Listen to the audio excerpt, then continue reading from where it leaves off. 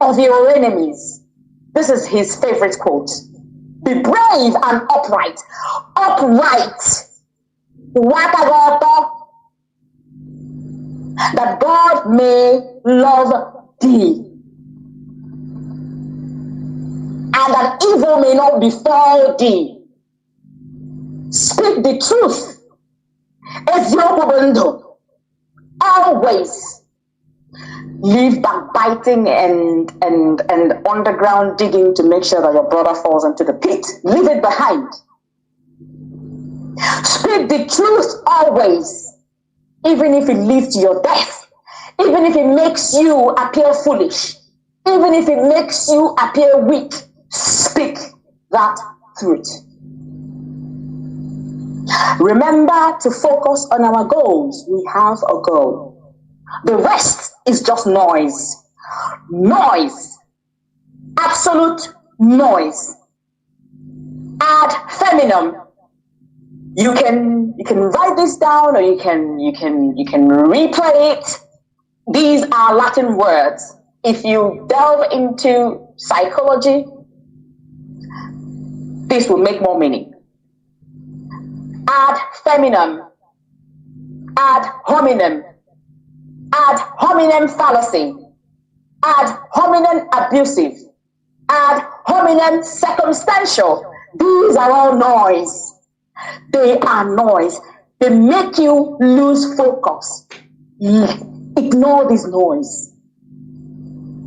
And always bear in mind that there is something called power, which is the ability to alter, to direct, or influence another's behavior or course of event. That is what we have. That is what every IPOB member who is under the leadership of Nnamdi Kanu has. Which ad feminines, all the people causing or trying to thwart the structure which he has suffered for, which he has bled for, are trying to thwart.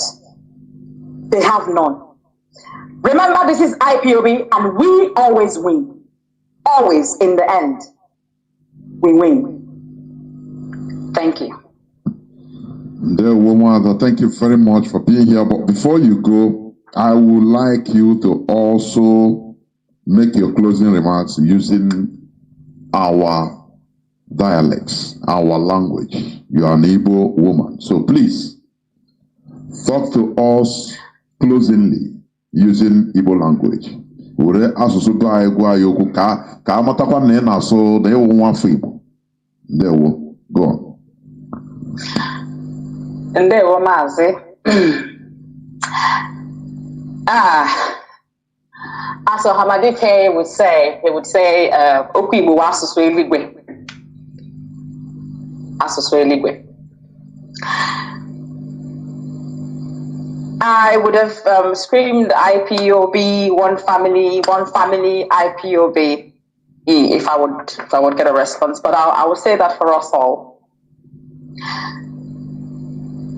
Achọrọ m ikele ndị be anyị. Achọrọ m ikele ụmụ Biafra niile.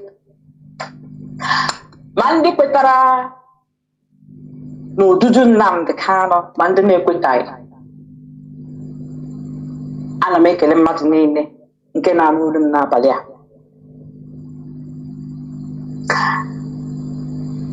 Ọtụtụ mgbe apụtabeghị m bịa kwuo okwu, kama ihe gbasara unu na-eche m, ọ na-eche m uche. Anọkwana m na unu hụrụ m n'anya dịka m si hie unu n'anya. Eji m aka a na-ekele ndị niile na-agba mbọ ịhụ na onye isi anyị pụtara. Na-ekelekwa ndị n'ebe ha nọ n'ekpere ma ngamije, n'ihi na anyị bụ IPOB, anyị bụ ọnụrụbe nwanne agbara ọsọ. Ọ wee jiri mara anyị. So I tie mkpu si IPOB, anyị etie one family. kedu ihe ọ pụtara? Ọ bụ ịdị n'otu. Ka m were aka a kelee mmadụ niile n'ịbịakọta ka anyị dị n'otu, n'ihi na anyị ga-adịrịrị n'otu. Ma anyị adịghị n'otu, oge ka anyị na-emefu oge.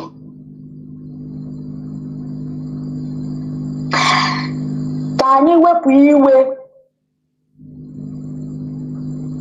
ka anyị nwekwa ndidi, nwekwa nkasi obi, n'ihi na ndị anyị hụrụ n'anya nwụchara anwụ. Eze eluigwe anarala mkpụrụ obi ha n'udo. Kama anyị ọ bụ ndị dị ndụ, ka anyị wepụ iwe, wepụ ọnụma, wepụ ekworo, bụrụ onye nche nwanne anyị. Ọhamadike kwuru okwu, nye iwu ka anyị lekọta onwe anyị, onye ọbụla lekọta nwanne ya. Ghara ị na-egbu nwanne gị, ghara ị na-egbu nwanne gị, ka anyị ghara ị na-egbuchi onwe anyị, ka anyị nọrọ na nche, ka anyị nọrọ na nche chebe, ka anyị nọrọ na nchebe nke onwe anyị, n'ihi na ilekọta anyị, ime ka anyị nọrọ n'otu, ime ka ọ dịrị anyị na mma, bụ ihe ya ma ji nọrọ ebe ọ nọ today. Ihe o ji nọrọ ebe ọ nọ taa na ahụhụ ọ na-ata bụ ka anyị nọrọ na nchebe. Nchebe m na-ekwu okwu ya wụ ka anyị ghara ịnọ na mmerụ ahụ. Onye bịa ya omegide nwanne ya, merụọ nwanne ya ahụ. Ọ bụ ya bụ ihe kpatara o ji nọrọ ebe ahụ, ka anyị niile nọrọ n'udo, nọrọ n'otu, ịdị n'otu na ịhụnanya. Ndị niile ka nọnụ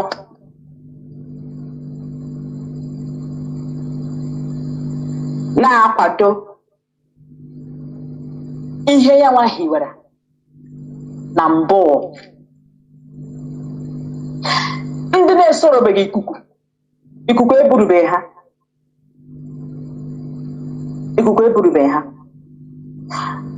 mgbe ị na-eji ama onye hụrụ gị n'anya mgbe ị na-anọ ya.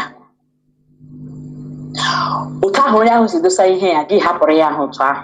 Ọ bụ ya bụ na ị hụrụ onye ahụ n'anya, gị lekọtara ya onye ahụ, kwadoziere ya. Ọ bụrụ na onye ahụ kụrụ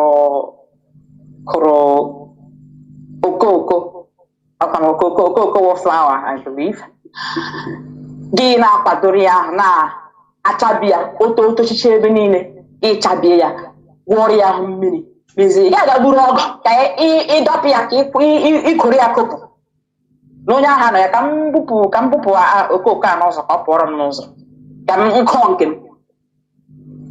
Otu a ka ị ga-esi ezi na ịhụrụ onye ahụ n'anya. N'ihi nke a, ndị niile n'ezi na ha hụrụ Nnamdi n'anya, Nnamdi Kanu n'anya, hụbiga ya oke, bụ ndị nọ agbanyeghị nsogbu niile bịara n'ụzọ ha, agbanyeghị ọnwụnwa niile bịara n'ụzọ ha, ma ha guzokwa. Ha ka guzogidere na ndụmọdụ ya, ha ka guzogidere na nkụzi niile ọ kụziri, ha ka guzogidere na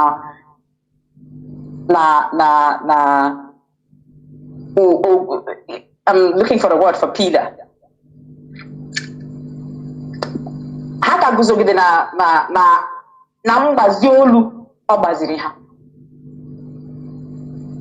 Ọ bụ ndị a bụ ndị mma ọnọdụ Nnamdi Kanu nọ n'ụbọchị taa, n'ebe ọ nọ, na ihe o kwuru n'ebe ahụ.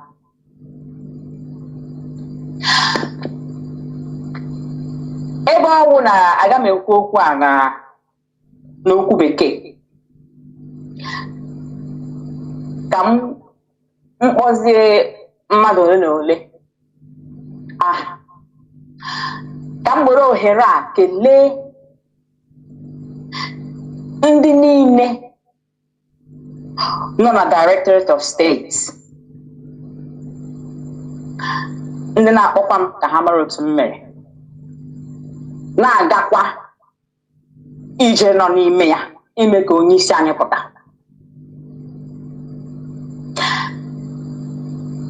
Ndị niile nọ n'okpuru Mazi Nnamdi Kanu bụ Ọhamadike one of Biafra land. Gakwarị na ndị a na-akpọ media warriors. Amaghị m ihe m ga-akpọ okwu Igbo na gallant and unshakable. A na-akwatu ha akwatu, ha bụ oke osisi. Nnamdi Kanu ọ na-agwa ya onye ukwu, ọ na-agwa ya onye nta. The media warriors were the arms, were aka IPOB ji arụ ọgụ. Achọrọ m ikele ha ka anyị jisie ike.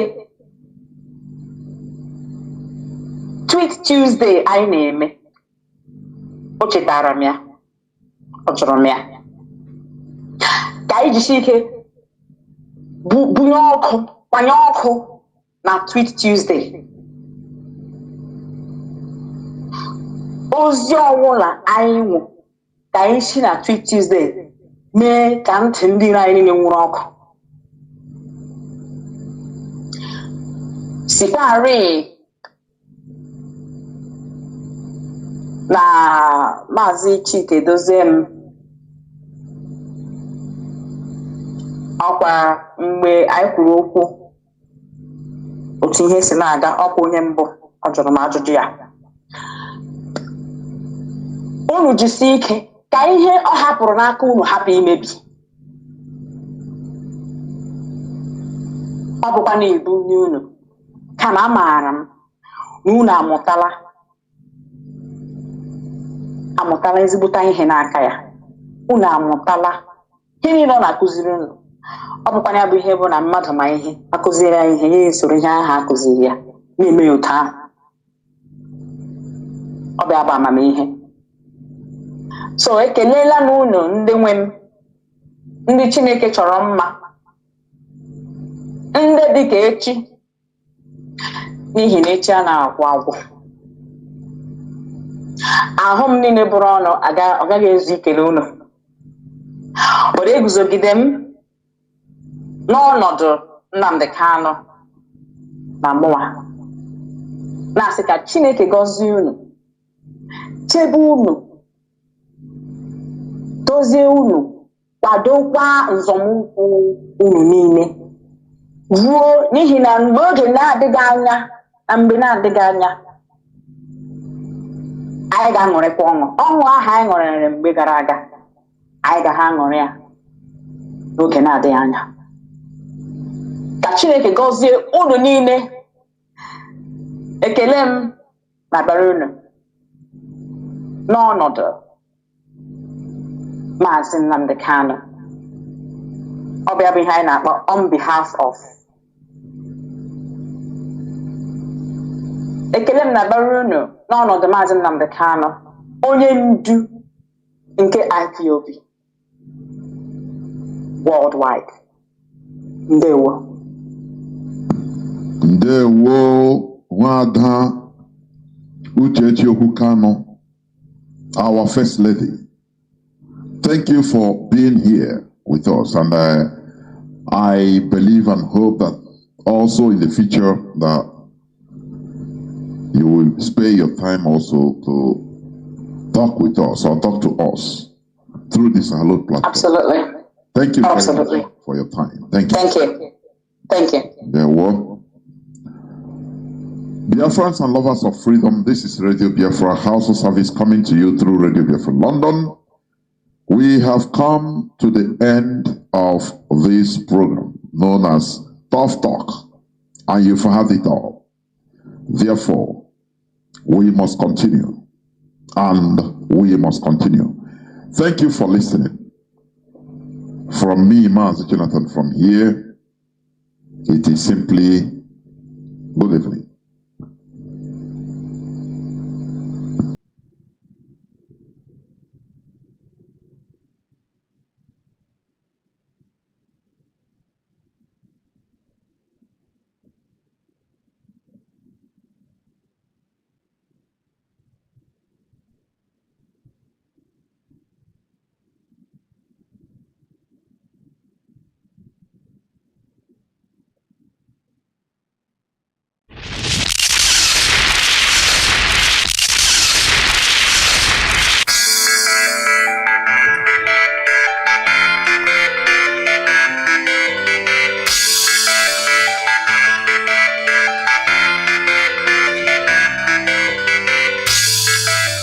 Radio Biafra.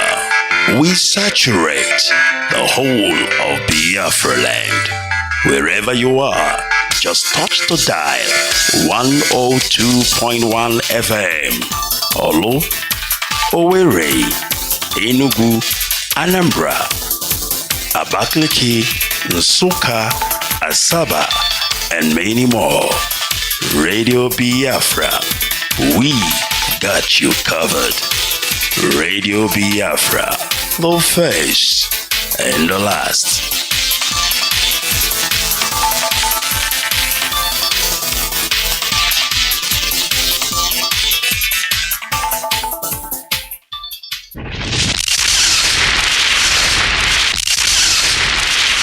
July massacre and the May massacre, which, as you know, was therefore pushing us towards a scenario where if you're outside eastern region of Nigeria, you're not safe as an Igbo person, or you're not safe if you're an Eastern. In Lagos, the first person they killed was someone who looked like an Igbo person. It's Captain Ekenem on Carter Bridge. They just looked at him and said, "You look Igbo." They killed him. He's from Calabar. Okay?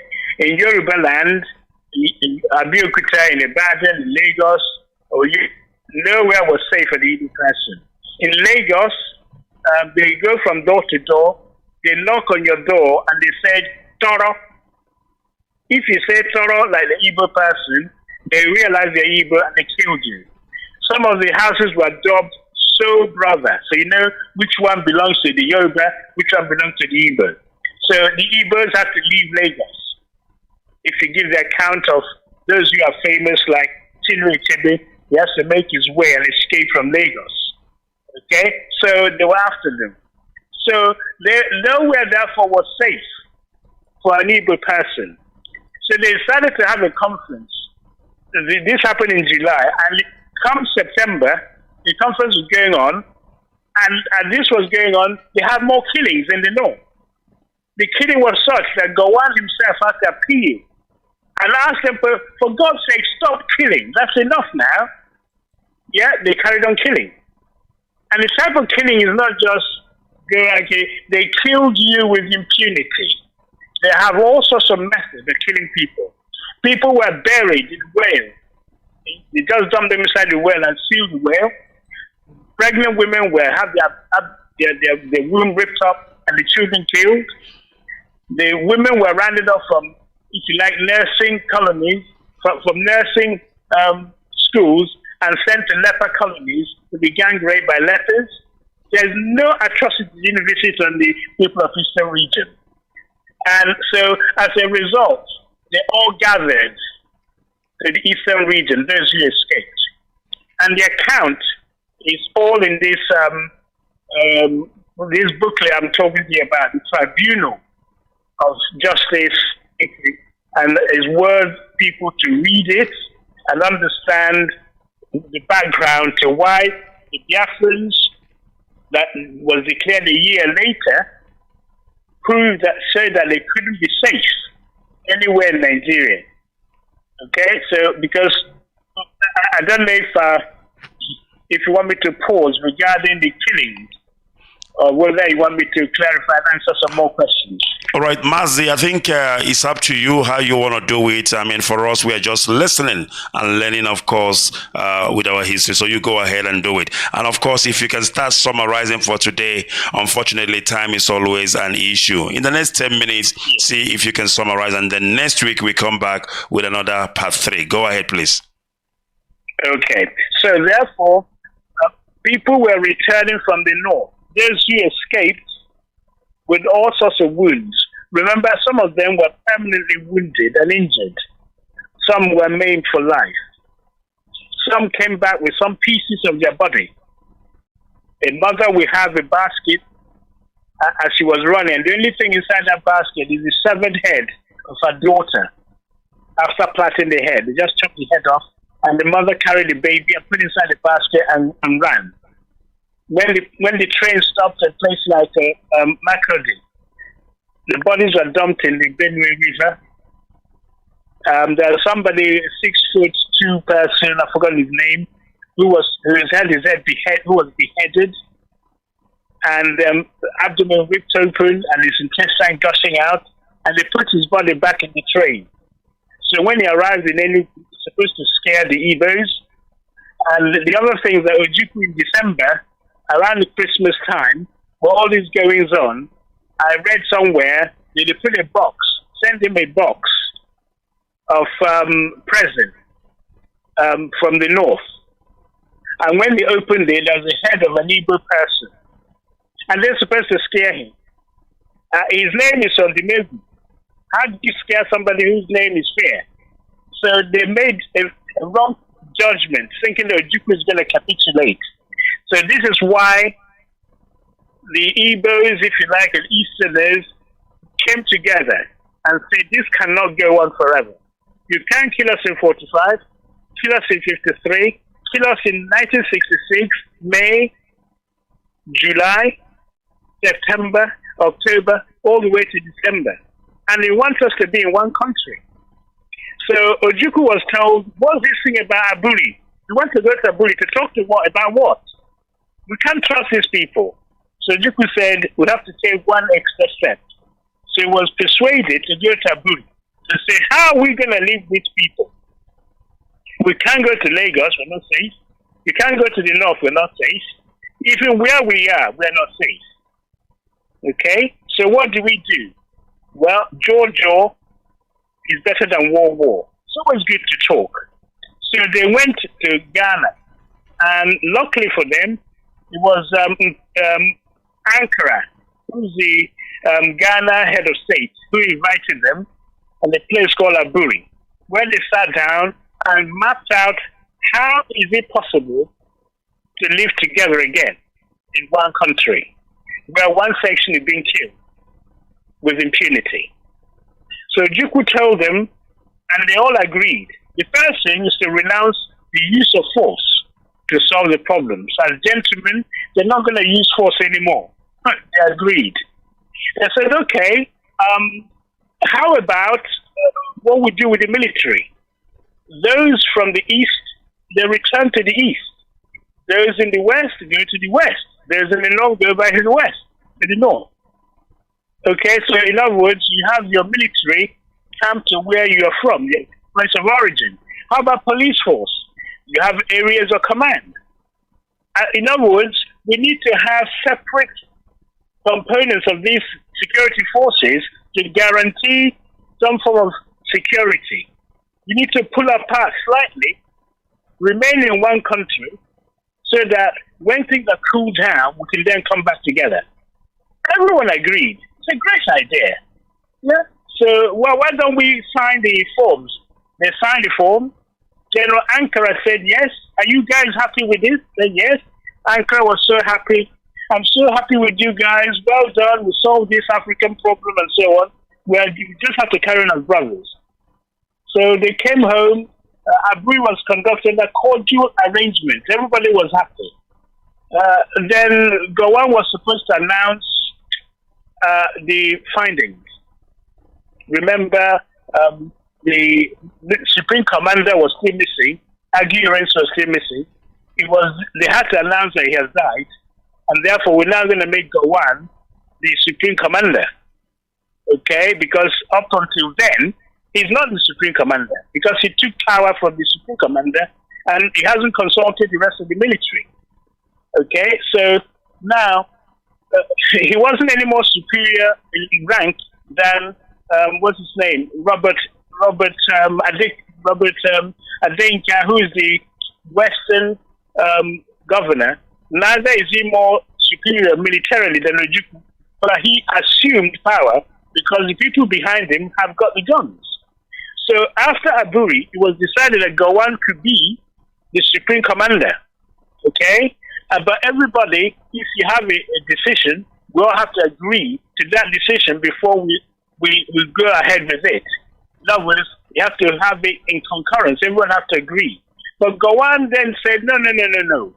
According to the people advising him, his permanent secretaries, say, well, we know you signed this, but it's going to cause Nigeria to divide. we're not going to agree to it. So you have to change your mind.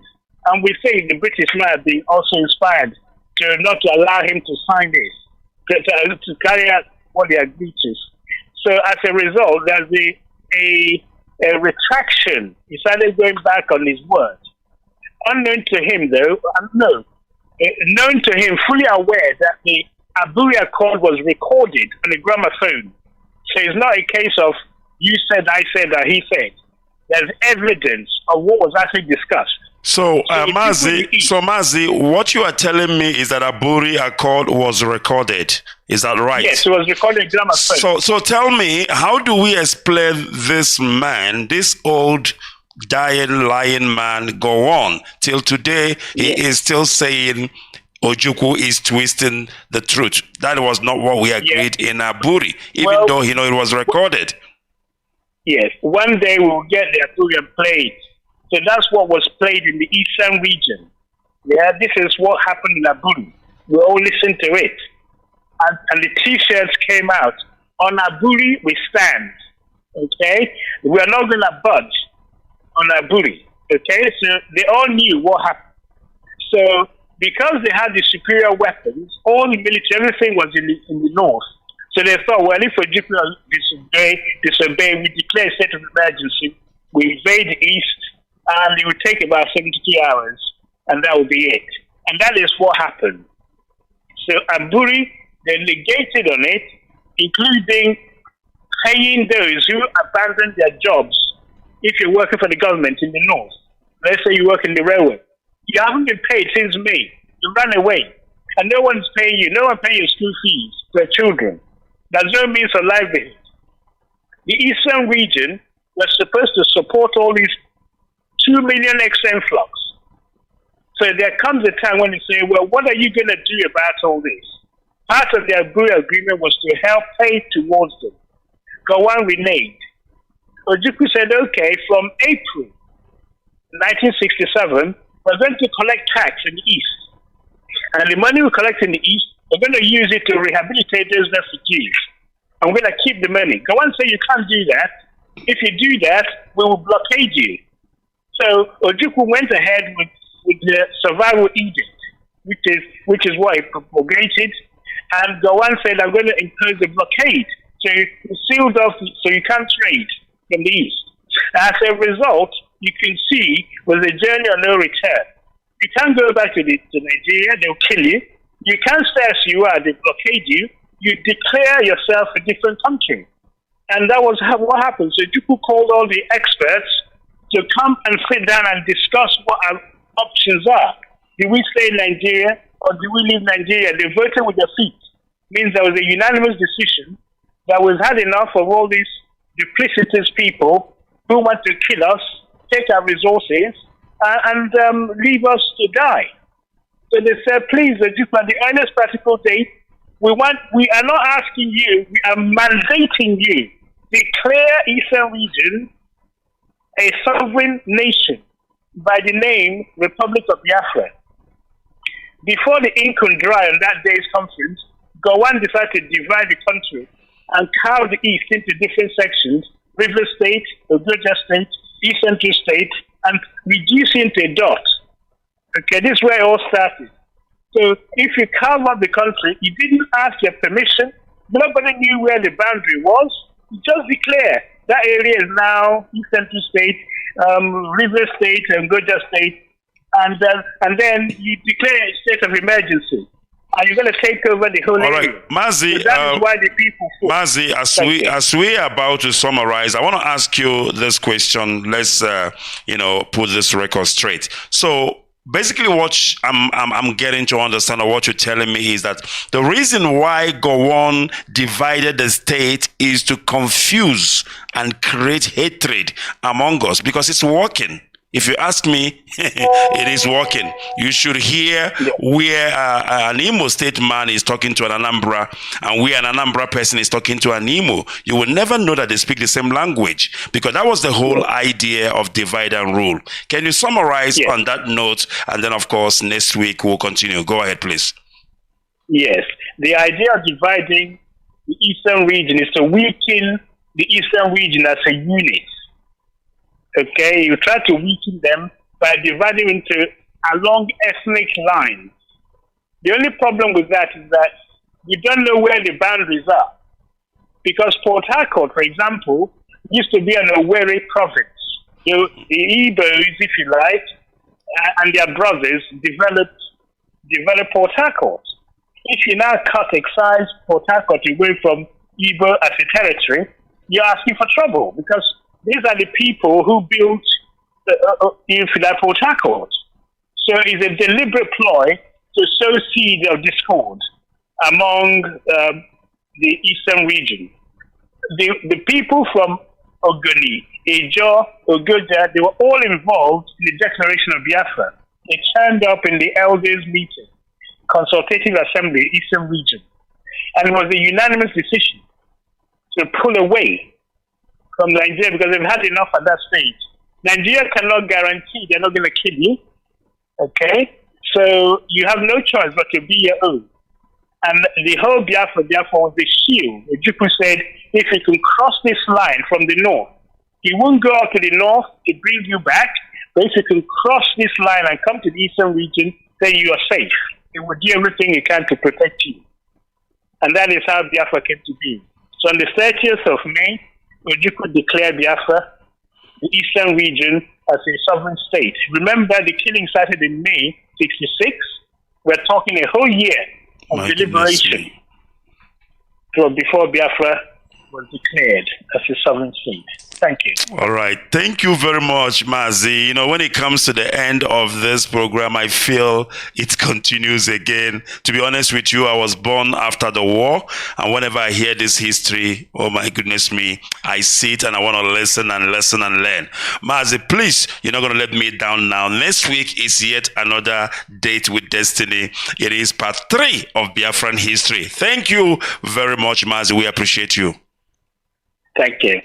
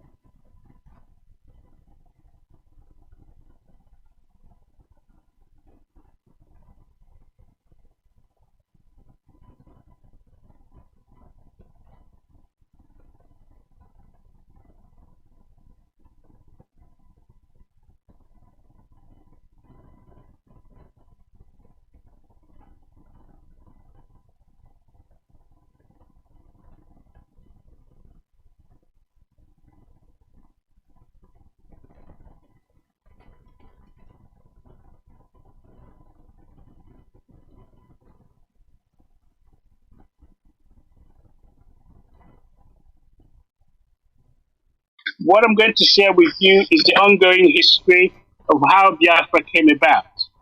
And it's not something we rush through, because history has been denied in the school, and therefore people grew up not knowing what actually happened. I'm not going to say, everything that I speak to you, I was there. No, nobody could possibly be there. But we are so blessed and so privileged to have the Eastern Nigerian government at the time. They took their time to record what happened to our people. So, what did they do? They went about to establish a tribunal. This tribunal is to allow those who survived the pogrom to come and give eyewitness accounts of what they went through. They were cross-examined. They were under oath in front of the High Court judge, the Chief Justice. This new case commission was targeted at getting at the bottom of the truth of what happened to our people. So it's a worthy read. I wish one day in every Biafran school we will have this commission report called the Massacre of Nnamdi in 1966. Is anybody who can read and can understand must read it. So there'll be no ambiguity as to what happened to our people. Briefly then, the tribunal was set up by the Eastern Region government to ask those who survived the pogrom. Remember that those who died nobody could give account of them. Those people who actually survived, who extricated themselves out of the north or northern Nigeria, were asked to come and give witness. It took 49 days. There were 253 witnesses. There was an exhibition of 498 exhibits. They went from town to town, from Enugu to Onitsha, to Aba, to Port Harcourt, to Calabar, to Uyo and Ogoja, gathering this information and therefore recording it, not just for you and I to read, but for history and also for posterity. So the issue at the moment in Nigeria is that those who perpetrated this crime don't even want to say they have done it, let alone apologize for it. There are still ongoing killing of our people. If we do not know where this thing started, how are we then going to defend ourselves? So there's a saying that if we don't know where the rain started beating us, we're not going to learn to defend ourselves from the rain. So this is the reason behind knowing the source of the history and the eyewitness accounts, which I'm going to share with you today. Because of the time constraint, I'm going to therefore limit it and structure it in such a way that hopefully most of you would understand it. There are under headings of motives. Why did this happen? The motives for massacre. The next one is the methodology. How do you get about? And of course, the crime itself, the madness. Limit it and structure it in such a way that hopefully most of you would understand it. There are under headings of motives. Why did this happen? The motives for massacre. The next one is the methodology. How do you get about? And of course, the crime itself, the madness. Limit it and structure it in such a way that hopefully most of you would understand it. There are under headings of motives. Why did this happen? The motives for massacre. The next one is the methodology. How do you get about? And of course, the crime itself, the madness. Limit it and structure it in such a way that hopefully most of you would understand it. There are under headings of motives. Why did this happen? The motives for massacre. The next one is the methodology. How do you get about? And of course, the crime itself, the madness. Limit it and structure it in such a way that hopefully most of you would understand it. There are under headings of motives. Why did this happen? The motives for massacre. The next one is the methodology. How do you get about? And of course, the crime itself, the madness. Limit it and structure it in such a way that hopefully most of you would understand it. There are under headings of motives. Why did this happen? The motives for massacre. The next one is the methodology. How do you get about?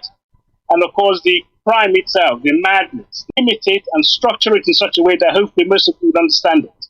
There are under headings of motives. Why did this happen? The motives for massacre. The next one is the methodology. How do you get about? And of course, the crime itself, the madness. Limit it and structure it in such a way that hopefully most of you would understand it. There are under headings of motives. Why did this happen? The motives for massacre.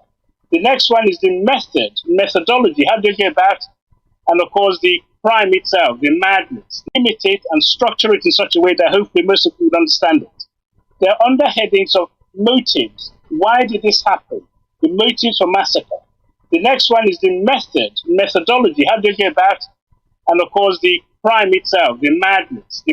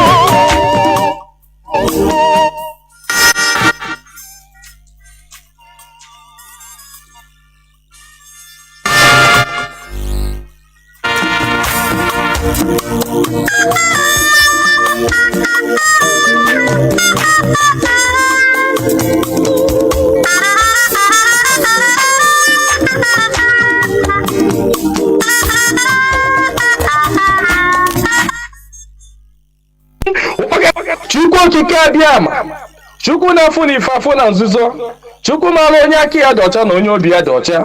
Nwoke si na ya ji ọfọ, nwaanyị si na ya ji ọfọ, mana ọfọ mara onye ji ya. Ụkpaka na-agba n'udo mmiri ọ chụrụ ọzụọ.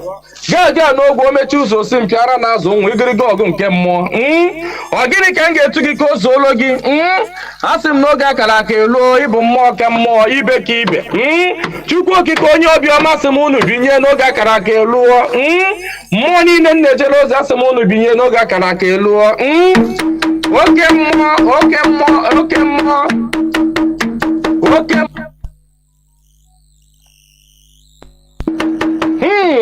mmụọ niile m na-ejere ozi asị m unu binye elu. Tetenụ n'ụra, tetenụ n'ụra, tetenụ n'ụra, tetenụ n'ụra. Asị m n'ọnwụ unu nwoke bụ nwa eze Chukwu bụ ụzọ mba aka ji ọfọ Igbo ọzọ eme nte eme ime. Ọ sị m nọọ ya nọ n'etiti unu taa. Ọsọ unu binye enu n'oge akara aka eluo. Mmụọ nna nna anyị ochie asị m gị binye. Mmụọ na-afụ na ife afụ na nzuzo asị m gị binye. Oke ọfọ ji eje ọgụ asị m unu binye. Ọfọ ndị Igbo niile asị m gị binye. Ọfọ ndị mmiri asị m gị binye. Ọfọ ndị ikuku asị m gị binye. Eze nwaanyị osimiri asị m gị binye. Eze nwaanyị nwanyị na-ebe asị m gị binye. Eze nwaanyị idodi igwu na-eme asị m gị binye. Eze nwaanyị amambara asị m gị binye. Eze nwaanyị osimiri nji aba asị m gị binye. Eze nwaanyị ala Igbo niile asị m gị binye. Eze nwaanyị ọgba asị m gị binye. Eze nwaanyị anike wawa asị m gị binye. Oke arụsị na n'ike ojuru nwaanyị aga anị asị m gị binye n'oge akara aka eluo. Igirigi ọgụ mmụọ. Asị m na gboo dike mbọsị ihe ike mere ọ ga-achọkwa nwa dike. Asị m dododo unu binye unu bịa tara ọjị na chijiri eji efola. Asị m unu binye unu bịa tara ọjị na chijiri eji efola. Nna nna anyị ochie, mmụọ niile nwụrụ anwụ ka anyị dị ndụ, mmụọ niile nwụrụ anwụ ka ụmụ Igbo dị ndụ, mmụọ niile nwụrụ anwụ ka Mazi Nnamdi Kanu dị ndụ, mmụọ niile nwụrụ anwụ ka ụmụ Biafra dị ndụ. Asị m unu binye n'oge akara aka eluo. Asị m na gboo dike mbọsị ihe ike mere ọ ga-achọ nwa dike. Ọ sị na mberede nyiri dike na mberede ka o ji ama nwa dike. Ọ ya ka m ji akpọ unu n'isi Ọhamadike. Ọhamadike bụ Mazi Nnamdi Kanu. Ya bụ Mazi Nnamdi Kanu, otu mkpụrụ anya ji isi ụgwọ, otu ọnụ na-ekwuchitere mba niile, ụkpaka na-agba n'udo mmiri na-agba n'oge nke ya. Asị m unu binye n'isi ya. Nye ogologo ndụ na-arụ isi ike. Napụta ya na eke, napụta ya n'orie, napụta ya n'afọ, napụta ya na nkwọ. Asị m na ahịa akara aka anaghị eri nwa ngwụrọ, na ahịa akara aka agaghị eri Mazi Nnamdi Kanu. Asị m unu ga-anapụta Nnamdi Kanu na eke, napụta ya n'orie, napụta ya n'afọ, napụta ya na nkwọ. Asị m mee ka ọnụ niile kwụrụ njọ n'isi atụgharịa kwụ mma. Ka ọnụ kọrọ ogiri, ọnụ kọrọ ogiri lacha. Chukwu okike abịama, onye jiri mmiri siri ike kpọọ aja were aja siri ike kpọọ mmadụ. Asị m na tata bụ ụbọchị eke n'ala Igbo. Asị m na eke ga-eketara Nnamdi Kanu ndụ, eke ga-eketara ya nwere onwe, oke ga-eketara ya ndụ, oke ga-eketara ya Biafra, oke ga-eketara ya nwere onwe, oke ga-ekegburu ya ndị iro, kegburu ya ajọ mmadụ na ajọ mmụọ. Asị m na mbọsọ ga-apụta ekwensu ga-anọ n'ụra, ndị ilo ya ga-anọ n'ụra. Ọ kwara ekwe osu. Asị m gịnị bụ ekwe osu? Asị m na mbọsọ ọ ga-apụta ya bụ ndị ilo ga-anọ n'ụra. Ọha bụ ndị ọha ma bụ ekwe osu. Asị m na ha ncha ga-anọ n'ụra. Na Nnamdi Kanu ga-apụta n'ike na ebube. Nnamdi Kanu ga-apụta n'ike na ebube. Asị m na ọnụ kwụrụ njọ n'isi ya ga-atụgharịkwọ mma. Asị m ọbịa igbu Nnamdi Kanu gbuo onwe ya. Onye si na Nnamdi Kanu agaghị adị ndụ, onye a ga-eji anazere mmiri. Onye si na Nnamdi Kanu agaghị apụta, onye a ga-eji anazere mmiri. Ọnụ niile kpọrọ ogiri ọnụ ga-akọrọ ogiri lacha. Osisi abụla oturu ga-emeche wee kwele. Onye asị na Nnamdi Kanu ga-apụta, asị m na ọnụ ahụ iji wee kwuo ya na ike ejikwa ya wee kwugharịa mma n'isi ya. Asị m na ebe onye ahụ na-atụ Mazi Nnamdi Kanu aka, asị m aka gị ga-akpọnwụ. Osisi ahụ fọrọ Nnamdi Kanu wee tọọ nkwe, asị m ikuku futuo gị. Anya ọbụla fọrọ Nnamdi Kanu kwawa akwa alịla, asị m alịla akọrọ ya n'anya. Onye fọrọ Nnamdi Kanu cheta ihe gburu nwa ya, ihe gburu nwa ya gbuo ya, maka na ọ bụrụ ya gburu nwa gị. Chukwu okike abịama, asị m na belede nyiri dike, belede ka o ji ama nwa dike. Asị m na okirikiri ka a na-agba ukwu ose, ọ dadị ukwu ose elu. Na okirikiri ka ndị iro ga-agba Nnamdi Kanu mana ha ama mkpata ya aka. Ọ sị na nkirikiri ka ọ na-ekiri odido, jiri odido enyi ozu. Na ọkwado nkirikiri ka ndị iro ga na-ekiri ya mana ha ama fụ ya anya.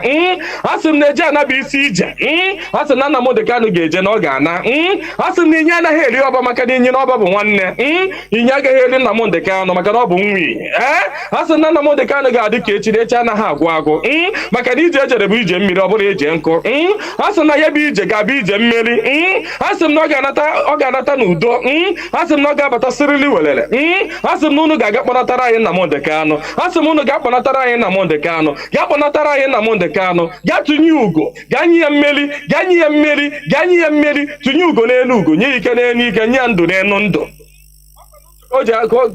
ka o ji efu na-efufe unu nye Nnamdi Kanu ndụ onwe ike wee kwụrụ jinjin onwe ike wee kwụrụ wee fuo n'ofufe a sị na ya kara ka anaghị eri nwa ngwụrọ ihe mere ha ji jide Nnamdi Kanu bụ ka nwee ike wee megide ndị Igbo ka nwee ike megide ụmụ Biafra ka nwee ike wee kwuchie anyị ọnụ ka ha nwee ike wee kachi anyị ọnụ ka anyị ghara ikwu okwu ọzọ mana ama m na dododo Chukwu okike abịa ma ndị nwa na ndị nwe mmiri ndị nwe ikuku ndị nwe anyanwụ mmụọ nna nna anyị ochie mmụọ niile nwụrụ anwụ ka anyị dị ndụ mmụọ niile ọ kpọfọrọ ọbara ha n'ike maka ihi Biafra asị m unu binyenu asị m unu dododo na ọkwa na unu bụ ihe nwe ike a ọkwa na unu ga-eji ọgụ mmụọ ọkwa na unu ga-aga buori ahịa ọkwa na unu ga-aga napụta ya maka na ihe ọ tinyere unu n'aka anaghị ele ule asị m dododo igiriga ọgụ mmụọ eze nwaanyị niile nọ n'ala Igbo mmụọ niile nọ n'ala Igbo asị m unu binye maka na onwe onye nọ n'ụwa na-anaghị aṅụ mmiri onwe onye nọ n'ụwa na-anaghị eri nnu nnu bụ ihe ụtọ si na mmiri wee pụta onye ọbụla na-eri ihe na-eri ihe dị na mmiri onye na-asa arụ ji mmiri asa arụ onye ọbụla na-eme ihe ọbụla ọ na-eme ji mmiri eme ya asị m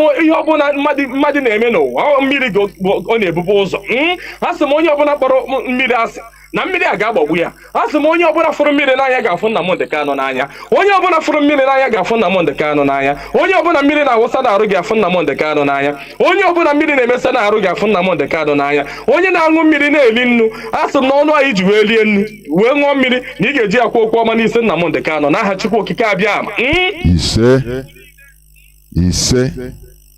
ise Ofondo. Good morning, good afternoon, good evening, and good night, great Biafrans and lovers of freedom. This is Radio Biafra HAUSA-SERVICE coming to you through the auspices of Radio Biafra London. My name remains Mazi Chinedu from Alu province of Biafra land.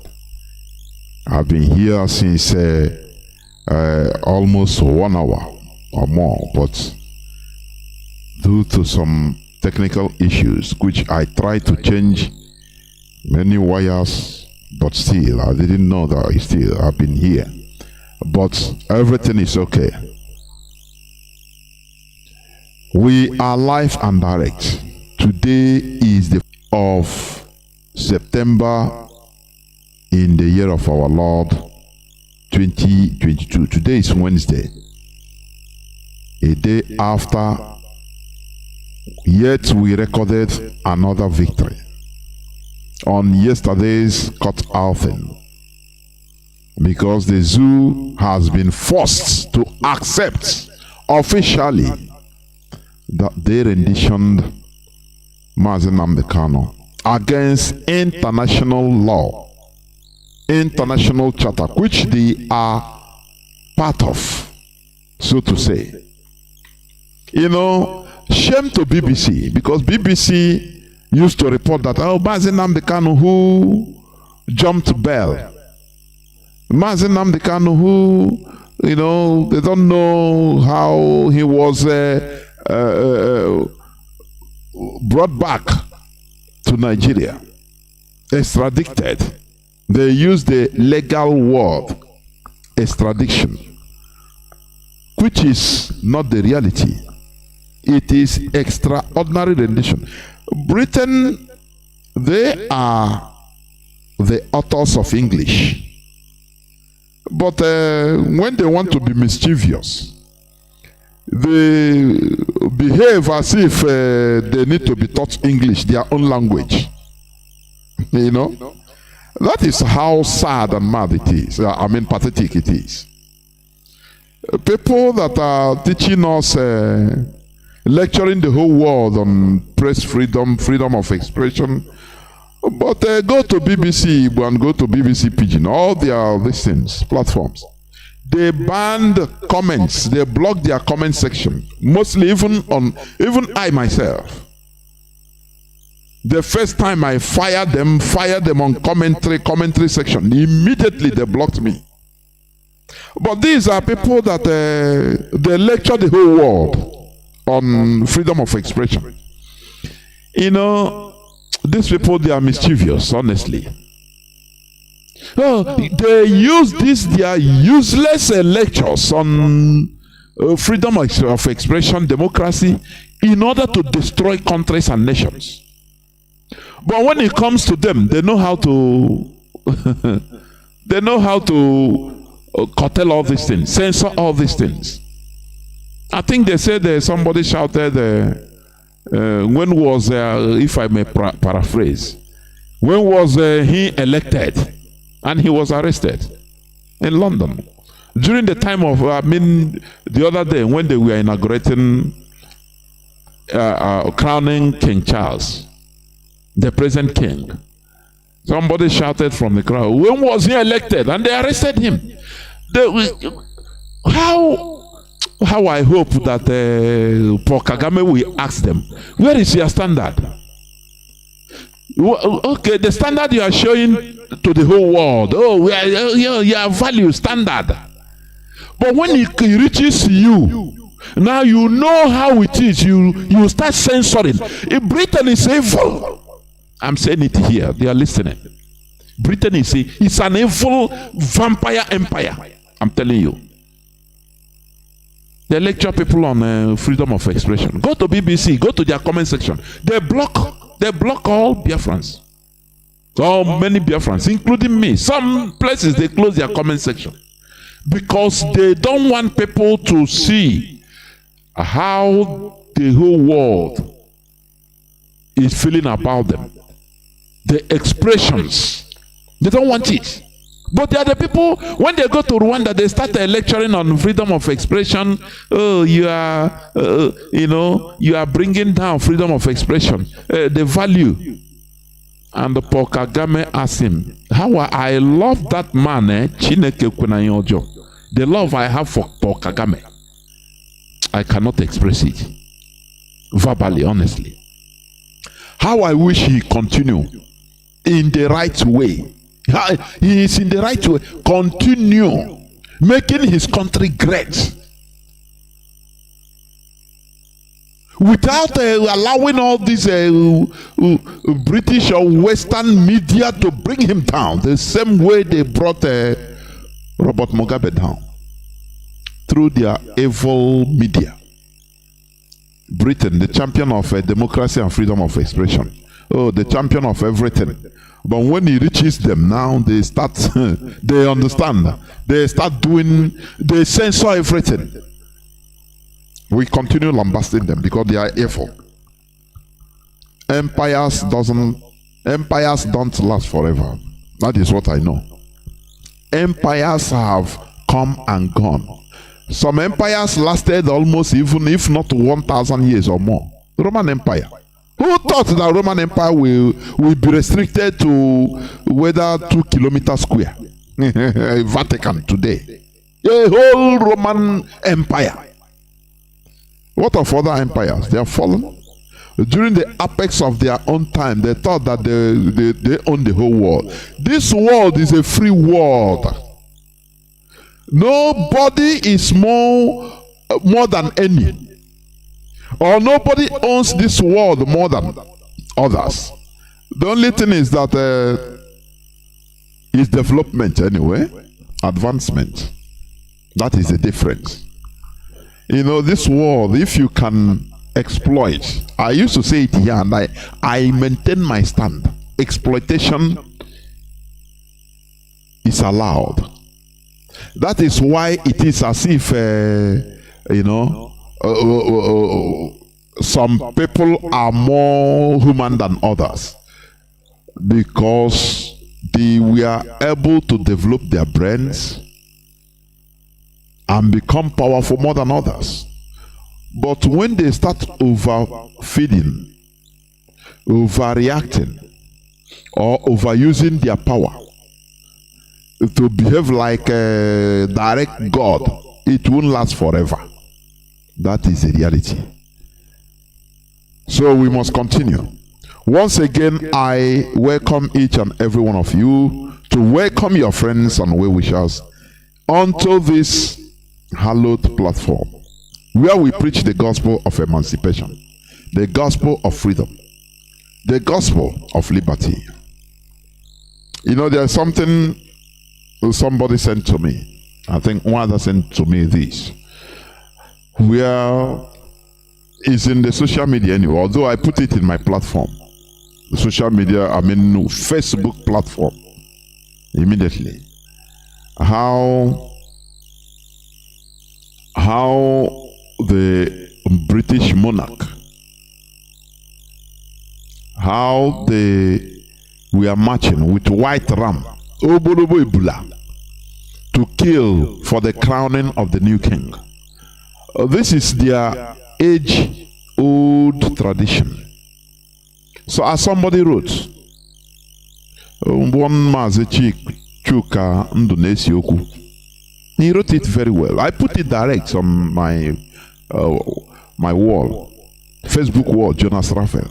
Go there, you see it. He said this is their ancient tradition and culture, or Denane and Omenane, as we call it. They are going to kill this ram, sacrifice it. It's a sacrifice to crown their king. But when we do it, not any other place, in Biafra land, in Biafra only, mostly, you see people that are more Christians than even Jesus himself, as they call him. They will start, oh, this is evil. You see, they are sacrificed. They are, that is sometimes I'm telling you honestly. They came to our land. They programmed you to turn against yourselves. It's only in Biafra land that I see this to this extent. In our land, I'm telling you. There is our brother that is doing a very good work. Moving in all these communities. Igbo communities in both rivers, I think he is now in rivers. Asking them questions about, are you Igbo man? Most of the time he uses Igbo to interact. They use Igbo to interact. No. I will be looking at somebody that calls himself chief doctor. An old man of even more than 70 years, telling you that Eche is not Igbo, Ndoke is not Igbo, Omuma, we are not Igbo, and he's speaking Igbo. Anyway, the annoyance is making me to bring it up. I want to make it a topic and another day. This time, people are still going in this evil, archaic mentality. I never see this any other place. Even after the defeat of Germany, they tried to annex Germans, annexation or absorption, for them to remove, to deny their Germanness, their identity. These are the people that cost Germany that cost heavy pains in Europe and in the whole world in general. They committed atrocities. You know, there is something I love with the Europeans. They know how to meander. You know, when they talk about them in documentaries about Germany, Second World War Germany, they don't use the word most of the time Germany. They use Nazi, because you know Nazi is a party. So to exonerate Germany as a country, that no, it's not Germany, it is Nazis. Sometimes I laugh. Europe. Now these people, they are my, honestly. They are so trickish to the extent. They can, it's through there I know that human being is a god. You can quote me wrong or you can challenge me. I'll tell you why. Human beings, humans, we are gods. I'm telling you. If people will be programmed to jettison, refuse their identities, I know that other people can create a human being can recreate a human being. So as I was saying about Germany, the pain they cost Europe and the whole world in general. Now, but still they retained their identity. Many of them that was absorbed into other countries, they still come back and proud to answer Germans. When I look, if I'm watching this our brothers interaction, sometimes I will lose appetite. I say, so till this time, how can people be made to start fighting against themselves? That is, you will be there fighting against yourself, not even your brother, your own self. You are programmed to fight against yourself, to jettison your identity. I know that it is a human being can create a human being. Yes. Somebody will be speaking Igbo. What is your name? Chigozie Okafo. Are you an Igbo man? No. You and the Igbo people? No. We are Eche. What language do we speak? No, I speak Eche. If I speak, some Igbo people don't understand. And you tell him they are interacting in Igbo. The brother sometimes will ask, what language are you speaking? No, I'm speaking Ndoki. There you know that our people, we are the lowest of the low in human race. Sometimes if I'm saying it as it is in my mind here, in this platform, some people might get offended. I don't care. You get offended, we should change. How can a caliphate be manipulating us like this? To start, you jettison your identity. For what? And the chairperson, they tell him, okay, which language? You say, no, I speak a chair, in River State. One man that call himself a king will be chief doctor. Whether it's more than 70 something, 80 years. Or not with Igbo language.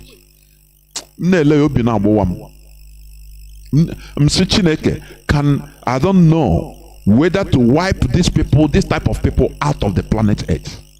What can somebody use to entice you so that you start jettisoning? You say, no, I'm no more who I am. That is the highest sin. Our leader has been trying to lecture everybody, to lecture us about who we are.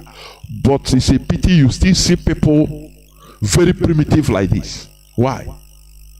You one say, okay, which boundary, which other people, which boundary, where is, who are your neighbors? Say, no, from here you can even walk, enter Abia. Because yesterday they put you in River State.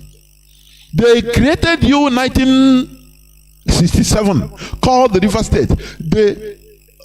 The mindset, the reason of creation of River State and Cross River State, which they call COR,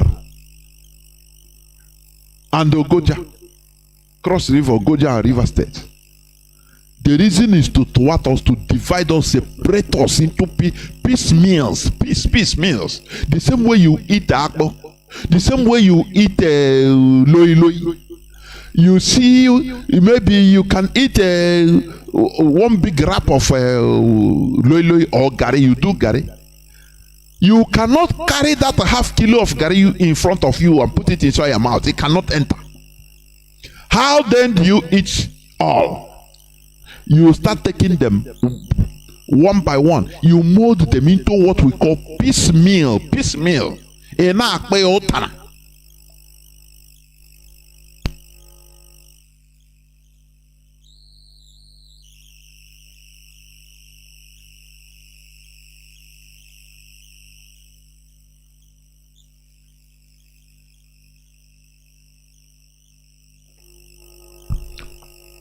Sorry for the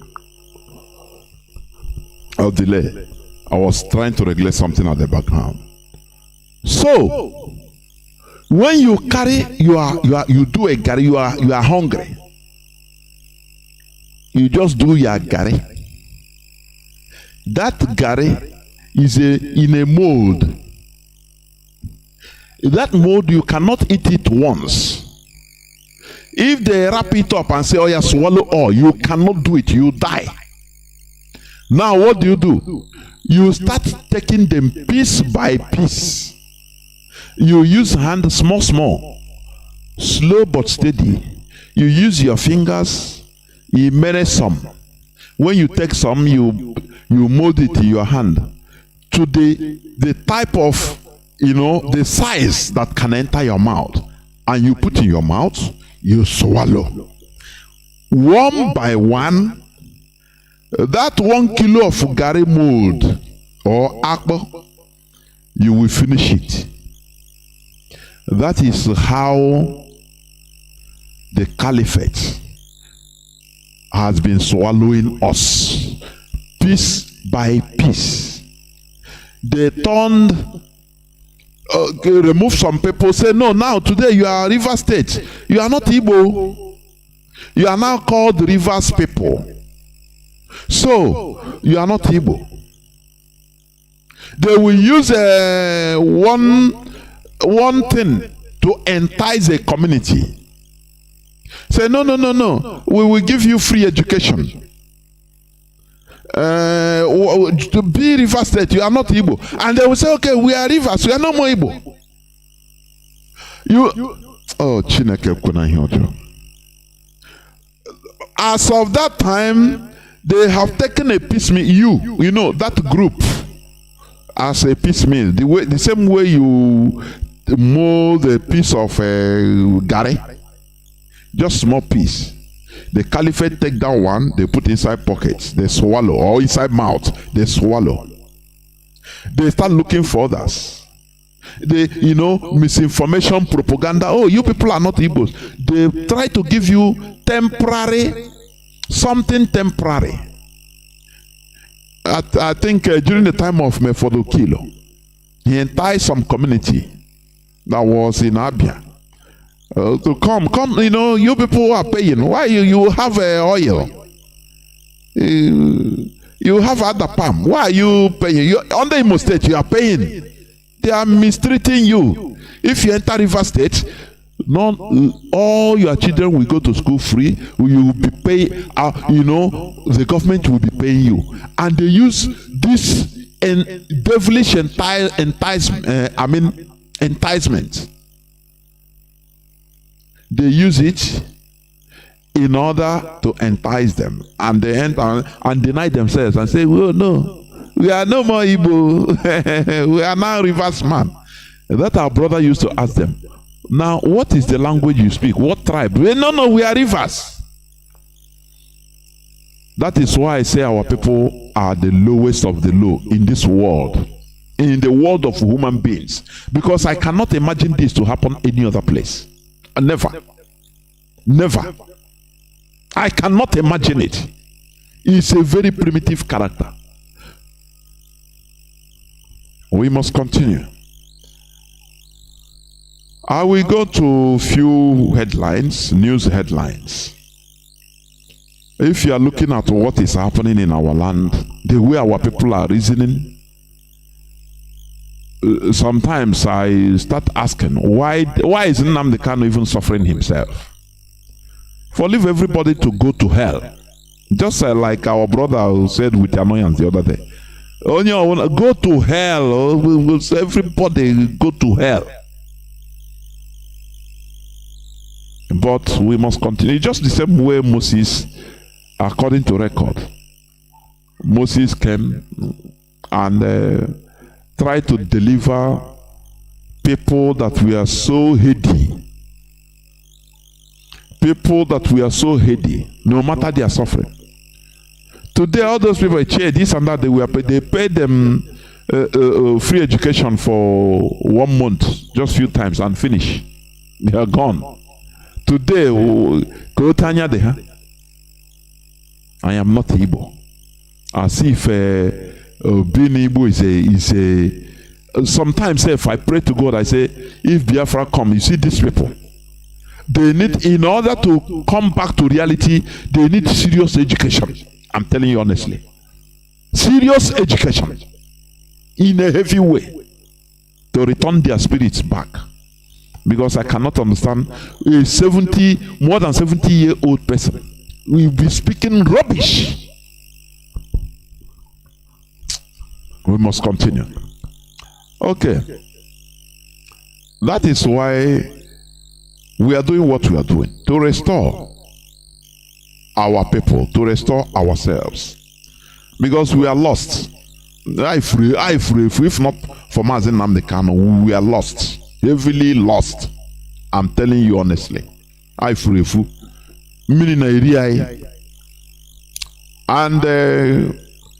we saw what happened yesterday. The impostor met absolute silence and no person came out. You understand? Oh my God. Yesterday, nobody was cajoled, nobody was killed. It shows you something. That our people understand the command of IPOB. They understand that IPOB is leading this fight. You don't need to cajole them. No person was killed, in order to force it at home. No. They understand. Anya mo kakaraka. It doesn't mean anything. It's not about going to shoot people, Well, our people, they understand. They know. They know what they are supposed to do at the right time. Our leaders say we shouldn't kill our people because IPOB is there to protect our people. So when you see people that are killing our own people, sit at home, he will kill you, destroy you. Know that those people, they are not for your good. These are the people serving caliphate. Do you understand me? These are the people serving the purpose of the caliphate. Nigeria's finance minister Zainab Ahmed says Naira likely to weaken further. Is heading to 1,000 or more per dollar. That is the reality. So as our HOD made it known, for those in the wider Nigeria, Biafrans in the wider Nigeria, in Biafra land in the wider Nigeria, zoo, storing your money in the bank. Do you know that the Fulani, they don't put their money in the bank? Do you know that? That is why you see in their farms, they build houses for money, for cash, foreign currencies. Do you understand me? When you put 1 million naira today, I think Mazi, the former, explained a little about it. When you have 1 million naira in the bank, and that 1 million naira is supposed to buy 5 things. Today, you went to the market, you price something, that 1 million naira will buy 5 articles. You say, okay, you put the money in the bank. That 1 million naira is still 1 million naira till the time you took it out. When in next week you take that 1 million naira, you want to buy that 5 things, you go, you see that is not going to buy that 5 things again. It can only buy 4 or even 3. But your 1 million naira remains 1 million naira. That is hyperinflation. It's inflation. Because the naira is reducing in value. It's a paper. People should understand this. It's paper. Do you know that Nigeria have no, gold? They have no storage, gold storage. How do they call it? They have not.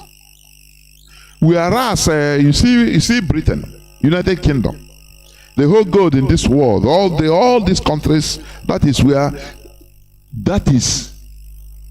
what they store. They used to store. It's not cash. Cash is paper. They print the paper for you. Okay. Now, Nigeria doesn't produce. It's not a producing country. They never invested in brain, in human resources. The main reason why they failed to invest on human resources is who will gain it? Who will gain that human if they invest on human resources? They feel that Biafrans will champion it. You understand? Do you see why Nigeria is being destroyed? So they say no. Because if it comes to meritocracy, production, now Biafra, they have to now promote Aba, promote Monewi, promote Onisha, promote Biafrans, building things. So they say no, instead of Biafrans to gain, to profit in this Nigeria, instead let everybody go to hell. So they start looting. They import everything. Everything. They start importation. If you set up a small factory to produce something in Biafra land, they go to China, they open door for Chinese to come to, bring their own very cheaper, to destroy your own, for you to run out of market. Because when you are selling, for example, you are producing slippers, you are selling your own one slippers 200 naira. Now, importation from China and other places, the same slippers, they are selling it 100 naira, and you are selling your own 200 naira. If you sell it below 200 naira, you are not making gain. So what do you mean? People will leave your own because people want something cheap. Now they will start buying that one, and you will be forced to close.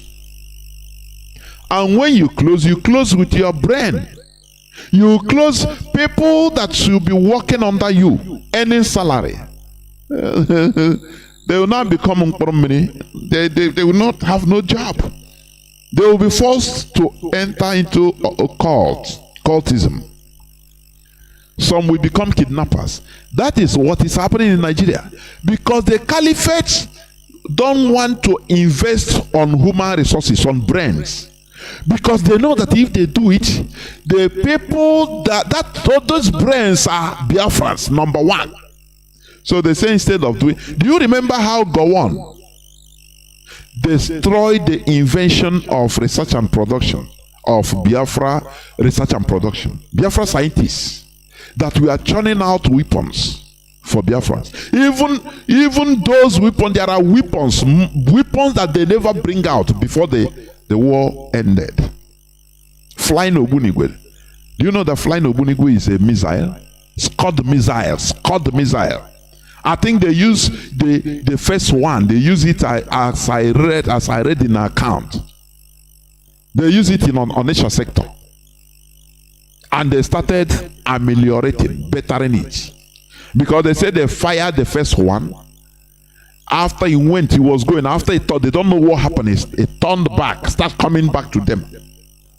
But God, after he turned back again, and went and hit the enemy in the other side in Onisha. Now they started to look after. They researched and saw the problem. Now they corrected it and started perfectioning it. different shell battery, different types of weapons. Gowon called them after the war. They enthusiastically want to join Nigeria. Say, okay, thinking that they are talking with human being.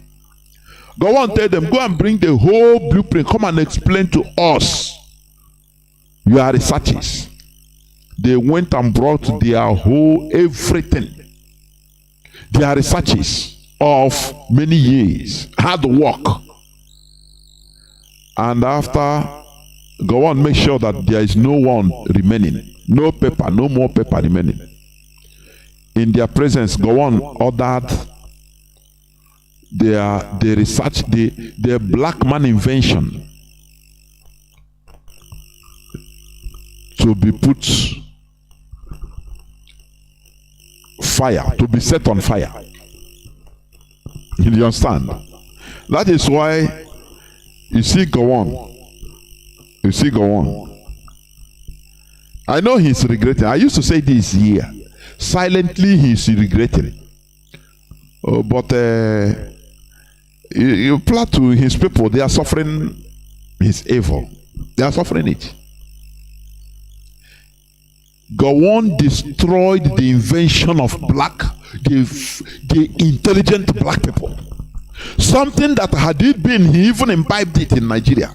Nigeria would have been exporter of different types of war materials today. But because in order to deal with Biafrans, they are dealing with everybody. If you understand me. So that is why there is inflation. Nigeria don't produce anything, they print money only. So to get only natural resources, crude oil, in order to get foreign exchange, dollars, so that they can get, even it's no more reaching nothing.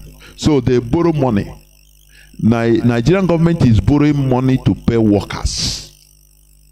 In a country of 200 and something million. Nigeria is borrowing money. Even Japan, from Japan even. Japan that has zero natural resources, but what they have is brain. They are putting value on anything.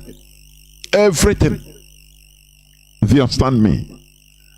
Now, people that are investing in their natural resources, on their population, they are borrowing money from them in order to give you just to feed. You know, it's just like somebody, you're a family man, every day. Maybe your brother give you 1,000 naira every day. Place you on 1,000 naira to feed. Go buy something, you and your family. Every blessed day he give you. Any day he didn't give you, you are gone. That day you will go with empty stomach. Is it life? Won't you be tired? Nigeria is being destroyed because of the hatred of Biafrans. That is the reality. You know, Biafrans, they are the people that took Nigeria as their country. You know? But they are not allowed, and thank God for it. I thank God for everything that is happening, because Nigeria is not for us. Everything that is happening is divine. It's just like the Jews when they were building pyramids. You know, they were working hard under, to build. No way. And they left it. They built it and they left it for the Egyptians.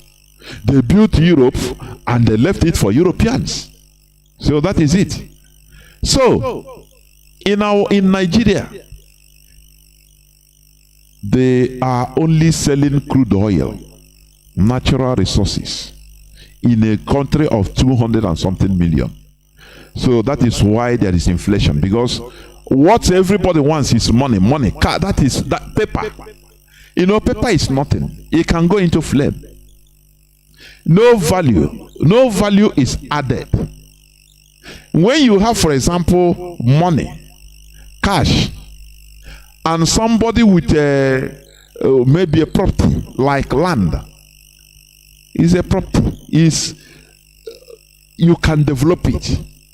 That person is more better than you that have cash, because that cash tomorrow it can go down. That cash, anything can happen.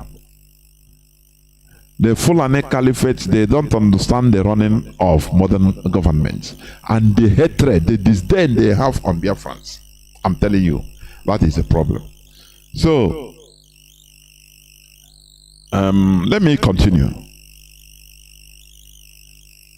Let me continue on some news headlines before I go on. So, Naira will weaken further.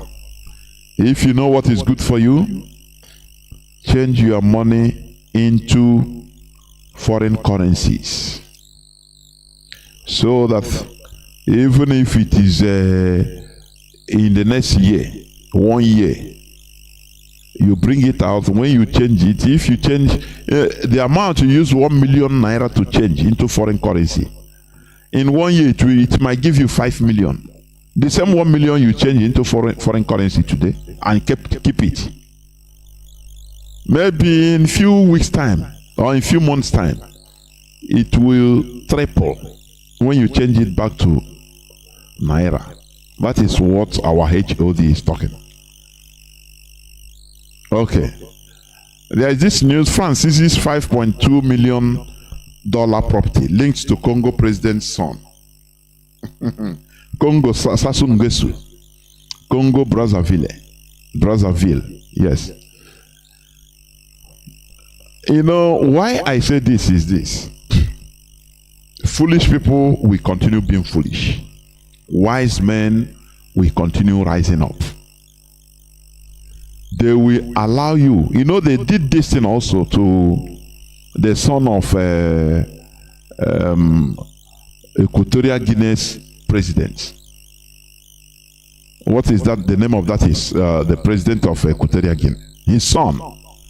I think he's either France or Belgium. They seized every of his property. They say it's ill-gotten. You know what they say here is the ill-gotten money. After people are saying Yahoo, oh, people are doing Yahoo. But these countries are the #1 Yahoo. They are doing it institutionally. You don't know. French prosecutors said Friday that they have seized a house in Paris suburb linked to the son of the President of the Republic of Congo in a probe into suspected ill-gotten gains. But when he was bringing that ill-gotten gains, building that house, you don't know. You allow him. No, black people are stupid, honestly. Honestly speaking. Do you know that it is even better in his country? So that even if they abandon, like some places in Congo, some places, some houses of the former Congolese president, not this Congo Kinshasa, I mean. Why is the dictator that died in Morocco? Why am I forgetting all these names today? What is happening to my head?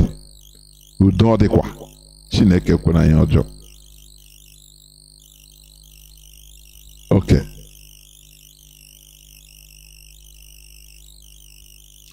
So this man, some of his houses are very heavy mansions.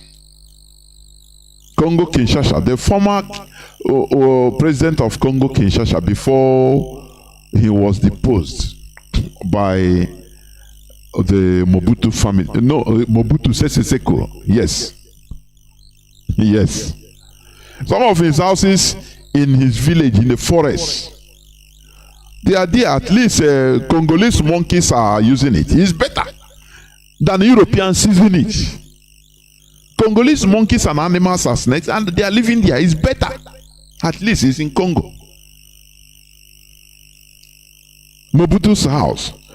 But you take your thing to your house to Europe, build it, put your money in bank.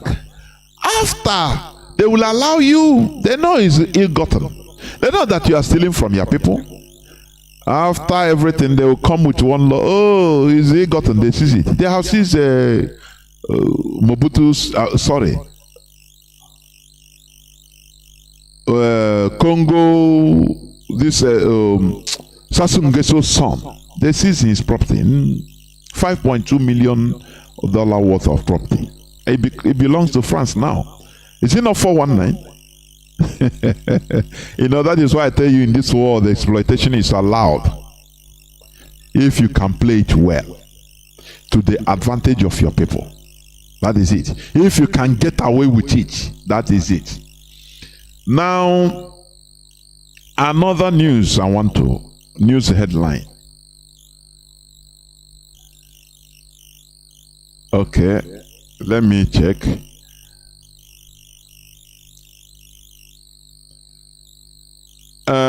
He said how Jonathan was duped as a vice president over picture of Yaradua, who was branded 5 months before he was brought to Nigeria. It is by Sowore. It's September 11 news. Which means now they are confirming that after all, Yaradua died and they hid it for 5 good months. Do you understand? And they kept Jonathan as vice president. Every time they would say, oh, president gave this order from his hospital bed in Saudi Arabia. He said this from hospital. He's well, at least he's okay. Do you now see that what Mazi Nnamdi Kanu has been saying, what we have been saying in this hallowed platform is truth? Buhari died 2017. The person that revealed the death of Yaradua was our sister, Dora Akonyele. That is why they poisoned her. Yes. Now, that is why they perfected this Buhari on. And Nigerians are, dead body mugus. It's in the news, so it's not Biafra that wrote it. Jonathan was duped as vice president over picture of Yaradua, who was branded 5 months before he was brought to Nigeria. And that time, the president said, oh, he saluted the workers. Oh, he said, not knowing that the president has died. Do you see the caliphate? Now, after that, they perfected this. They say what happened to them with Yaradua will not happen again. So they perfected this Buhari death. And they use his shadow to be ruling everybody.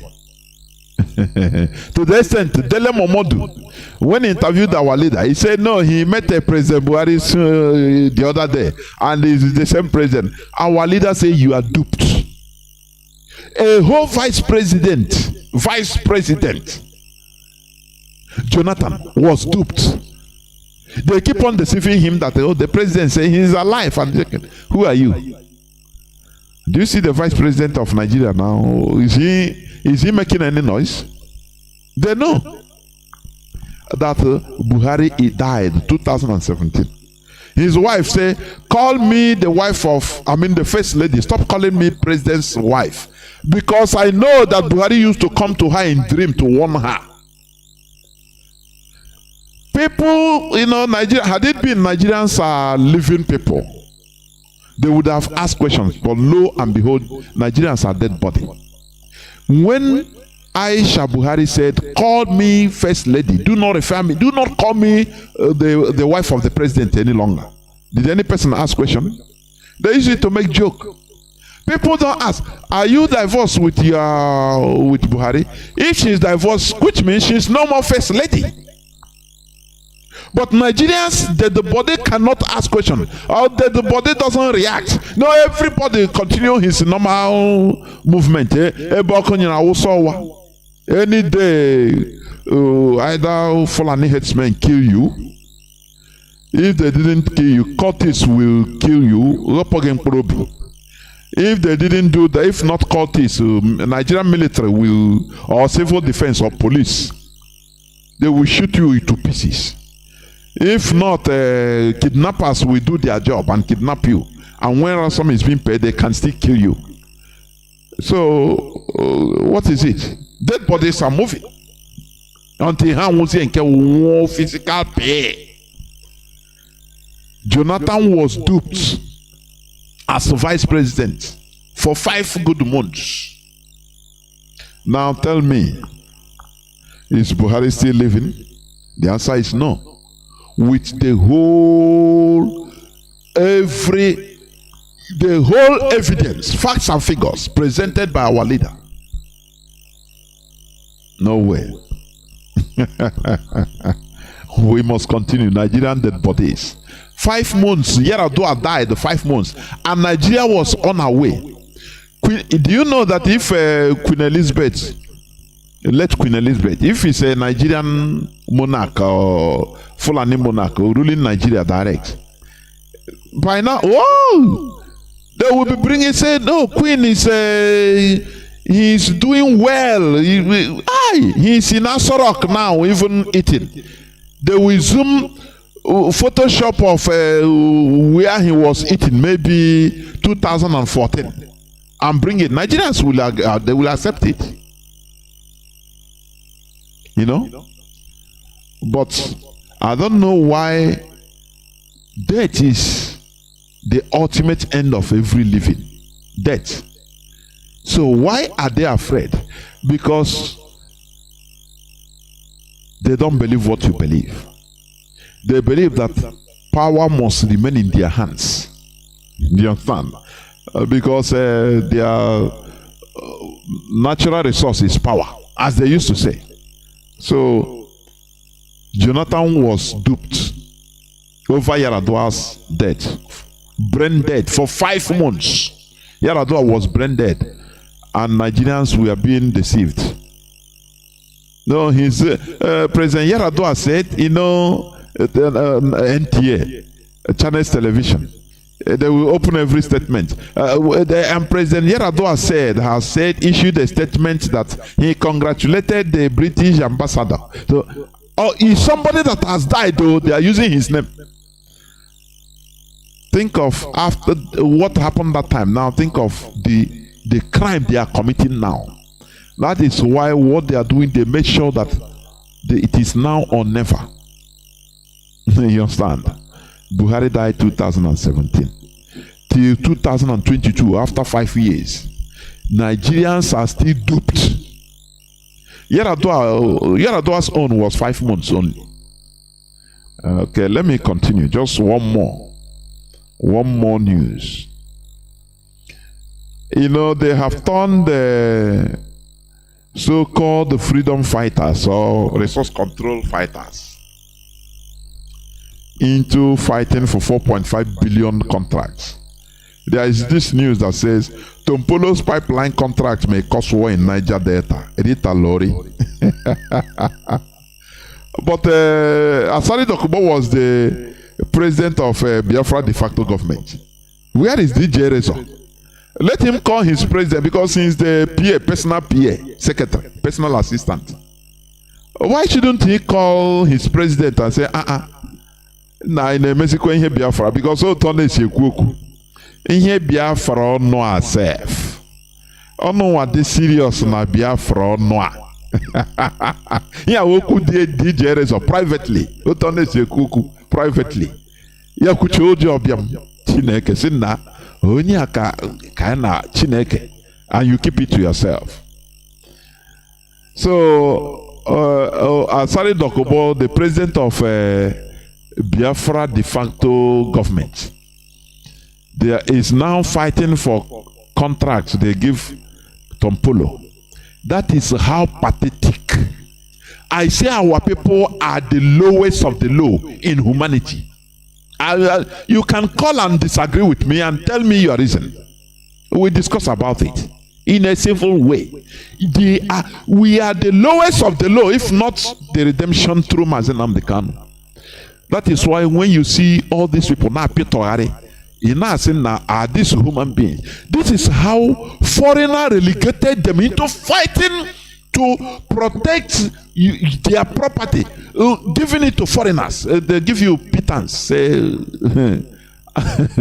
And Fulani, they know how to do. They know how now they fight hungry dogs. They fight they hear 4.5 billion naira. Contract of protecting the pipeline.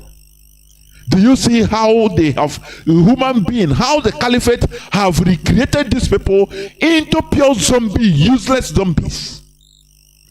Tomorrow they will come and talk and people still listen. That is, these are the people even I look at as the more zombie, more useless set of people, lowest of the low.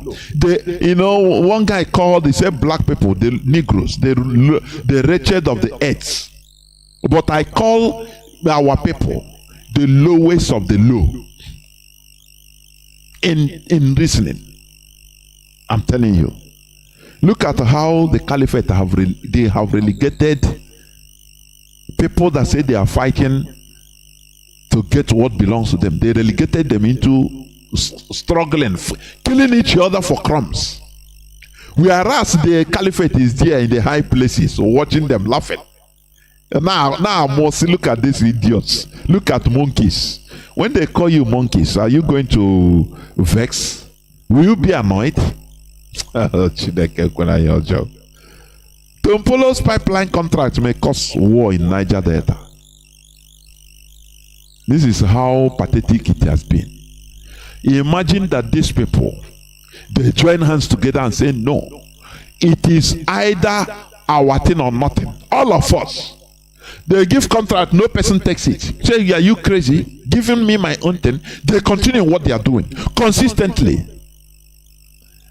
By now, they will be begging them, each and every one of them, with their own land. Say, oh yeah, if like that, let the whole land take 50%. They will say no, and then they will continue doing what they are doing. But with greed, allow them the lowest of the low. Now, lastly, Ohaneze begs UK as kidney ailment hits senator. Remember that Senator Ekweremadu is still in jail. That's it. In the British jail. They say his daughter is crying. Release and Ohaneze is still begging. They know them as misery people, misery beggars. They thought that it is Nigeria government where they are sentenced into begging. The other Ohaneze begs. Ohaneze begs Asorok. Ohaneze begs the Federal Republic. Begs the Caliphate. To tamper justice with mercy. Ohaneze begs. Their trademark is begging. So they are begging UK government. They thought that Indiana money. This is where law and order works. You understand? Ohaneze begs the UK. Now, it's no more the senator of the Federal Republic of Nigeria, is he? It is now Ohaneze issue. When he was thrown raw egg in Germany, Ekweremadu, you see Asorok speak. Oh, now they are talking about IPOB is touching the senator of Federal Republic of Nigeria. Where is Asorok now on Ekweremadu? Ndi Igbo no ndi iberibe. Agbono nzuzu. I'm telling you. Agbono nzuzu kono. Agbono nzuzu. That is why when they pay you either through cash or political position in order to kill your own people and you agree, you know that Agbono nzuzu kono. Look at Hope Uzodinma, only one person. One person, he quietly knew that no person likes him. That he is there as an usurper. Is it a usurper or an usurper? He usurps office. He didn't merit to be there, but he's there anyway. And people are, everybody is against him. You know that. Instead, they want to fight the whole people. Can you imagine that? Can you imagine that? These are, I call, lowest of the low. Flies that only focus on the order of shit until that thing lead them to their deaths. They don't care. They continue doing it. They don't want the reason. It's just like sometimes I will browse DJ Razor, browse his comments and I mean the comment section of his platform. 99% are people, Biafrans, insulting him. But he never, he never stop. He never occurred to him say, "Oh boy, this thing I'm doing, really, I'm on the wrong path. Honestly, let me maintain my dignity and stop." You know what I'm telling you is it doesn't only necessarily concern only the governors or Igbo political hierarchy. It is something that is ingrained in our blood, that bad blood. But thank God for Mazi Nnamdi Kanu for removing it from us. Who agreed? I'm telling you. Hope Uzodinma, he knew. He quite literally know. He knows that he is not with the people. That anybody can strike him down. He knows that. Instead of resigning with dignity and say, "Oh boy, this thing, I can. If I dare, I'm killing my people. Where will I stay? No, I cannot." He continued doing worse and worse. The same thing like Okpa Biasika. Okpa Biasika knew that he's alone, and he's lying. He was lying, but he continued because of to be seen as His Excellency, the administrator of Eastern Region. Only today he's dead. He's dead. Where are his children? Where are his siblings? Honestly, their character is disgusting. That's why I call IPOB saints. We are saints. With pride I say it. We are whiter than white and whiter than snow. We are being redeemed. When you hear born again, or why one? If you are genuine IPOB, genuinely on IPOB, you are reborn again. Otherwise, character from the naturally is disgusting, honestly. So we must continue. Let me go to the subject of the day. I will continue on what I stopped on the 7th, since 1 week. The center of gravity of the Nigeria problems. I said I will continue it. I will go to the second part. That is the topic of my submission today, the center of gravity of the Nigeria problems.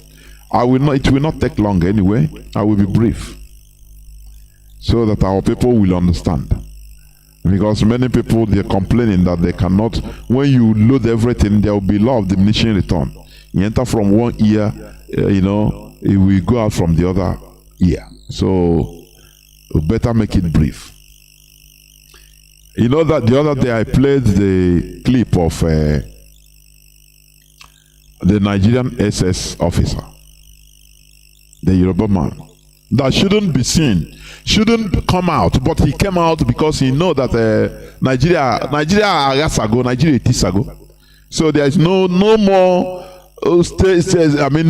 sticking to the rules, because had it been under normal circumstance, that type of person shouldn't come out to talk to the press. Never. But he did it because he know that the center can no longer hold. So he talked about the center of gravity of Boko Haram. He mentioned it. People that are sponsors of Boko Haram, not kinetics. Kinetics is about using brutal force in order to solve the problem. Try to kill them. That is only what the caliphate knows. It's a feudal system. Everything is being, seen as bring it down, with force, brutal force. Go and kill them. But you cannot kill an ideology. That is a very good statement by Wole Soyinka. So, as I said, the center of gravity of the Nigeria problem. I will go to the statement of Gideon Oka. Gideon Oka in 1990, for your information, for the newest generation that doesn't know. In 1990, Gideon Oka tried to directly to go directly to the center of gravity of the Nigeria problems. but was unable to do so due to the forces behind the Nigeria creation. Do you understand me? You know, Britain, they learnt a bitter lesson. I shouldn't say a bitter lesson, because after all, it's not their country. From India, from the British India. And all of a sudden, India had independence as two countries, Pakistan and India. They were so amazed. Now, they used that venom to come to Africa and charge this guy, Frederick Lugard, not to make the mistake of India, to hold the monkeys in Africa, in Nigeria, hold them one as one. Do you see it? In 1990, Gideon tried to go directly to the center of gravity of the Nigeria problems, but was unable due to the forces behind the Nigeria creation. Do you remember Abuja Declaration of 1989 under Babangida? Do you remember? You know, Babangida was in power from, I think, 1985 to 1993. For your information. He's still alive. A great statesman. Elder statesman, that's what they call them. But these are the people that killed Nigeria. The people that were used. That Abuja Declaration, I used to play it here on Radio Biafra. Go to YouTube, it's there. Pastor Busum made it known. He stated, among other things, that only Muslims should be appointed to strategic positions. Non-Muslim religions should be eradicated, completely eradicated. Nigeria should become a federal Islamic sultanate, and Western law should be replaced with Sharia. You know, there is where I disagree with this thing they used to call Western law. What is Western law in our land, in Biafra land? What is Western? It is not. That is, we are pure Republicans. We have been. That is our nature. So when you say Western law, it seems that our law doesn't exist before the coming of Europeans. So don't talk about this Western law. Talk about the laws in our land. After all, we had equality between men and women for ages. Before the Europeans, before Britain came to Biafra land and saw our democracy and destroyed it. They appointed warrant chiefs. They saw that in our land we don't have one particular person as the main king of a village. No. Everything is decided through consensus. If anything happens in our land, town criers will go around and people will gather. When people, the elders of the land, people will gather, and it will be explained. Decisions will be taken by majority. The people that say this, oh yeah, raise your hands, and people this will raise your hand. They will count. Others that say no, or raise your hand, and the majority carries the vote. That is how our land was run. Britain came into our land and saw this, and they were crazy. They were mad. They saw that even our women were given governance positions, and they destroyed it. They said no. They appointed warrant officers their own choice by force. That is the chieftaincy title, the chieftaincy you are hearing today. Warrant chief. It's just like the Pharisees and the Republicans in the Bible during the Roman Empire, Roman time, Roman occupation of Israel. These are people appointed by the Romans, by the British. Many of them are criminals. The villagers know. But by force, they are being protected by the British Army and British police in our land. So they destroy our land, our pure republicanism.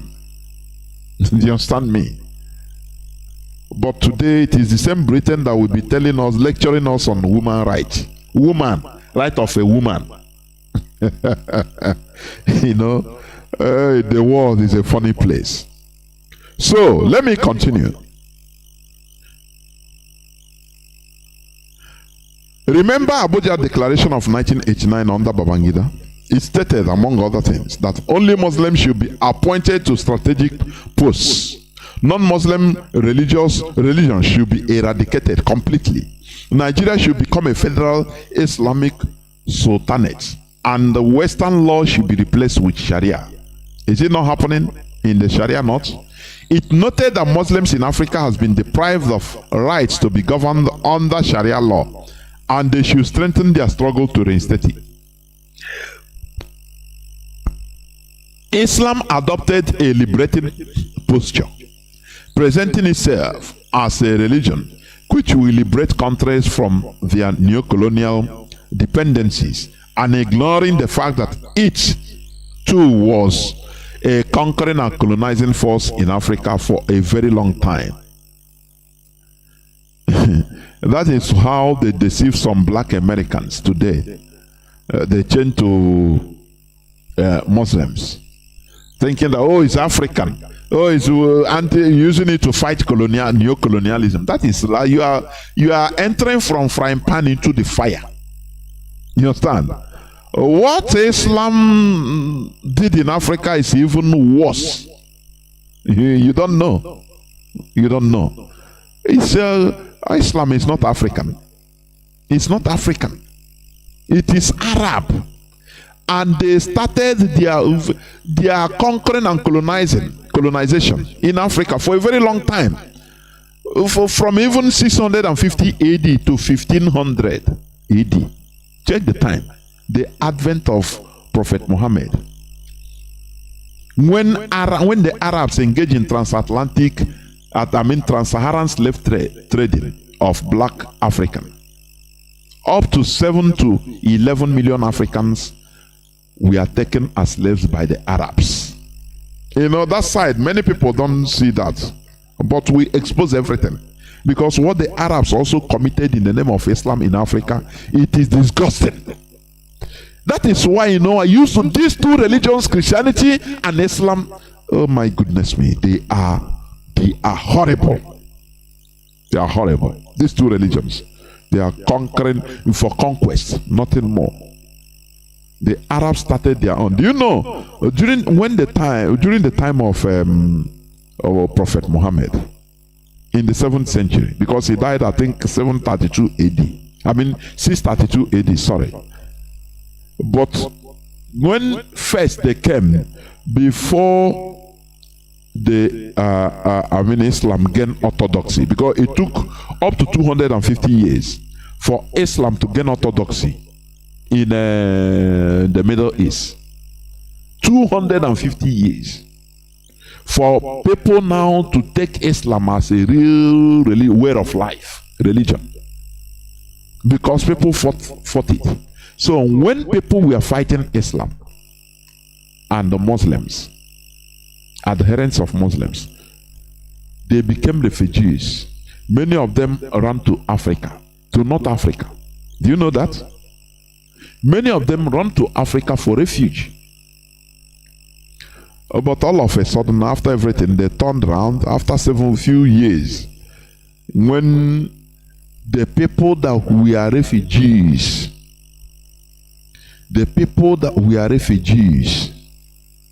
that were granted asylum, people that were being pitied, now they gained ground in Africa. They invited their people to come and start slaughtering Africans, those that were harboring them in the name of conversion. Do you know that? This reminds me of what happened in Lebanon. You know, Lebanon, that's why sometimes being good sometimes it can lead you into a situation that you cannot understand. You know, during the Aliyah, the Exodus, the war of Israel, independence of Israel, 1947, many already set up Arabs, they call Palestinians, were uprooted. They ran away. They became refugees. Do you know that many Arab countries didn't welcome them because they saw the future? They didn't welcome them. Lebanon, who was that time Christian majority Arab country. What I'm telling you is a historical fact. You go and make your researches. Many countries like Jordan. After all, Jordan is even a kind of even part of Palestine is part of Jordan, or Jordan part of Palestine even. As of that time, they refused them.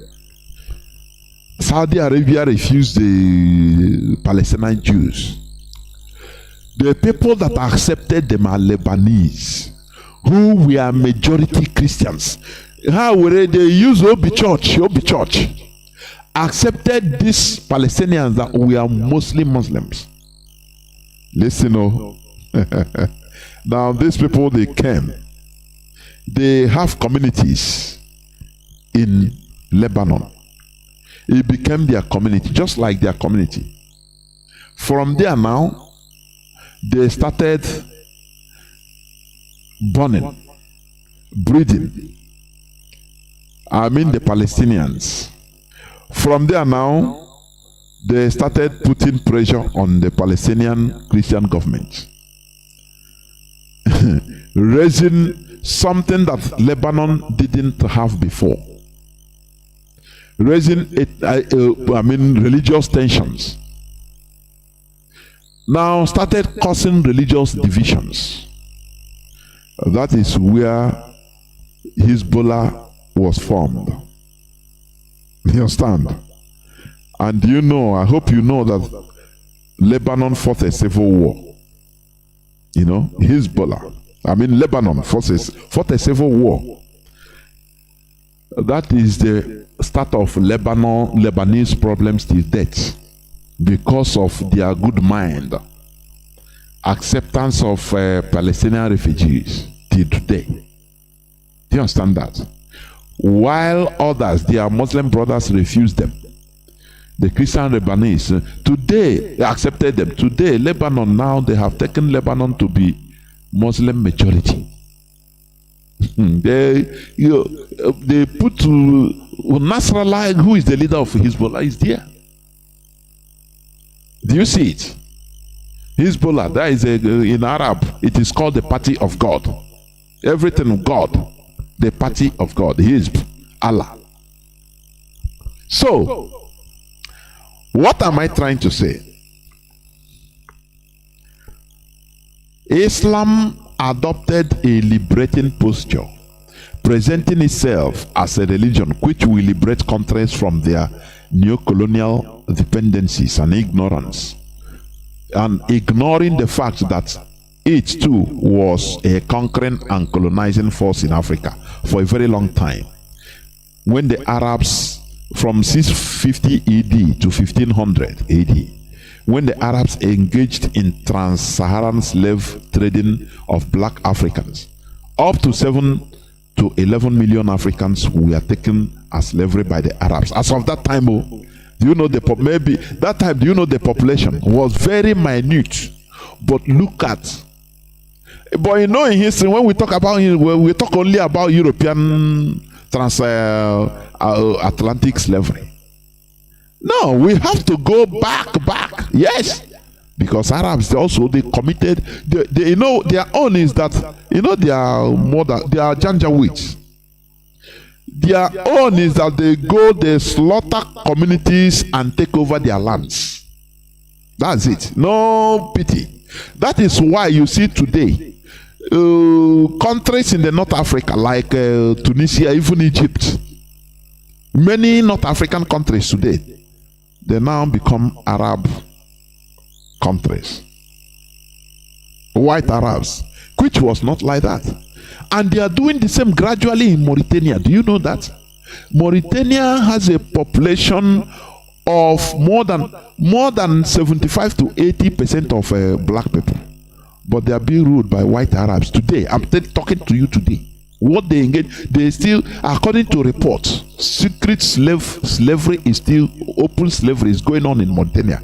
In the next maybe century, you will see that that place now, which is only maybe 20% of white Arabs, will now become almost 90 or 95% of white Arabs. Do you understand?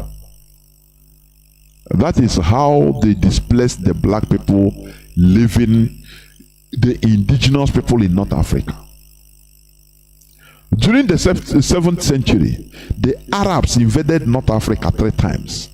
During 7th century, bringing not just a new religion, but a language and customs that were alien to the native Berber tribes of the Sahara and Mediterranean hinterland. You see that? Okay, let me go to Gideon Oka's the reason why he tried to depose, to take over the government of Babangida. The statement, our leader have said it here on this hallowed platform. But let me remind us. Gideon Oka's speech of April 1990. Fellow Nigeria citizens, on behalf of the patriotic and well-meaning peoples of the Middle Belt and the southern part of this country, I, Major Gideon Oka, wish to happily inform you of the successful ousting of the dictatorial, corrupt, drug baronish, evil man, deceitful, homosexually centered, prodigality, unpatriotic administration of General Ibrahim Badamasi Babangida. You know, he put homosexually centered in 1990. Today, when we tell you that our so-called Igbo political elites are being screwed, let me use that word so that you understand it. These are the people, the pioneers of Babangida. They put it so that they will make sure to violate you as a politician. Before they put you, they put you in your political position as a Igbo politician. They will make sure they will violate them. All these people you see, even sometime you see Fanekayo, the way he attacked one of the politicians. I think, what is that his name? You see, he said anytime he smoked weed and after being screwed, because they know that is how all of them are doing. And mostly Igbo politicians. You understand? If you see Hope Uzodinma, it's a garbage in the presence of all these Fulani politicians. Because if anytime you go to their place, they used to useless them. In their privacy, they useless them. They are nothing.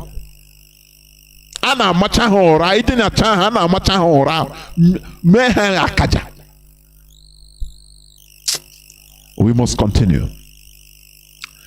We have equally commenced their trials for unabated corruption, mismanagement of national economy, the mothers of Delegiwa, Major General Mamamvasa, with other officers, as there was no attempted coup but mere intentions that were yet to materialize and other human rights violations.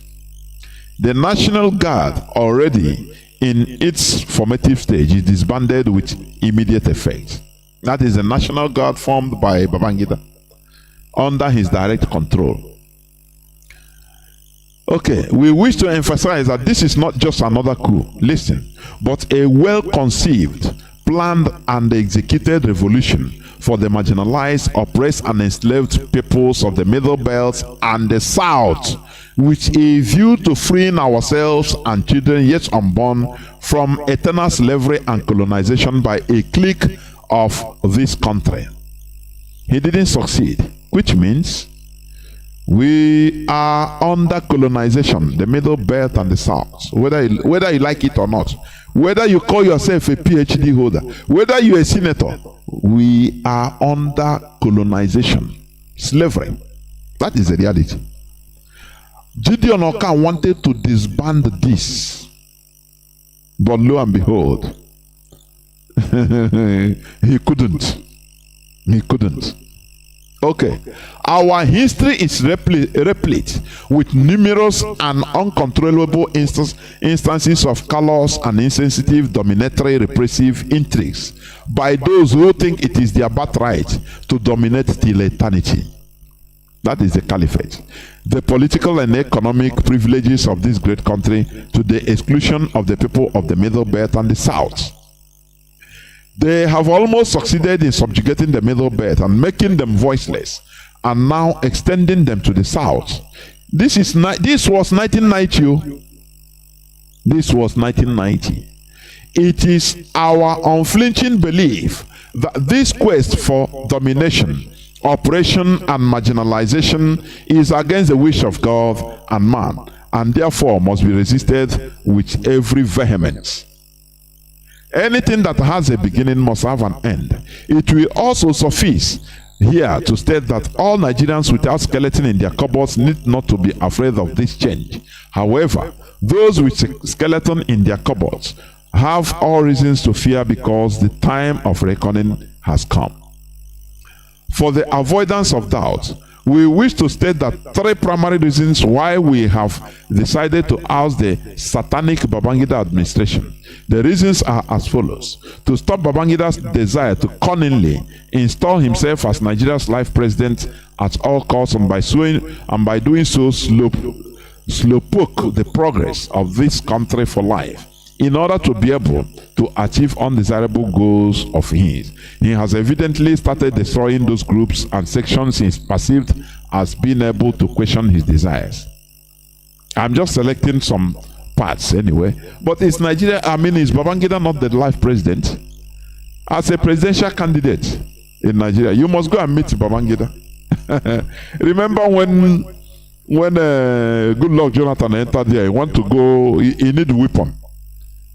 They block him. He want to go and beg, go and meet the Israeli prime minister that time. Whether it was Shimon Peres that time, I don't know. I forgot.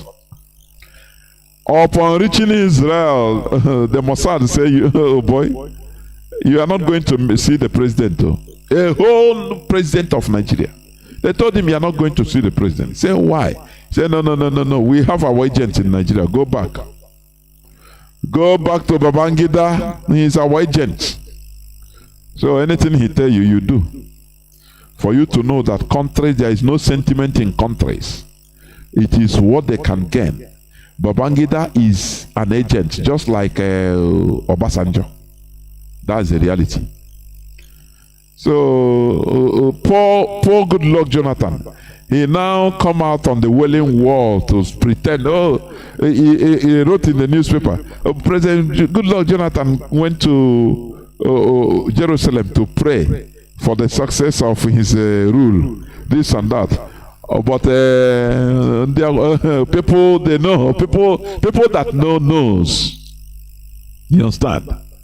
That is it. When he now went to Babangida laughed and said, I think you'll be wise man. I was watching you. This Niger. Go now. Agaracha must come back. Go now and see president. I laugh. He said, even before I talk to you, go and call, what is the name of this man? He gave him the name of somebody he must put. He said, before even we start discussion, this man must be in charge of your security.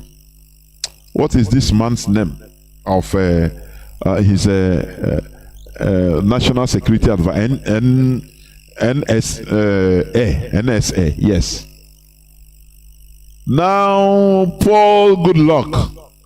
He went to the guy. He called the guy. He said, come. The guy laughed. Said, I know why you are calling me. Please, before I even answer you, put Lamido Sanusi to the position of central bank. He will be in charge of cash. Before even I answer, I honor your invitation. And the poor Jonathan have to do that. That is why, if I'm looking at Mazi P2B, I say with your intelligence, but either you are mischievous or you are ignorant. You are ignorant. How do you think that a place like Nigeria, so sophisticated, that people have the shareholders of Nigeria will allow you to do these good things inside your brain? How? There I know that sometimes our people, I don't know. That is what I say. Our people, they will continue going. That impossibility, they know it's impossible, but because of what they will get. Look at Jonathan. You now, how are you going to do? If the whole world, they lobby, the whole world, they will block you. If they block you on it, because this caliphate, the money they are loot, they have money. They use it to buy people all over the world. Now, if you come as a president and they block you, say no, you cannot. You see, that time ISWAP will be coming to Abuja openly, and you have no gun, nothing to fight them. What will you do? You run away from Asorok? Or are you going to, as a president, carry gun and carry AK-47 against people that have superior equipment? Before they will give you condition, before we allow you to buy so thing, to do so thing, put our man at least first of all to be in charge of your security. When one of them is in charge of your security, you are finished. You are diminished. That is why Jonathan was afraid. Because insecurity is in their hands. So, somebody can poison him, even not gun, poison his food, because they are in charge of his feeding. They are in charge of buying something for the president. They are in charge of, when we talk about security, people think it's only carrying gun. Oh, no. People that know where presidential food come from. People that have access to they are the people to check the gari the president is eating. They can put cyanide there. You understand? And the president, because the president cannot come out and say, let me go to market and buy goods. No. It's impossible. Everything is done for him. So there are protocol officers that are in charge of his security. All these little things. People that buy his toothbrush. They can kill you through your toothbrush. Direct, they put something there and you brush your teeth and you develop cancer. Direct. There are many ways. So when I see people like Peter Obi coming to disgrace his good brain, his very intelligence on Nigeria politics, I pity him, honestly. Because there's nothing he can do. He has no power. Oh, president, okay. Nigeria is handed over to the Fulani Caliphate, to the Sokoto Caliphate. That is the reality. And Britain is helping them to maintain it, so that to undo Biafrans, everybody will continue being in quagmire, so that Britain will continue stealing. If you don't get it today. Gideon Oka tried to undo this, but it is above his capacity. You understand me? Okay. The destruction of the people of Plateau State. This was 1990, especially the Langtang people, as a balancing force in the body politics of this country. The buying of the press by the generous monetary favors and the usage of State Security Service, SSS, as a tool of terror. Till today, it has mutated into DSSS. Okay. The cowing of the university teaching and non-teaching staff by an intended massive purge, using the $150 million loan as the necessitating factor. Is it today they started destroying education? Abuja Declaration. Remember, they want to make sure they destroy Western education and replace it with Sharia. Is it not what is playing today? Is it not? Okay. Deliberately withholding funds to the armed forces to make them ineffective, and also crowning his diabolical scheme through the intended retrenchment of more than half of the members of the armed forces. Another major is, I'm reading Gideon Oka's 1990 speech after the coup. That day I could remember. I jump up till because we had what was running is that Nigeria has been divided. Literally that time we are small. Nigeria have been divided. And everybody was jumping up. All of a sudden they say it was an aborted. The coup had been aborted. Another major reason for the change is the need to stop intrigues, domination, and internal colonization of the Nigerian state by the so-called chosen few. Who is he calling chosen few? The Caliphate, the Sokoto Caliphate. This, in our view, has been and is still responsible for 90% of the problems of Nigerians. This indeed has been the major clog in our wheel of progress. The clique has an unabated penchant for domination and unrivaled fostering of mediocrity and outright detest for accountability. All put together has been our undoing as a nation, or contraption.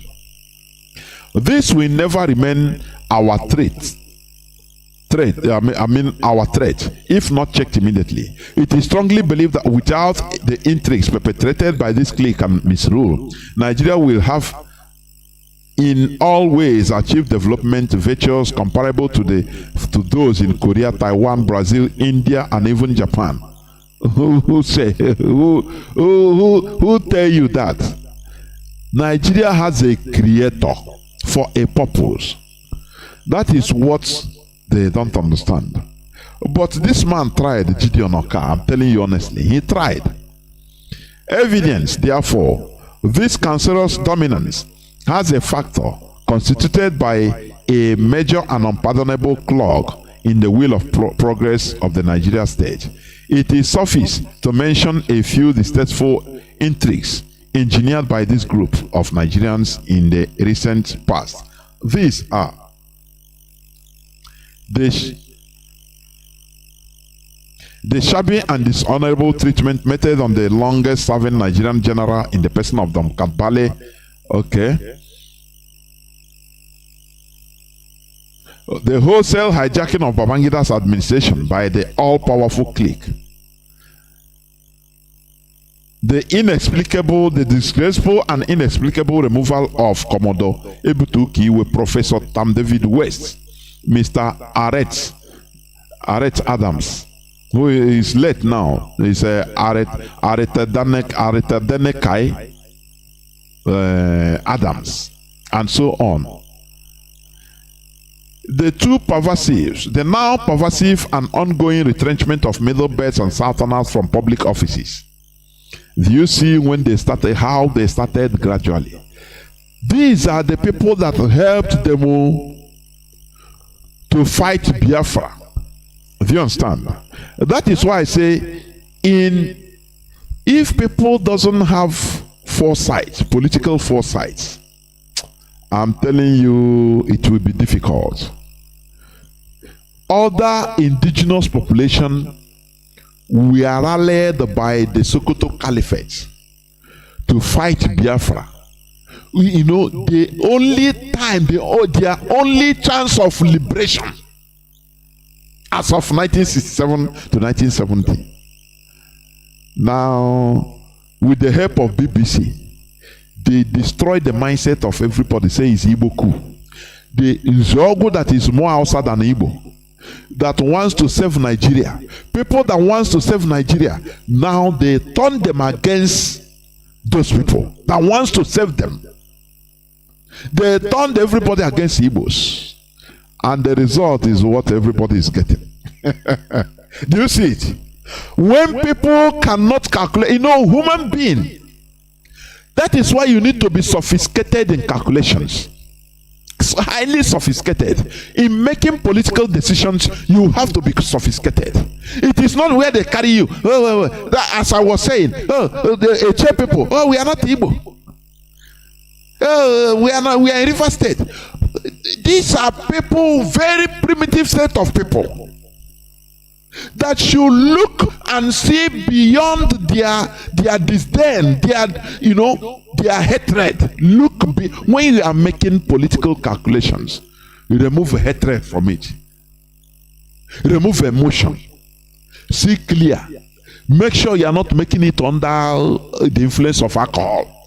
See clear. Be yourself and ask questions. Weigh the pros and cons. Think 360 degrees. Now that time you can make, you can make your decision. If somebody told Gowon that his hometown will be taken over by the caliphate, people that he himself was running up and down, one night fighting, liberating, saving Nigeria. Today he is in agony. He is in a complete agony. That is why they will tell you Gowon is a prayer warrior. He prayed in a church of fire. He prayed in a church of hell. He prayed here and here as a prayer warrior. In order to escape the agony he is facing. Because his conscience is telling him, look what I have done. I would have saved this situation. But look, they use me to perpetrate all this evil that is coming to my people. I caused it. But he cannot say it loud. He will be talking to himself. He knows it. Do you understand? This young man, Gideon Oka, tried, thinking that Nigeria is just what you are seeing. The same way Peter Obi now is looking. Very intelligent. Peter Obi, if Biafra comes, he's supposed to, he can do something. But he wants to waste his intelligent life going on a journey that is absurd. That is the way I'm putting it. The way you see Nigeria is not the way it is until you enter inside. Now you start seeing clear. Go forward, you don't want. Go backwards, you cannot. You stay into quagmire. That is why, like Jonathan On, when he saw the reality, what did he do? He opened way for criminality. What I mean, corruption. Now loot as you want to, because this country now, wow. You want to enter into electric, or you want to solve electricity problem. The owners of Nigeria, the tigers and the jackals will come out and threaten you. Don't ever go there. This is our sector. Leave it like that. They warn you, both in physical life, both in the dream. Even if you are bathing, they will come out at the wall and warn you. You want to leave? Don't put hand in this sector. That's it. There you start seeing the reality. That it, after all, the people you are living with, they are not the same human being. There is a purpose for Nigeria by the Creator. And we should not allow ourselves to continue being a part of that. That is the only remedy. Let me continue a bit. The deliberate impoverishment of the people from Middle Belt and the South, making them walking ghosts and feeding on the formula 011 or 000, while aristocratic class and their stooges are living in absolute affluence on daily basis without working for it. Okay. Other countless examples of exploitative, oppressive, dirty games, intrigues. Okay. Anytime he's talking about Middle Belt and southern part of this country. For you, he tells you, he speaks volumes. The third reason for the change is the need to lay a strong egalitarian foundation for the real democratic takeoff of the Nigeria state or states as the circumstances may indicate. There should not be, in Nigeria, any person that is telling you I'll put egalitarian equality, this and that is rubbish. Now, can you start by the lies that were perpetrated in Nigeria? Harold Smith testified openly for it. Are you going to change the 1956 or 1959 census by the British, which they manipulated, that the North is more populous than the South? Are you going to go back there to start it? Remember, I'm talking about the center of gravity of the Nigeria problems. There is no way you can do anything. Do you understand? Because bringing equality, laying a foundation of a strong egalitarian foundation, as Gideon Oka said in 1990. Later, the question is, are you going to now go back and annul the census, 1959 census, and tell the whole world now that, oh, that census was fraudulent? That, look, Southerners are more in number than the North. Now, which means it will be war everywhere. So how are you going to, how do you want to get, in a drum of red oil? Now you want to put your hand inside and look for a white handkerchief, immaculate white handkerchief. Are you not a joker? You're a joke. Because that red oil contaminates everything. Nigeria itself is the problem of itself. To solve Nigeria's problem, Nigeria must be destroyed. Nigeria must be balkanized. Yeah. Otherwise, Nigeria is just a lie. It's an illusion. Look at how the caliphate have been using Nigeria, facing everybody with Nigeria. Oh, save Nigeria. Nigeria unity. Go on, Bambo. Go on, tried. He is saving Nigeria. But today, what is happening? That is why I say it's an illusion. When Britain was giving flag independence to the so-called Nigerians, people like Awolowo was not there. Azikiwe was not there. Britain secretly conducted a mock battle and gave the scepter to the caliphate, Sokoto Caliphate you are seeing today. Do you understand? And they understood. They gave the flag to the Sokoto Caliphate. Azikiwe was not there. Why didn't they, protest and say, why are we not here? They are the people that fought for the independence of Nigeria. Everything, the problem of Nigeria is Nigeria. That is the reality. So, let me go a bit further.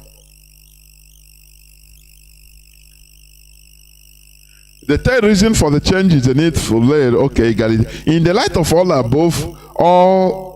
of the above, and in recognition of the negativeness of the aforementioned aristocratic factors, the overall progress of the Nigerian state, a temporary decision to exercise the following states, namely Sokoto, Borno, Katsina, Kanu, and Bauchi states from the Federal Republic of Nigeria, comes into effect immediately until the following conditions are met. Do you see? He removed immediately. So that is where everybody was joyful that Nigeria had been divided. He removed Sokoto, Borno, Katsina, Kanu, and Bauchi from the Federal Republic of Nigeria. Because these are the caliphate. Do you understand? He said until the following conditions are met. Although how imperfect he is, but that was the right. It was a good step. But later did he know, because he's naive, that Nigeria is in the hands of the Creator, Britain. The conditions to be met to necessitate the reabsorption of the aforementioned states are as follows: to install the rightful heir to the Sultanate, because Babangida removed the Sultan, Al-Haji Masido, who is the people's choice. Okay. But let me tell you, Abacha removed the one installed by Babangida and put back the Masido. Does it solve anything? It's a question. This is being naive. Does it solve anything? The caliphate, they are there. If Nigeria should be a country, should be one country, the Sokoto Caliphate should be dissolved. Do you understand me? Of which you cannot even talk about it. You can never discuss about it. So what is the need of Nigeria? It's of no need. You understand? During Obasanjo's regime, okay, the person being installed, the Sultan being installed by Babangida was removed by Abacha and installed the Mohammed Masido, who was the rightful person. The rightful person, when you study the man, they are the people that they say come from Ottoman Danfodio, the conqueror. But during Obasanjo's regime, that man died with his son in a plane crash from Abuja to Sokoto. They thought that killing the Sadwana of Sokoto will, in a subtle way. You know, when they tell you that, oh, Igbo, Kaduna and Zogu killed the Sadwana of Sokoto, they don't tell you that Obasanjo also killed Alhaji Masido, the Sadwana Sultan of Sokoto, during in 2006 with his son in a plane crash. Do you know that? If not on Radio Biafra.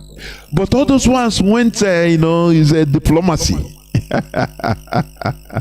Imagine that it's an Igbo man as a president and that thing happened. The Sultan of Sokoto died and his son dies, that's supposed to take over the crown, they die in a plane crash. Imagine what will happen to Igbo people in the north. But he went quite, there are some things you don't know because of ignorance, lack of research. People perish because of lack of knowledge. Obasanjo quietly killed them. But all hell did not break loose. They didn't target Yoruba people, no. It's quietly done diplomatically. And another person, Saad Abubakar, who is still till today, took over. Saad Abubakar, he took over. They removed that one. Maybe they say, oh no, if you don't kill him, he's ethnic bigot. But what about the other? They are all the same thing. Do you understand? Okay. Now let me continue. By the same token, all citizens of the 5 states already mentioned are temporarily suspended from all public and private offices in middle belt and southern parts of this country until the mentioned conditions above are met. The states I mentioned below, above. Sokoto State, Kaduna, Borno, Katsina, Kanu, and Bauchi. Sokoto, Borno, Katsina, Kanu, and Bauchi states. Because he saw them as the caliphate. He told the indigents of those states to go back to their states. Oh God, I could remember that time. The type of jumping. Everybody. You say Nigeria have been finally disintegrated. This exercise will not be complete without purging corrupt public officials and recovering their ill-gotten wealth. Okay? All these are the same thing. All these are the same thing. So, what am I trying to say? Because I will soon open my lines. When you go to these people, when they aborted the coup, the military coup, when you look at the list of people they killed, Middle Beta, that is where they destroyed Igbo people in Nigeria army also, killed Middle Belters and some Yorubas. If I mention their names, those that were executed, some of them, do you understand? Some of them.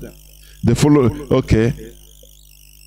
Among those killed are Captain A.A. Monju, who was spared by the First Military Tribunal, headed by Major General Ike Omar Sanda Wachuku, GOC, 1 Division, Nigeria Army, Kaduna. these people. He sentenced them. Non-commissioned officers were okay. Look at some of their names. Some of them: Andrew Omar, Malaki Ayogo, Shehu Omeje, Ojo Adegboyega, Edembasi, Dixon Omenka, Obioma Esiwoko,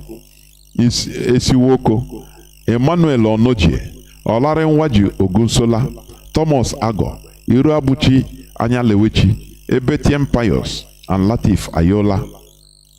Peter Abu Agi, Godwin Donko, Joseph Ode, Anthony Courier, Thomas Ago, Matthias Ode, Sunday Asukuo, Henry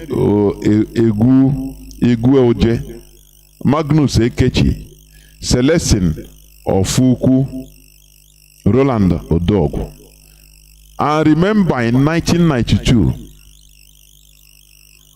Babangida finished some military cadet officers. Have you forgotten? In the Hercules plane crash in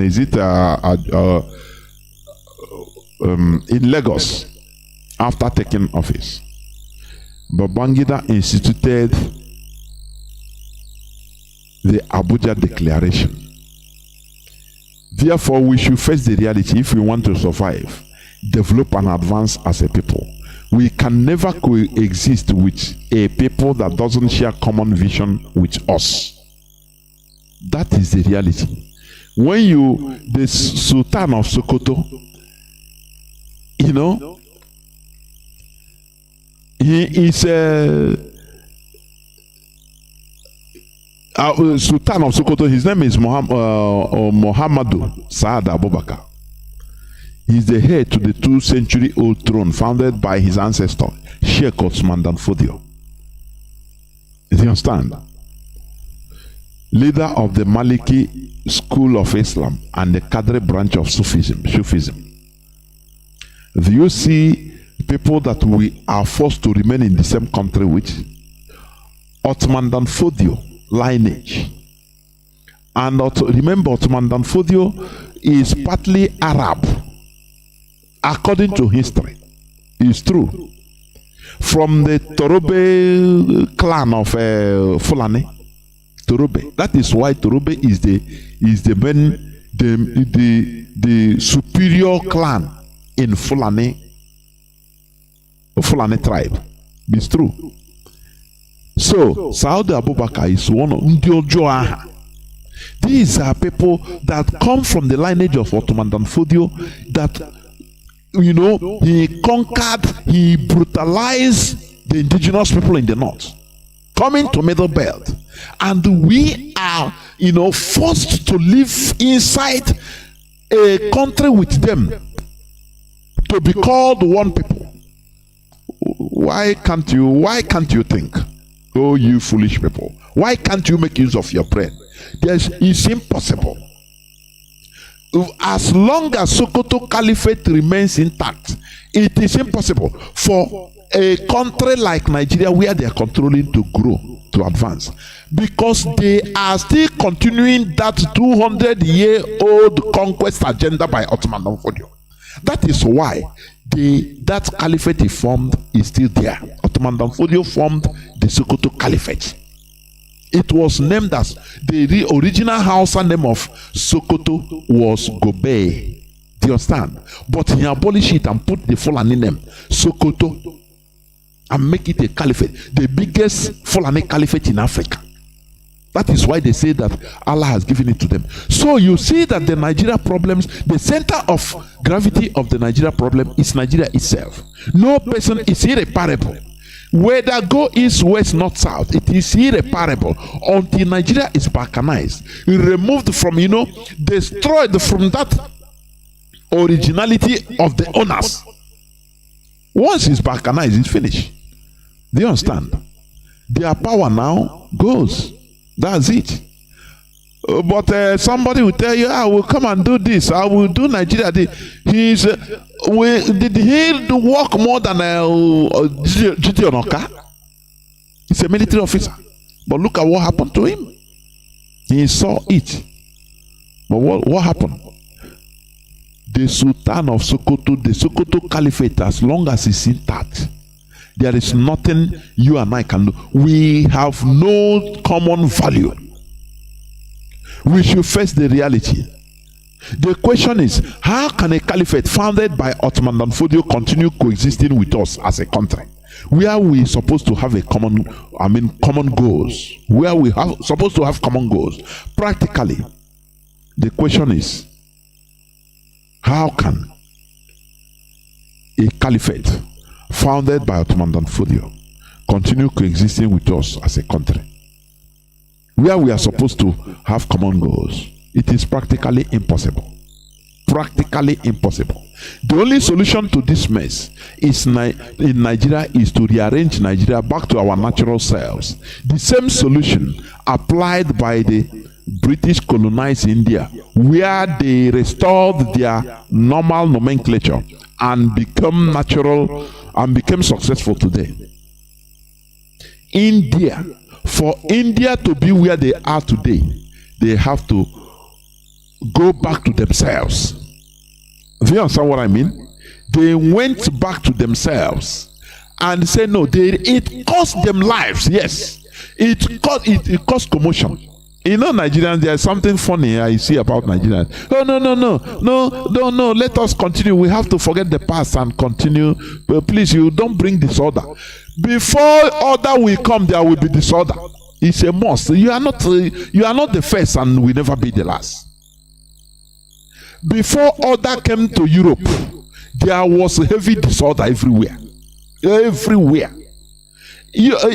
For India to continue, to survive today and succeed, be a successful country, the rearrangement of India cost millions of lives. It caused commotion. Do you understand me? Movement of people. People came from Hindus that were living in a Muslim majority area. They pack away and came to their brother Hindu. That is it. And vice versa. So even the northern Christians, the northern indigenous people, Hausas and other people that are non-Fulani, that are not feeling safe, if Biafra is come, they can come back to Biafra land. It is normal. It was done in India. And if some Igbos that think they are more Muslims than Mecca, they can pack away from Abakaliki and went to Katsina. It happened in India, for goodness sake. Today, that is why you can go to India and have very nice medical holiday. You understand? That is why India is progressing. It's a nuclear power together with Pakistan. But they solve the problem once and for all. You know, their independent master, Mahatma Gandhi, was saying, no, this is I fought for this independence of everybody. I don't want this country to divide. Go and study history. You know, because why? Our people are ignorant. They deal with emotion. No. Mahatma Gandhi was slaughtered. He was killed, shot and killed. Because, why? Because he was trying to take them back. He was trying to use emotion. Oh, as a father of the country, I fought for the independence. I don't want India to divide. Both Muslim and Christian, we stay together in peace and unity. One Hindu extremist, one radical hardcore in Hindu went and shot him to pieces, and he died in 1948. Do you understand me? That is why, I say our people are not politically radical. Emotional, to talk emotionally. But radicalism, radical people don't even talk. They do the doing. During the time of Azikiwe, when they were telling him, look, this Nigeria you are fighting, this and that, it cannot serve us good. One Igbo radical should have killed that man. The same way they removed Mahatma Gandhi. And all these things we wouldn't have been suffering today. And said to your tent, oh Israel, we will not stay with these people. Do you understand me? But when you say it, you will see some people that there are some people now that are, hey, on our hand, hey, they will be shaking. Oh, why is this man? Why is Mazi Jonathan talking this? Oh, to kill Azikiwe. Oh, that time. No. When Mazi Nnamdi Kanu was calling for guns and bullets in World Igbo Congress, what happened? Is it not the same emotion? What is happening today? Kamjo. What is happening today? When somebody is talking real facts to face the reality without emotion, you see Igbo people, you see Biafrans with emotion. Hey, you say kill. Hey, whoa, don't kill. Hey, why should you say that? Instead, they will look for you to kill, to sell you to be killed and slaughtered, instead of removing the problem. And we continue suffering. Mahatma Gandhi, they killed him.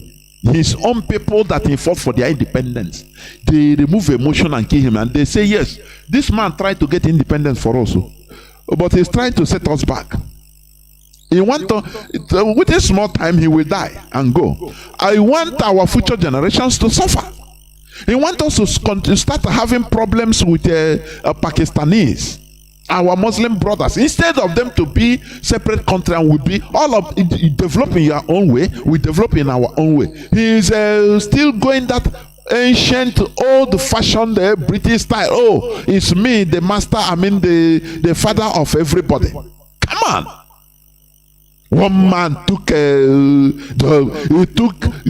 that is why, I say people that have white collar, I'm telling you, they have red lines. They are hardcore, they are radicals. They don't even talk before doing anything they are doing. They just do away with you. They don't care about their life, because they know that in the future generations will look back and thank that person that killed him and say, yes, you did the right thing.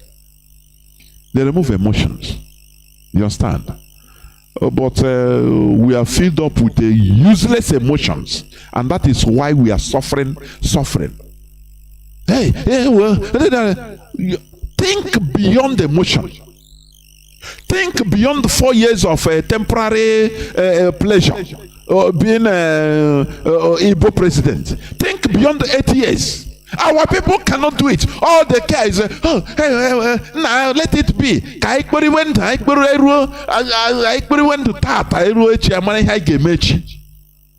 Very nasty, unhuman mantra. Human beings supposed to think about the future. The white people, they are planning how, even in the next 200 years, how it will be.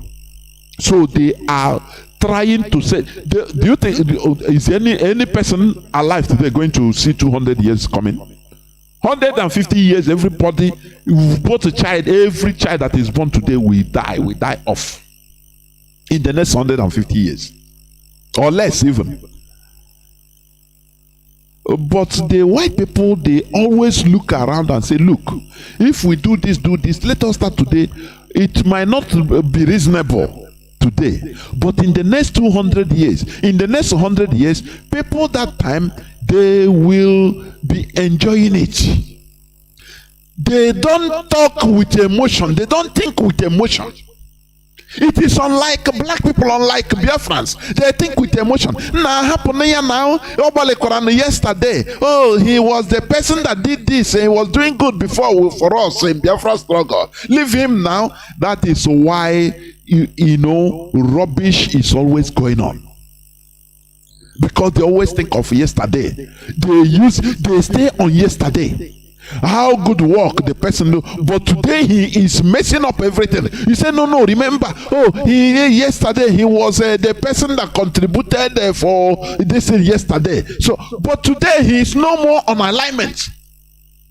That is how they removed Mahatma Gandhi from the scene in 1948. If you understand. If it's in our land, emotion, they will use emotion and scatter everywhere.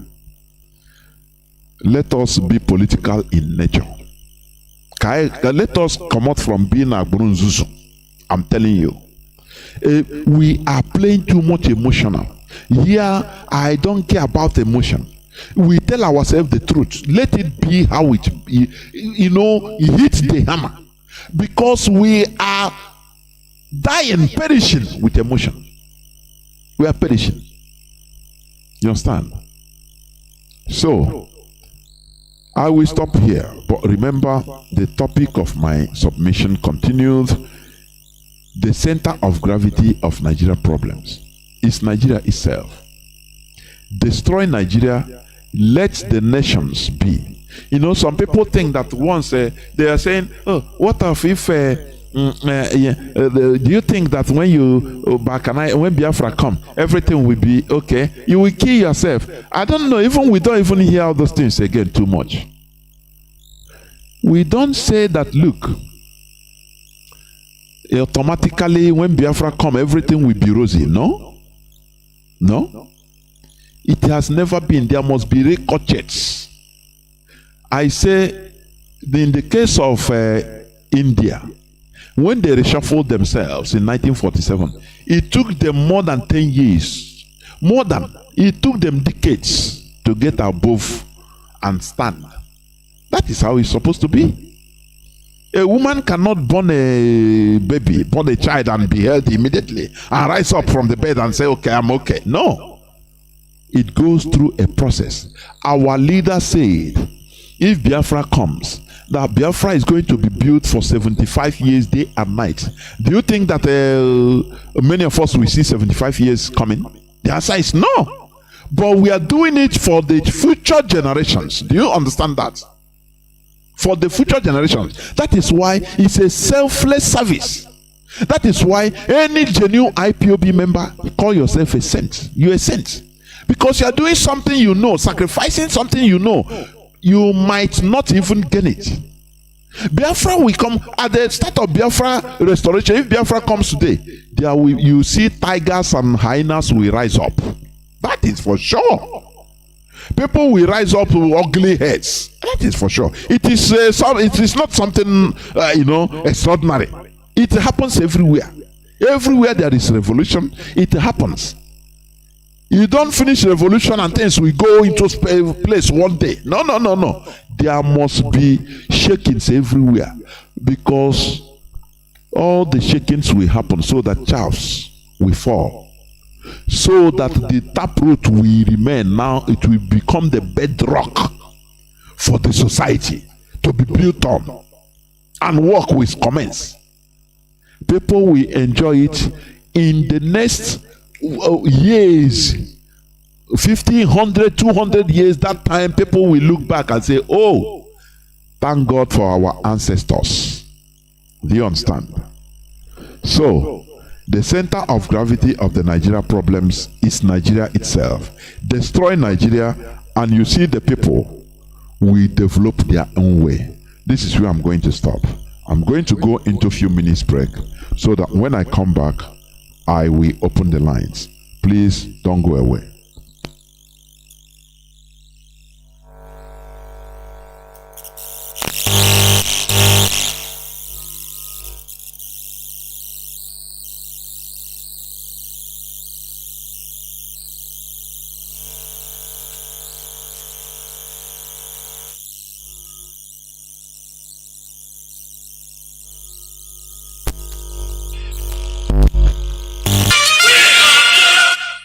Biafra, worldwide phone call campaign alert continues. BBC, a propaganda machine and racist media set up by the Great Britain to oppress the oppressed people of Biafra. BBC, your media war propaganda of 1967 that led to the genocide of over 3.5 million Biafrans, men, women, and children, did not stop us. Do you know why? Because we are the sons and daughters of the great lion from the tribe of Biafra. Our minds are made up. Your shenanigans, antics, and fake gutter media will not stop us either. We must and shall restore Biafra. Biafra worldwide phone call campaign alert continue. Now pay close attention. Be polite when you call BBC and use the following prompt when you call. Hello, my name is. You tell them your name. I am calling to ask about BBC policy of propaganda against the victims of genocide. Since you are obsessed with telling lies about Biafrans, here are 5 more questions to consider. Now, this is the question to ask BBC. We are witnesses to BBC racist coverage of terrorism, implying that black Africans' lives don't matter. Yet the same BBC rallies the whole world at the slightest terrorist incident in the United Kingdom. Here is the second question. But when it comes to Nigeria, BBC not only hides terrorist killings, but they slander the victims and survivors of terrorism and genocide. The third one.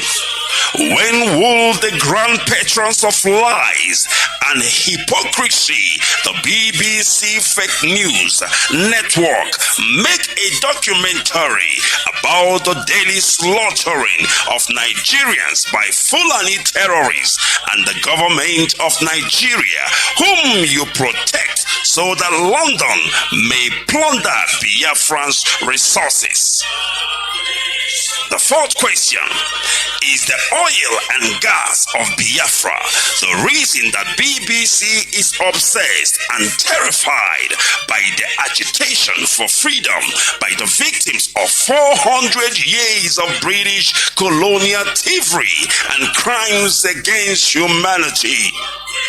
And the fifth one, we call on the good people of the world to ask BBC and UK government why it aids and abates the genocide in Nigeria by spreading lies, propaganda, and disinformation against Biafran freedom fighters. BBC, we know that you are united. Welcome back. This is Radio Biafra HAUSA-SERVICE coming to you through Radio Biafra London. My name remains Mazi Chinedu from Alu province of Biafra land. And today is the 14th day of September, being Wednesday 2022. We are live and direct. Our lines are now open. Our direct line is +1 213 328 6224. I repeat, +1 213 328 6224. Our WhatsApp line and signal. Our WhatsApp and signal line is +61 405 142 547. I repeat, +61 405 142 547. I have a caller on WhatsApp. Caller on WhatsApp, can you hear me? Welcome to the program. Good evening, sir. Mazi, welcome to the program. Thank you. Thank you. My name is Mazi Ifeanyi. Mazi Ifeanyi, I'm calling from my location. Mazi, to tell you the facts, this topic this night is very, very interesting. But before I proceed to your topic, or before I will add anything to your topic, let me first of all advise. Yes, I can hear you, Mazi. Mazi, go on. Stop listening to your radio, please. You are going back. I'm not talking. All right. Go on, please. All right. All right, sir. So, Mazi, before I proceed to your topic, let me first of all advise and urge our people to have it as a point of duty to be listening to Radio Biafra. Radio Biafra is very, very educative. Radio Biafra is very, very interesting. Radio Biafra is where you can learn much more of history, how everything has been made. That's my advice to our people. Mazi, let me just chip into your topic this night. Mazi, yes, the center cannot longer hold. The center can no longer hold anymore, because these Fulani people, right from the beginning, there was a clip that I listened when one of their elders on that clip, he was telling Britain that why he hates Southerners is because wherever they are, they will dominate and they will do this and they will do that. That's why they hate our people, Southern people, mean Igbo people. And instead of him to give any maybe appointment or job to anybody from that particular region, it's better for him to give it to white men.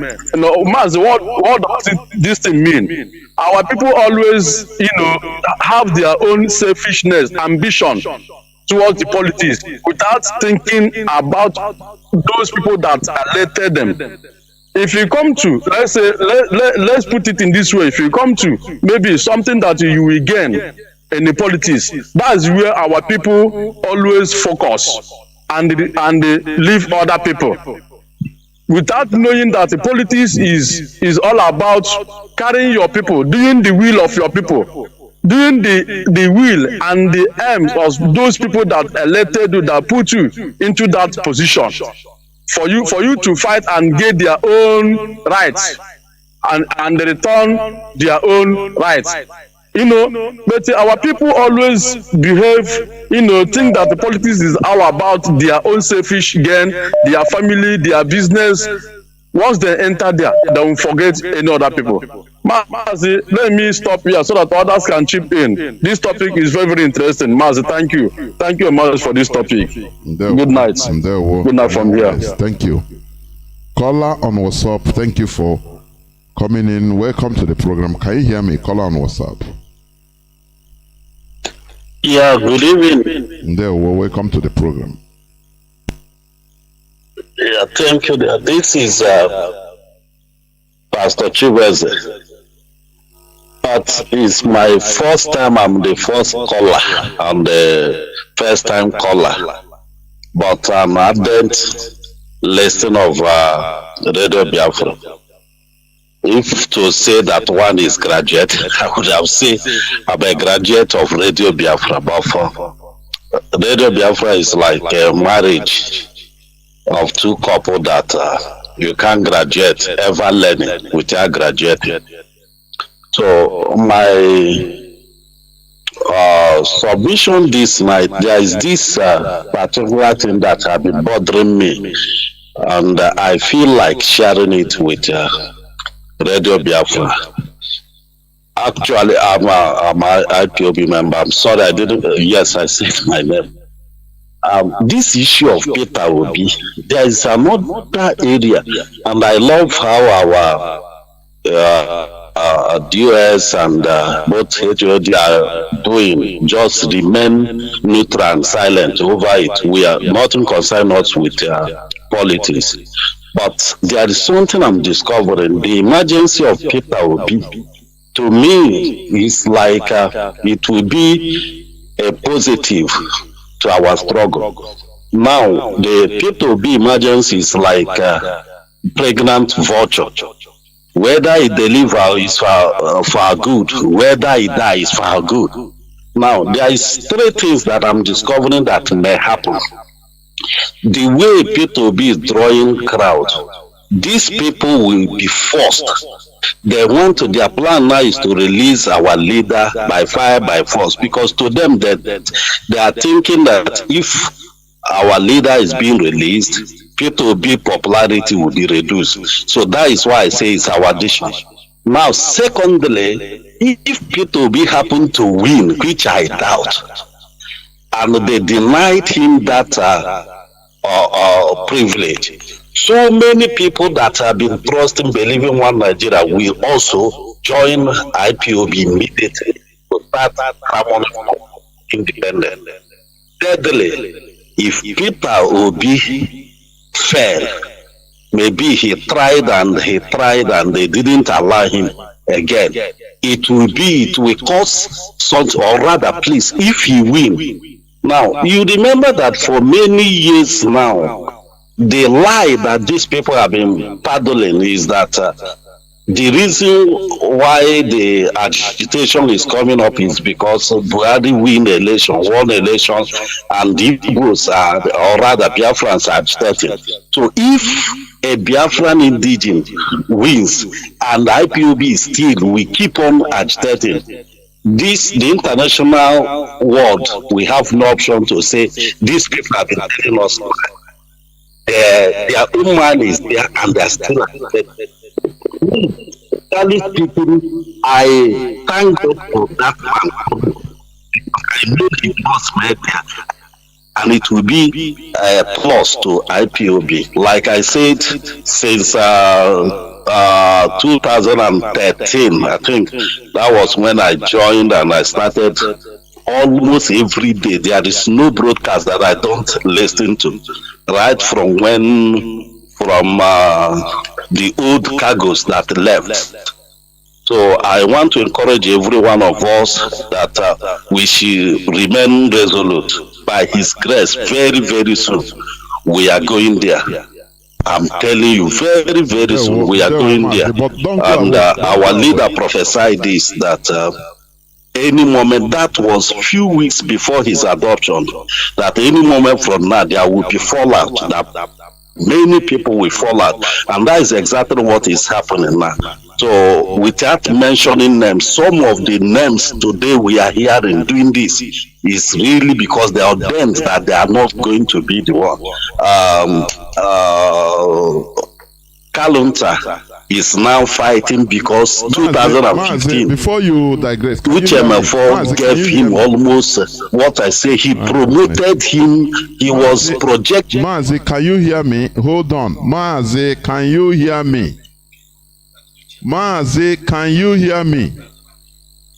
Their name became popular. Okay, then when this one happened again, the Kanunta wanted to be projected again to be the voice speaking, and when he didn't see it, then he started fighting himself. I'm not saying him fighting IPO, he's fighting himself, but thank God that God. Thank you very much. I don't know whether there is a problem, I don't know, or your phone.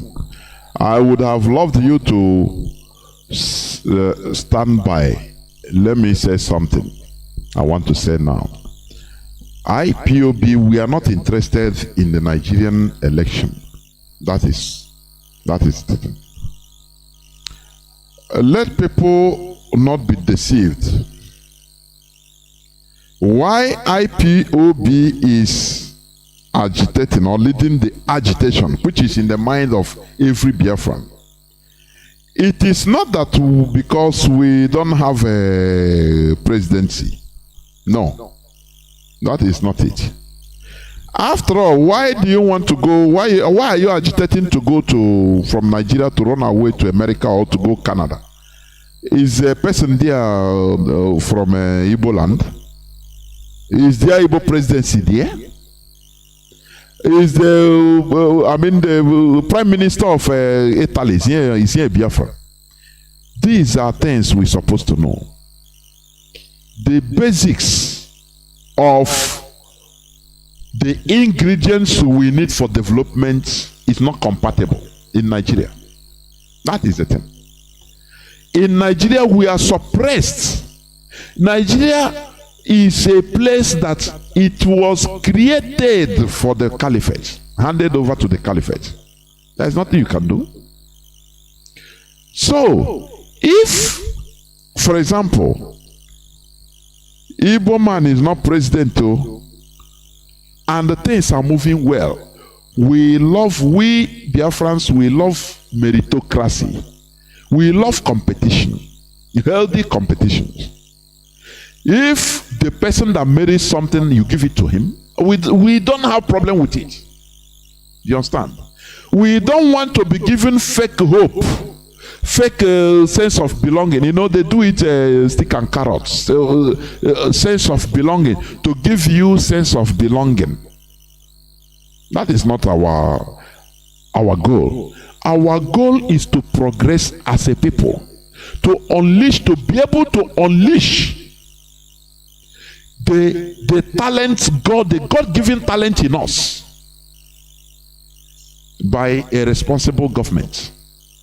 You can never find it in Nigeria. If Peter Obi-Wan, let him be the president, he can never have it. That is why I say our people are always deceived with emotion. Let people that wants to go and campaign and vote, that is their problem. IPOB, whether any person win or not, we continue what we are doing until we get what we want. Our goal is Biafra restoration. We don't want to be given the fake hope, you know, the medicine they give people in the church. No, this week is your week in Jesus' name. Your miracle will come this week in Jesus. Every week the same things. Every Sunday they give you that fake hope of miracle, so that to continue drawing you. Now, if you miss Sunday, they will tell you, you missed this week's blessing. No, this is what we are trying to avoid. It is not. We are tired of this. We want to be realistics. Do you understand? So it's not about the caliphate owns Nigeria. Britain owns Nigeria under the management of the caliphate. There are many things wrong with Nigeria. I have enumerated some, just very few. Are you going to, if the new president going to go back and say, 1959 census after all is fraudulent. So people in South that time, we are more plenty than the North, as they falsely claimed before the reversal. Because all those things are things that brought out, you know, fraud in Nigeria, that made Nigeria to be a fraudulent country. Do you understand? So how can somebody come and change it in a Nigerian setting? I've told you the story of Goodluck Jonathan, how he was frustrated to the extent the whole president of a country don't have, if he transfer money to buy weapon to fight Boko Haram, they seize the money. So he have to send through black market the Christian Association of Nigeria chairman to use his flight to carry cash, $9 million or $7 million. A whole president. And you people are, you know, Nigerians are dead body, as I used to say. And as Mazi or former used to say, 15 minutes people. You forget. You forget all these things. The frustrations. So, being a president, we don't want, you know, when you are sick, they give you calming. Instead of going direct to the disease, they give you anesthesia. They inject you anesthesia. So that it will calm for that time. Later, the pain will continue. The disease will continue. We go direct to the disease so that we have permanent solution and continued development. We want to be in the mainstream development. Sometimes it pains me while other people are planning how to, you know, in quantum physics, they are planning, making researches on how to build the physical time machine, so that human being now can enter into the machine and go back to 14th century if he wishes, to find out what happened that time. This is something physics, quantum physics is doing now. And here we are, still coming to talk about presidency will, you know, give us a sense of belonging. Shouldn't we be ashamed? While other people, they are making researches, training people to go to mass. These things are something heads build. Before you start building all these developments, you must be organized into an equitable government. Do you understand? Egalitarian government, which in the next 1 million years, if Nigeria continues to exist, you can never have egalitarian government or egalitarian society. It is impossible. Are you going to Sultan of Sokoto moving around you? Can you challenge him? How many times a politician will be going and kill? I think some time ago, the vice president of Nigeria, one of his aides, or is he the Senate president, shot and killed one Igbo newspaper vendor. Do you hear it again? What happened? For nothing. And you're telling me about the Igbo presidency. If they issue you, for example, you want to go to Canada from Nigeria, everybody wants to go. Do you have Igbo presidency in Canada? No. But because the country is built on equality, so that you on merit, you go, you unleash your talent. If you are good, you continue, you take it, you take the position.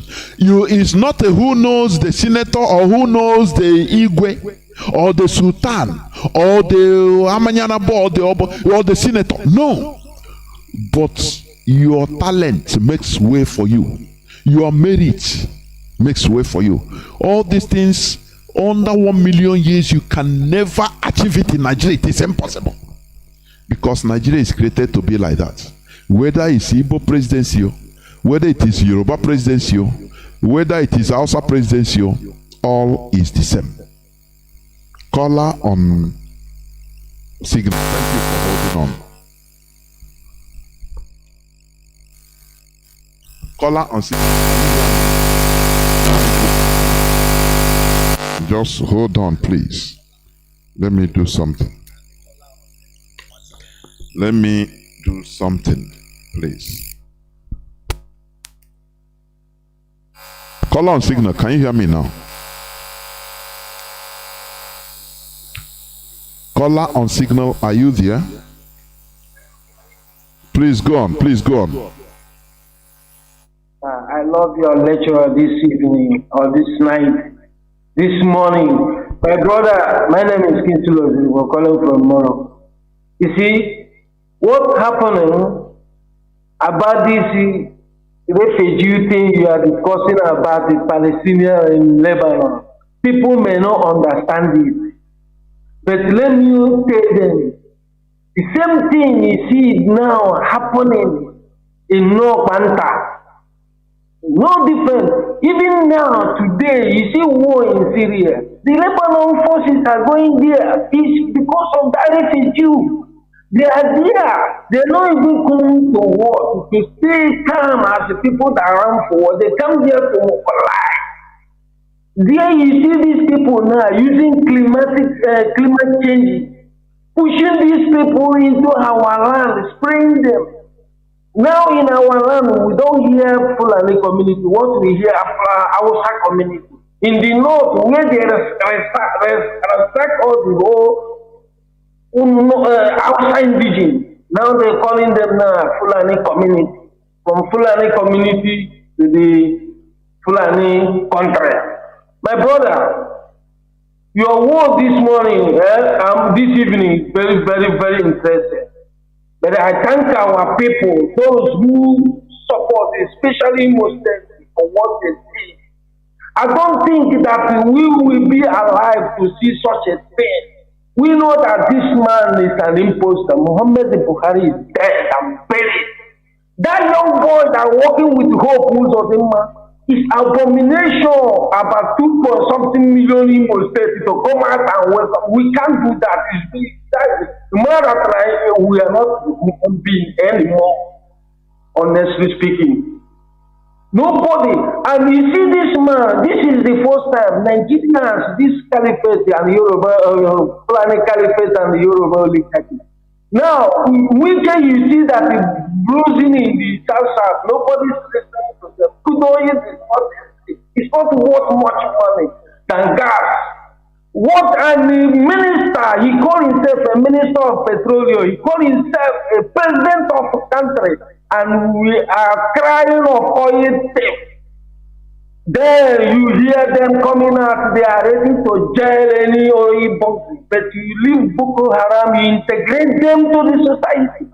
I will advise my people, all those people that are living in the street, it's time to use your brain and control your resources. Nothing, nobody will stop you. It's your land. Nobody will tell you what to do. Anything that going to happen, let it happen. Because this is overwhelming. And now, my brother, let me clear before I finish up. You see, the war we are heading, this IPOB we are heading, is above this Biafra war. This war will take it back like the first time of the missionary Christianity. When they are coming, both the one from north, both the one from south. You see there, we conquer them, we fight and stood. They come for slave trade. Our people even showed them that we are men in America, drunk inside sea. This is it. Where they are coming for war now is education. There you see, my brother, you are speaking that the northern people can do something with impunity because of what? Their governor addressed them in HAUSA language. They hear everything. So our side, they are coming with the grammar. Who will teach us? And now we forget where we're coming from. And they are now where we are going back.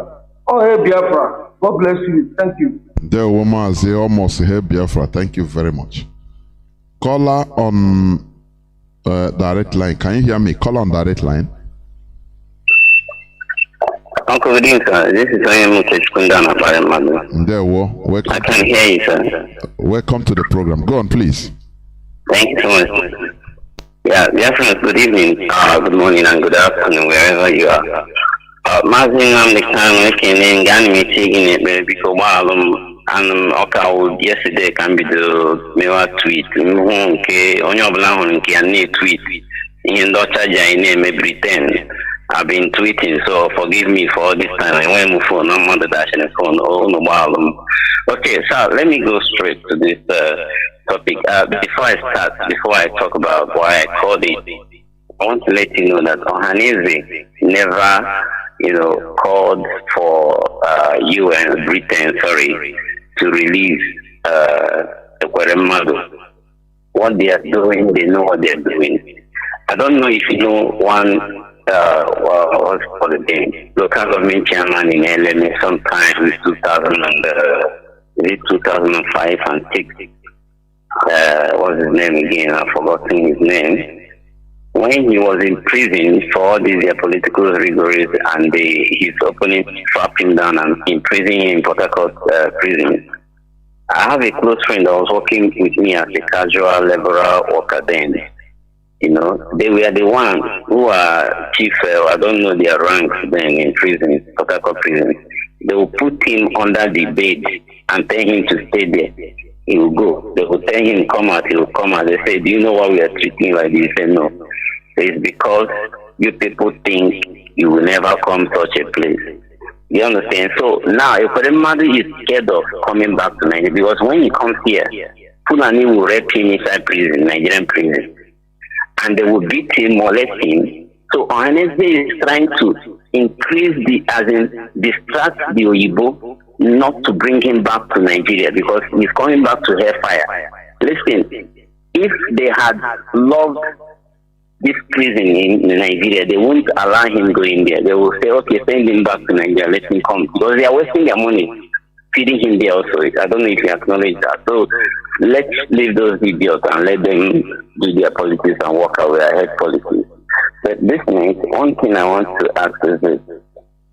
I want to call the consent of every personnel, or should I say, elite, or those who went to school like you did, who are slaves to these European countries. Now you're walking out there, and the topic tonight is talking about the gravity of the center of gravity of Nigerian problems, and we are passionate to be Nigeria. Sir, I know you have something under it as Nigeria, like you have explained. But the first people I need to exonerate from this is the Fulani, because they are fighting what they believe in it, which is not to accept Christianity 1 and not to accept Western 2. So I'm not accusing them to be a problem to Nigeria. The number one problem Nigerians have is those of us who are from the east, south, west, who have been having their PhD degree, having all the qualifications like you have, but you have committed yourself to exonerate us in this mess. These are the people I'm picking, because those knowledge is acquired will rot in grief with people because of jealousy and greed and envy, not to follow suit and bring up yourself and solve this problem for all. One of our lecturers today in the afternoon program by Mazi was telling us that if these people know what they are doing, they should have waken up so fast to come and redeem their future. That the results Nigerians have should have been enough to do some certain things to run the economy of Nigeria if they claim they want to be in Nigeria. Now, the question I want to ask you, sir, tonight is this. Ghanaians, from the look of things, do you think that the economy is better than Nigeria? Sir, I know why I'm asking this. I have a question beneath that. Ghanaians, the Ghana economy, do you think they have a good economy that supersedes Nigeria, or is Nigerian economy better than Ghana? Hello, sir. Can you hear me? Oh yeah, I can hear you. The statistics is there. Yeah. Ghana economy is doing very, very, very, very far better than Nigeria, by far. You know? Now, okay, good. Now you talk there is a I don't know how to put that, but if I can remember, I'll come back to that. Now, why I'm saying this is this: when you look at the economy progressing, it's also actually a good thing for us to know that Ghana have a diverse religion under them. And looking at what you have said earlier, I think the common value, I think that was what he used. He used this particular word. He said common value or common goal of something of that nature. Now, it simply means that Ghana, as it, succeeds its economic progression, have this diverse religion in them. Also, like you have illustrated in the case study of India, that they have diverse religion and yet they are doing more good. So those things that are hidden, that are making them to move on perfectly, why is it not embedded in Nigerian food? So these are the things this elite refused. Okay, I don't know if you have an answer to that. Unless you're on direct line. Me, I do not know. Go on, finish after we talk. Go on. Yes, sir. Go ahead, sir. Go ahead. I like wasting this credit because I know there is a blessing attached to this. One day I go enjoy them because I want my children to wake up and know that this problem has been happening. Those who say they are educated cannot do anything. Very useless people. Okay. You know? If you have an answer to this, just give me. Okay, what I want to say, when we talk about values, we should understand that in the whole of Africa, the Fulani established the Sokoto Caliphate as their base. The biggest caliphate, Fulani Caliphate in Africa, is Sokoto Caliphate. Other places, because they saw, first of all, they saw the type of people. The only one person, Ottoman Danfodio, manipulated the house as a whole race to turn against themselves and fight themselves, And now, if you come, for example, in the case of Ghana, yes, Kwame Nkrumah tried well for Ghana. Ghana have their own challenges also, as a colonized African country. But the issue, Kwame Nkrumah was deposed from power. because he wanted Ghana, his blueprint was Ghana to be industrialized in the next 20 years from 1957 of their independence. And he thought that, it's naive. So now, when you talk about Ghana never have a type of highly parochial conquering mindset set of people like the Caliphate, the Fulani Caliphate. That is the difference. Honestly, you're wonderful, sir. You're wonderful. You're talking. So that is the main difference. In Nigeria, the case is different. Now, the British, they came to Nigeria through Biafra land because they came through the sea, not through the desert. That is why they came to the south. From south, they start going to the north. When they fought with the Caliphate, they wanted to destroy the Caliphate, but smartly, the Fulani, their elites came to beg them, the sultans, please, we bow down to you. We will serve you, but don't destroy our caliphate. Don't ever educate our people. Do not educate our subjects. Rather, anything you want us to do, you want the people to do, tell us the rulers. So Britain say, what we want in Sokoto, we need it. We have seen it in Sokoto. They kept that sultan. Had it been that sultanate, the caliphate is destroyed. At least half of the problem would have been solved. But they retained the conquering mindset of the caliphate. Primitive, uneducated people in the modern system. So that is the problem. So they use it, and Britain saw how wonderful Biafrans, Southerners are, especially Biafrans, how talented we are. So they now they say, okay, these people, we are going to subject them and put them in the hands of the caliphate. South Sudan, they suffer the same thing. It's the same thing in Sudan. Anywhere Britain goes, they leave rubbish, mess. They sold the South Sudanese in the hands of the real Janjaweeds of the north. Now, before they have independence, South Sudanese say, no, you cannot leave us in the hands of people, another worse colonization. They are even worse than you British. You cannot leave us in their hands and go. No. Instead, we remain as we are. And somebody is saying that Nnamdi way is not deserving a second death. That man is a useless idiot. He's a useless grandfather. Of course. A useless grandfather. The South Sudanese, they have the foresight, and that is why they started war. Britain said, no, you must stay with them. They said, no. They carried arms 1955 before even Britain go. They said, no, that death we want to die in the next 200 years, we die today. They started war that time, and that is how they were liberated after a total of 39 good years of 2 wars, very brutal wars.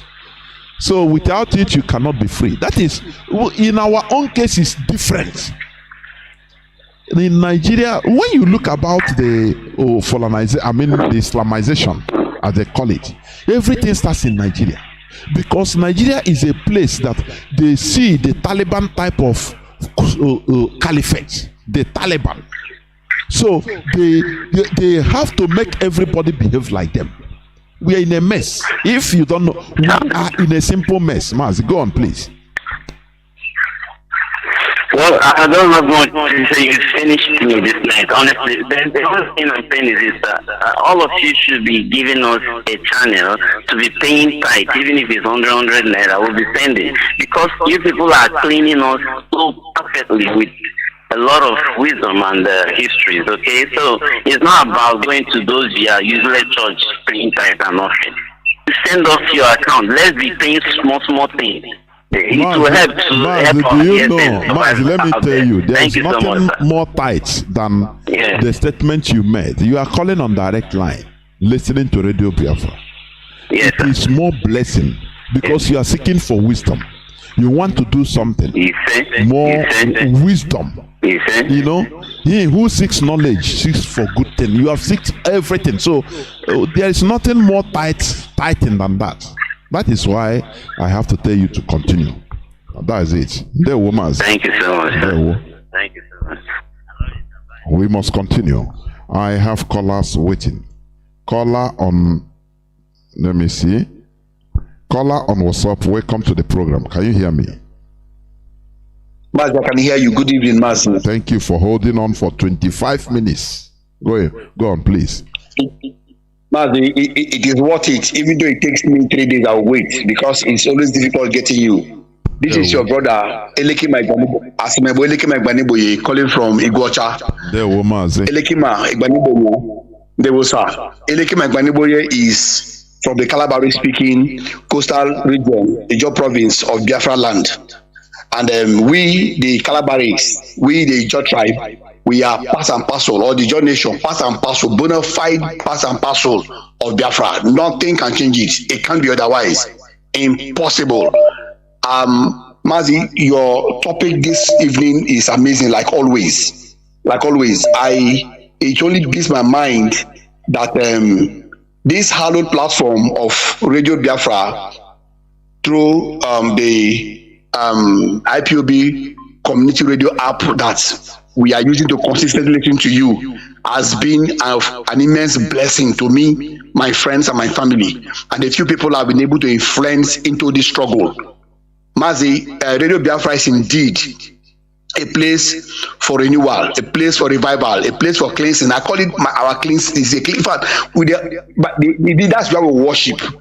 But my only pain is that each day we receive this information, just like it is written in the Bible, that ye are transformed by the washing of water by the word. The clean water from this hallowed platform, the information, the sanctification that we receive here is becoming so and so much to the point that it is personally myself is making me become so incompatible with people around me, because the distance, the knowledge, the wisdom, the information that we are gathering here on the hallowed platform of Radio Biafra we are worlds apart. When you open up your mouth and you talk to people who we think are reasonable from these zoo professors, people in this zoological animal kingdom of cattle colony you call Nigeria, if you are talking to their professors, their doctors about the reality and this center of gravity that you're talking about, that is the core problem of Nigeria. You think you expect intelligence, one will expect positive response. And when these zoological animal republic people open their mouth and talk in the name of professor, even celebrities, whether actors or many pastors in churches, people that you look highly up to, they are so way behind to reality. So that is the only pain I'm having, and it is killing me. As a child, our Lord, Mazi Nnamdi Kanu, no wonder when the man is talking, he talks with power, authority, and he talks with passion because of what he knows. We have become so tutored, our eyes have become so enlightened, we have become so too informed to the point that, Mazi, sometimes I feel like if not that, we need to be alive to actualize this struggle. I wish God next time, instead of me to come to this Nigeria, if I'm to the next world, may He not bring me again in the midst of these idiots that don't know anything. Nothing. 15 minutes people, like you said, you are rightly correct, sir. Now, today, obedience. Who told them? Just like you said, either obedience himself is mischievously wicked or is a VIP, meaning he is a very ignorant person. But I want to think he is a very ignorant person. People in Nigeria sees this country as a normal country. Compare Nigeria to like a country like India, like even South Sudan, we just mentioned now, and other countries that have intelligent people. They see Nigeria as a normal country. Nigeria is not a normal country. That is why what we think is paining us, what we think is annoying us, what we think is making us to agitate for our self-actualization and our own to determine our own fate and our future, and this by having our freedom. These things that is paining us that the caliphate is doing is normal to the caliphate, normal to the Britannic Majesty. Little do they know, Nigeria is like a deep water. If you have not been able to go down, go deep, you can't catch anything out. Today, Radio Biafra, Today, this IPOB community radio app has been of immense blessing to all of us. Our eyes are open. But the only problem we're having right now, Mazi, is when you become better and better and better and better, far better than people you are around. As you open your mouth and talk, as if you're speaking in tongues, they don't understand you anymore. It's spinning my heart. But I know one day, Chuko Kabiama, Tamono, Tamara, Aziba, Ayiba will bring, if already we are very close to it. I was very happy and delighted about the judgment of yesterday. We were all through, wandering and watching and praying through. They are going to use their own gun to shoot their legs. And in no time, Biafra is coming. Biafra is already here. The sun has already risen. The sun has risen. It's very obvious everywhere. What is happening right even in the eastern part? Our Igbo speaking part of Biafra land is the same thing that is happening in the coastal land. Recently, they went to one of our communities in Bile and killed, humiliated one of our chiefs, high chiefs. So I tell them, look at it now. Now, today, these wicked people, in their normal divide and conquer policy or principle or divide and conquer rule, has dangled 4 billion naira before these are so-called Creek boys. Dangled it before them, and then they want to kill themselves. They are hunting themselves to kill themselves. Yes, they did it intentionally. So now, as they dangled it before and threw it now fell into the hand of government to Ekpempolo, that we call Tompolo, our brother from Isoko. Now, Shekiri. So right now, this man that called himself the savior of Niger Delta, this big pig in the creek, good for nothing.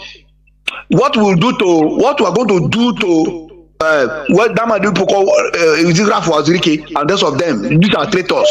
We are going to bury all of them in the creek one of these days, soon, and very soon. The time is coming.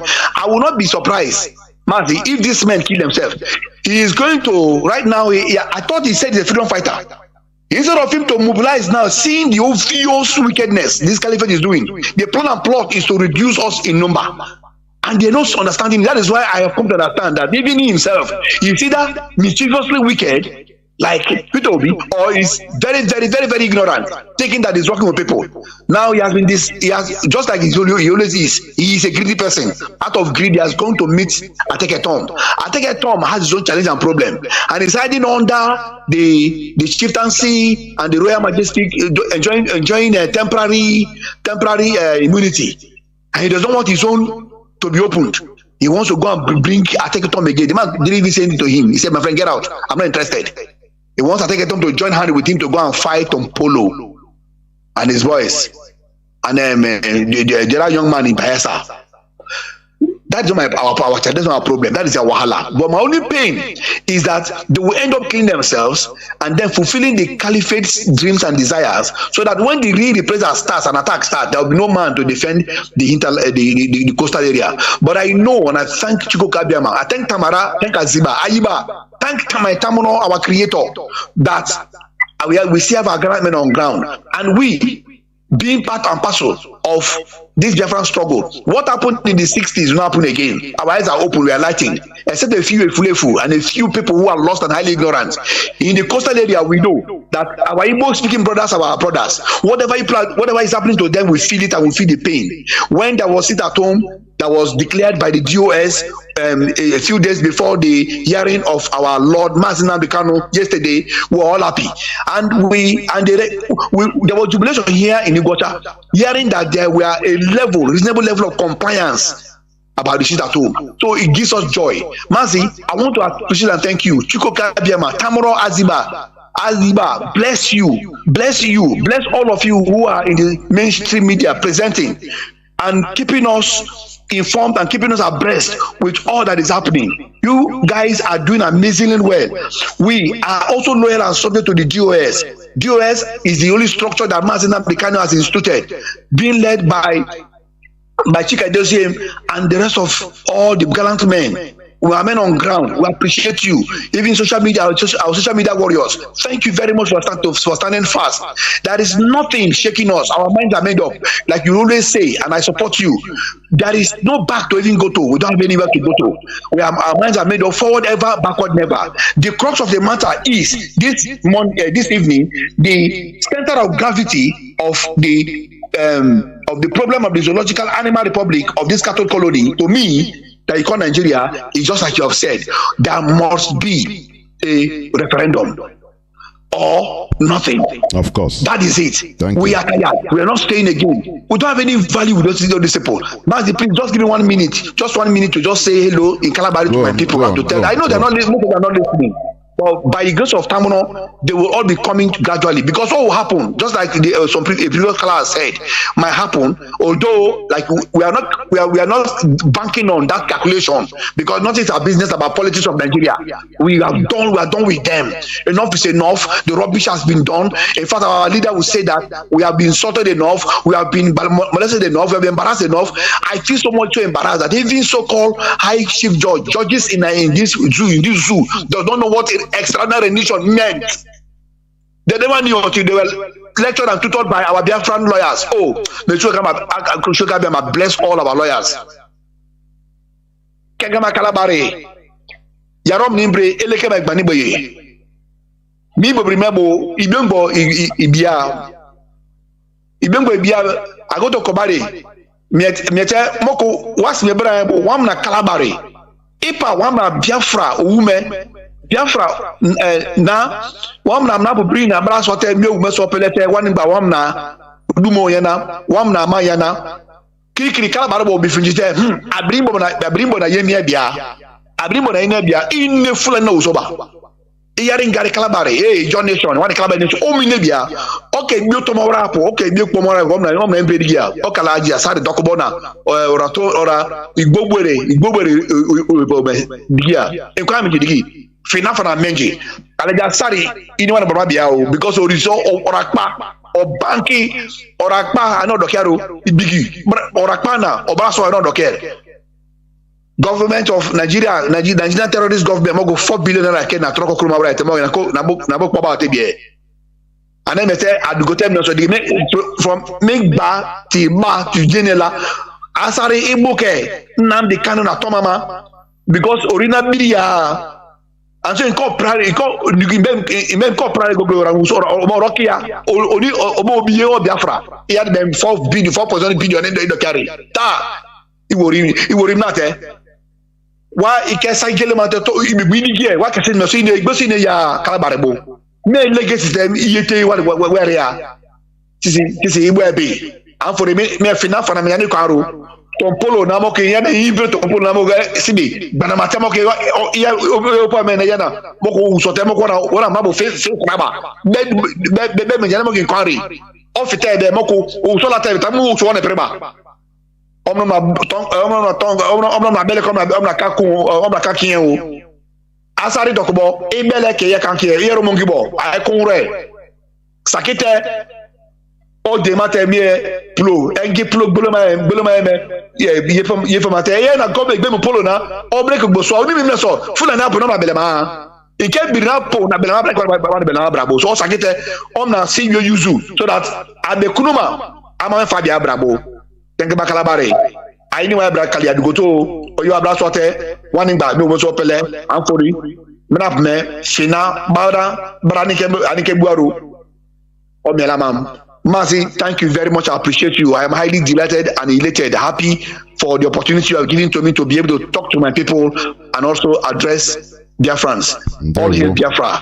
I want to say thank you. Thanks to our Lord Mazi. I call him Lord. If they will call those that pedophile, that is Lord Lugard, then Mazi should be double Lord Nnamdi Kanu. If he's paying them, make it pain them. As they pain them, they sweet us. As they sweet them, they pain them. Thank you, Mazi. All hail Biafra. Almost hail Biafra. Thank you. I am gradually winding towards the end of the program. Caller on Signal, welcome to the program. Can you hear me? Caller on Signal. Yes, I hear you. Good evening, sir. Good evening, great Biafras all over the world. Miss Mazi Nkochi, their wisdom. I from Ohajebo is in Imo province, Biafra land.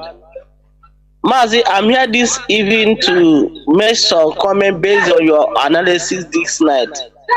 Mostly, like what you said, there is no freedom of expression in the whole world. I'm telling you the truth. I am a witness. For only this month of September, Twitter have banned my account for 5 good times. I opened this one, they suspend it. I opened the other one, they suspend it. Also, Facebook, this how they abandon all my account. So if there is freedom of expression in the whole world, why are they binding us? Because we are saying the truth. But because there is no freedom of expression, they just say it for formality's sake that there is freedom of expression for the world. Or I don't know, the law is only against Africa. Maybe to the white, the freedom of expression, they can express themselves how they like, and nobody will tackle them, nobody will ban their account. But when we Africans, express our feeling, they will ban our account. So what am I saying? What I'm saying this night is that there is no freedom of expression. Then coming, to the side of divide and rule, that is the titles of the Britain. But what I want to ask, all the preaching that Mazi and the Kanu have gave to Africans, we are naive and so foolish. We are very, very stupid in nature. I'm telling you the truth. Africans, we the black, as second of foolish. We are very, very stupid. I'm telling you, second to none in the whole world. Our leader is preaching that, like I'm from Ebema, Imo State. I'm speaking Igbo. I'm in Ebema, Imo State. Somebody is also an Ebema man. He's in Rivers State. And he's also speaking Igbo. When you ask them, they say they are not Igbo because they are in Ebema, Rivers State. But they are speaking Igbo. Their name is Ugochukwu. Their name is Amaka. Their name is Fulani. And you are from Ebema, right? Yes, sir. Yes, sir. From Ebema, but they divide two brothers into artificial states. Artificial states into artificial country. And you think that it is normal. These people, Mazi, please go on. This is disgusting. But Mazi, yes, what I'm asking, if they divided us, and push us maybe to Ebema people in Ebema River State and the Ebema people in Imbo State, is it what that will make an Ebema man in River State to say that he's not an Igbo man? When number one, he's speaking Igbo, he's answering Igbo name. Is it what that will make him to say that he's not an Igbo man? Which kind of stupidity and foolishness is in us? Which kind of stupidity is in us? You speak Igbo, you answer Igbo name, because you are in a different state. They ask you say you're not Igbo. Now, if they are not, okay, because we have heated them on South, they say they are Niger Delta. What is the meaning of Niger Delta? Black on black. Nigeria is black. And they answer another black. They use black or put upon black. That is why there is no development in that part of the world. Because of the useless name they are answering. Because in Igbo language, they ask that Asia ha keego. A good name is better than money. So even in the Bible, like white, purity, black is something that is awful, something that is no good. And they're giving you a name that is no good, a black. No wonder Nigeria that is no like as our leader preach. But what I'm saying that our people in the so-called South House, in the so-called Niger Delta should, it's time for them to rise up. I don't know if because they are not listening to Radio Biafra or the kind of school they went to. Because there is no Nigeria, that is why they wipe out history in the school. They don't teach history for people not to know where they come from. That because you are okay, like our leader have lectured us that there is Ebema in Delta State, that is Ebema in Ejo. So all these Ebema they divided into places. Can't we come to one place and say that we are Ebema people? But they divided us, and when they ask you, you say because you are an Ebema in Ejo, you are not Igbo. You are Ebema in this place, you are not Igbo. I'm telling you, our people, our brain, they need to do surgery. They need to do surgery on our people. And after Tompolo and the so-called Asia, the pig in the clique. The reason why the Fulani why the reason they did what they do, they did that is because they want to divide them, because if they know if they put war in the so-called Niger Delta, brother is fighting against brother. Who will come and fight for them? Nobody will fight. But thank God for IPOB. We are Biafrans, and Biafra shall we remain. And our people in coastal region, you people should rise up and embrace Biafra, because we have, as people can see, Asare is it's not someone to be trusted. Tompolo is nobody to be trusted. Ateketo, you cannot trust those people because they have sold you with with pipeline that went from so-called South to Niger to even Morocco. Others are enjoying your resources and you are not enjoying it. Don't trust those ones. Stand and fight for your freedom, because without you getting your freedom, you cannot get anything in so-called Niger Delta and South. We are all Biafrans, and nobody else can divide us. Nobody can divide us. They can do all their shenanigans. We stand with Mazi and Kanu, and forever and ever we stand with Biafra. Is Biafra or Biafra? Maz, thank you for picking my comment. God bless you, sir. Thank you. And you too. Thank you very much. Caller on WhatsApp, you are going to be the last caller, please. You are the last caller. Welcome to the program. Caller on WhatsApp. Can you hear me? Yes, I can hear you. There, Mazi. Thank you very much. My name is Emmanuel. I'm speaking from my language. Yes, your topic this evening is very interesting. When I go through some of the points you made this evening, like always, I don't know where to start. But let me start from the go one. When Gowan come back from Aburi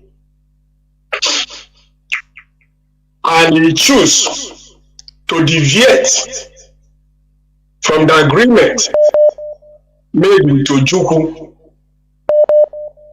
according to the history that is coming out from Radio Biafra,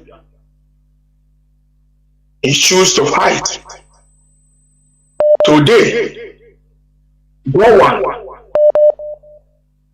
and the Middle Belt have been taken over by Fulanis. My happiness is this. This time around, it's not only Igbos, it's all the indigenous people inside Nigeria. The Fulani want to kill, to force everybody to surrender as a slave in the name of one Nigeria. But still, some people are still sleeping because they are black people. They don't have sense of reason. It's a pity that up to today, people are just going inside the bush instead of coming out for the main road. By making sure that the referendum is the only answer for Nigeria. For anybody that to come out and talking about presidency or be a president of Nigeria, like P2B, like Tinubu, and Atiku, Fulani is expert in anything you call election. They are experts. They know how to play the foolish Nigerians. Tinubu has his terrorist vice president is there waiting. You may be surprised that they may call Chinedu as a president in Nigeria because there's nothing like an election. Because they know that Chinedu will soon die. If Chinedu not die, they will help to kill him. And the Yerima Setima will start as a Fulani to continue their journey to take Nigeria. If you go to P2B, I've said it time without number. P2B is about the Africa. P2B cannot do anything. Look at Nigeria. If you watch out what he said this evening, even that was coming out almost every time in Nigeria, in this platform. Nigeria is the worst thing that can happen on earth. There is evil people all over the place that is controlling everything. P2B cannot do nothing. P2B will regret the day he was born if he eventually enter to Asura. He will regret why he was born. Because Fulani will humiliate him. If at all they will not kill him. Because they know where they are going and they are following it square. But the foolish ones who are jumping down, up and down like animals they are looking for to be a president of Nigeria. Any reasonable human being, if you give him a president of Nigeria, he will reject it because he is somebody who has shame on his face. But in Nigeria today, people have no shame. Somebody like P2B or whoever is talking about president in Nigeria, you will go to the meeting of the United Nations. For example, you come out as somebody from Nigeria and you're not ashamed because the whole white people, the whole world have know what Nigeria is all about. Nigeria is a laughing stock for the whole world. So for somebody to come out and say he's a president of Nigeria, is a laughing stock. It has no shame because the whole world understand what Nigeria means on earth up to today. So P2B, before you be a president, go back to history. Go and read the history. I don't know how many years P2B is all about, but go back to history. From 1945, 53, 66, 67, and 70, and up to today. When you walk through all those history, if you are a human being, you will withdraw for that place you are going because you are going to meet your death at the end. Fulani will kill P2B as they kill Agi Rosi in Ibadan. In fact, your house, nothing happened. Nobody will ask of him. Okay, for this group of people, they say that they are organized. They are going to London or to British to beg to release this what do you call it? Okay. Organized in the Igbo.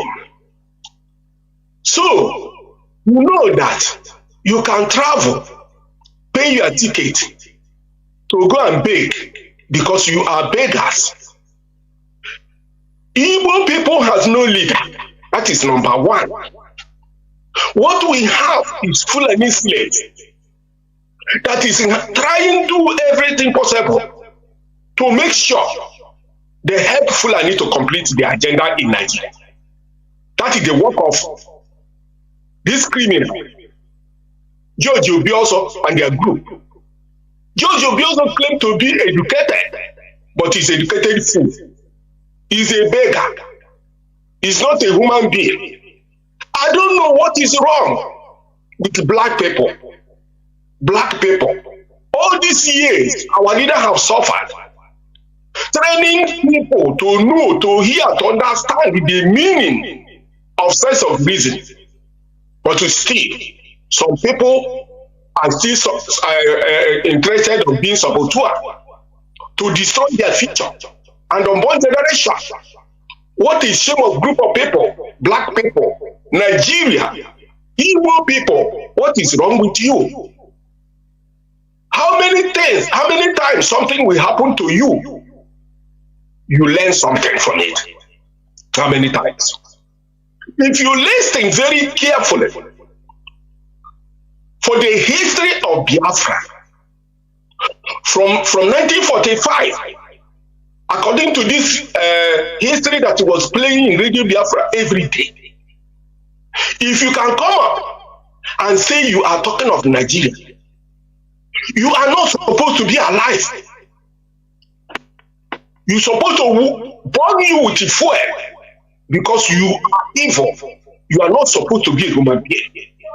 The white people are laughing stock, are looking at black people in Nigeria as a laughing stock. If you are a human being that has sense of reason and you're in Nigeria, you will be ashamed to come out and say you are Nigeria, because Nigeria is a shameless country.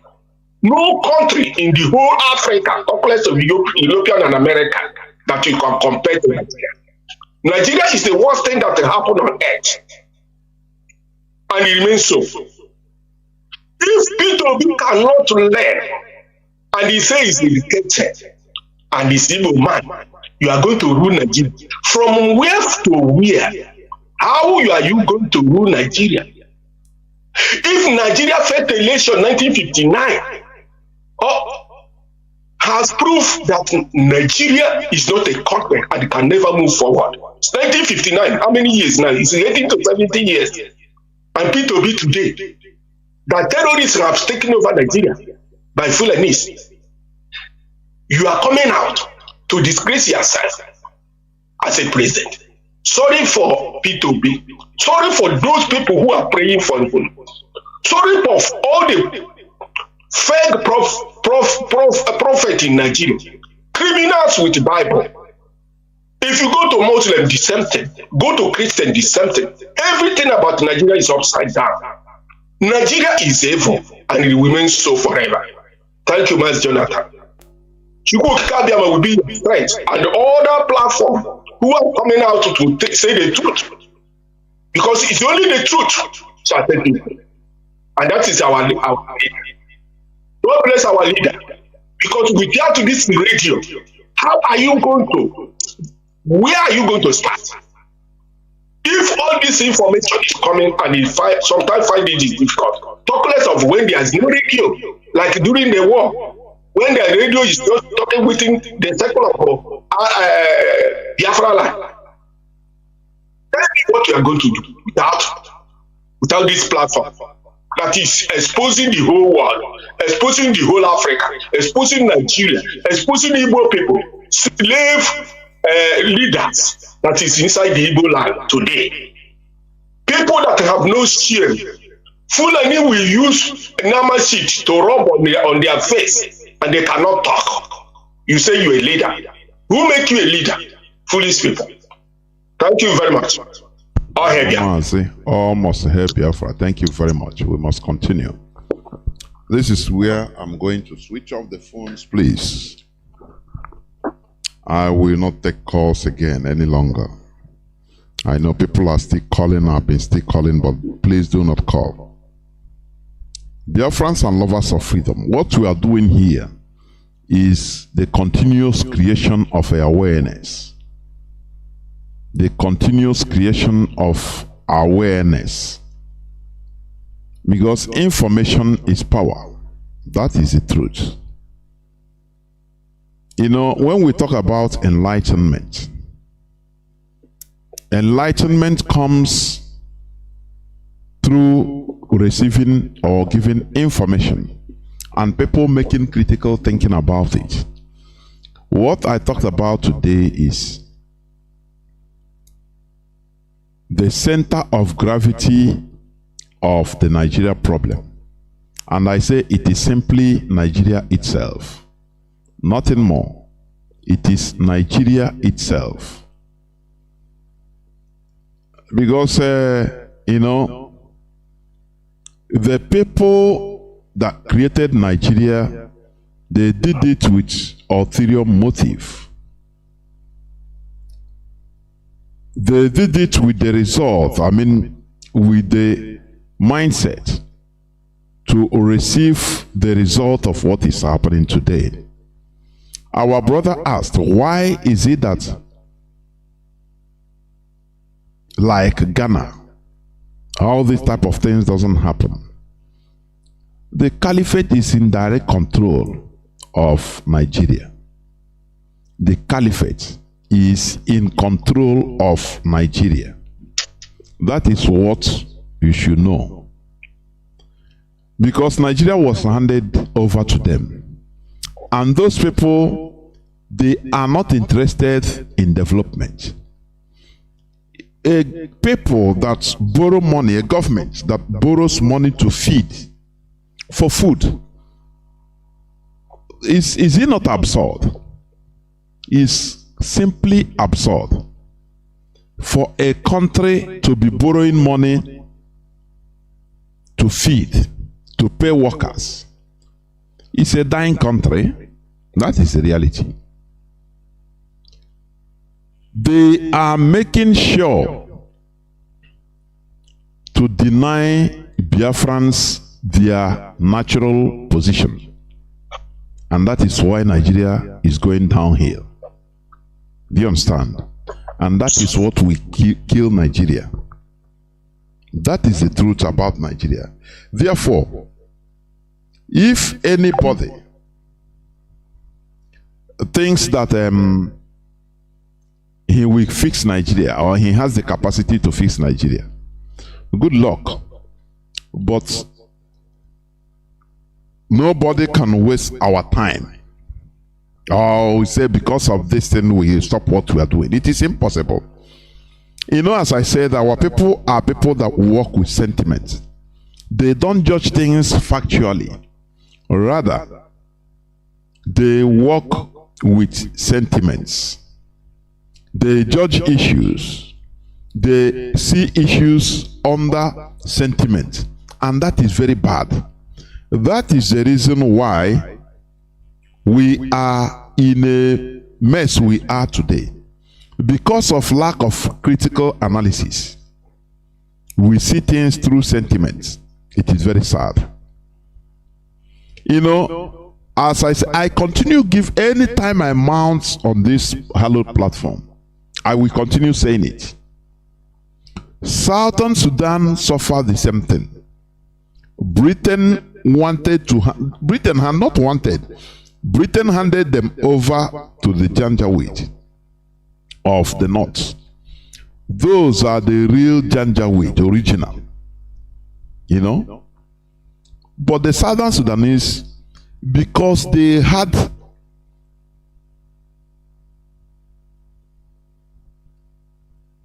they see things in the normal way, without sentiment. They don't neglect anything. That is the reason why they refused. It doesn't matter what they suffered. It doesn't matter the difficulty ahead. They said no.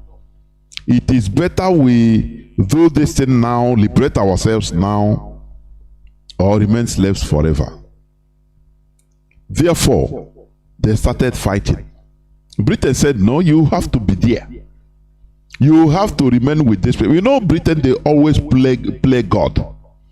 As one of our, I think one other said the other day, before you know it, this Queen Elizabeth, before you know it tomorrow, they will be calling him Saint Queen Elizabeth.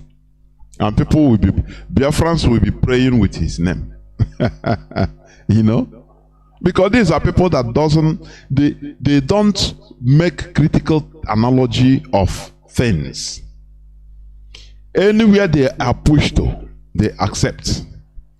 People that just little thing, they deny who they are. They deny their identity. I am a Che. I'm not Igbo. Oh, my tribe is in Ndoke. I'm a Rivers man. They deny themselves. What else won't that person do? What else can't he do in different situations? Do you understand? What we are doing here is to bring awareness, creation of awareness. You know, like one of our brothers, our job brothers, that said, with all these expositions, with all the knowledge you acquire here on Radio Biafra, when you stay with people, you stand different, you stand apart, and that is the reality.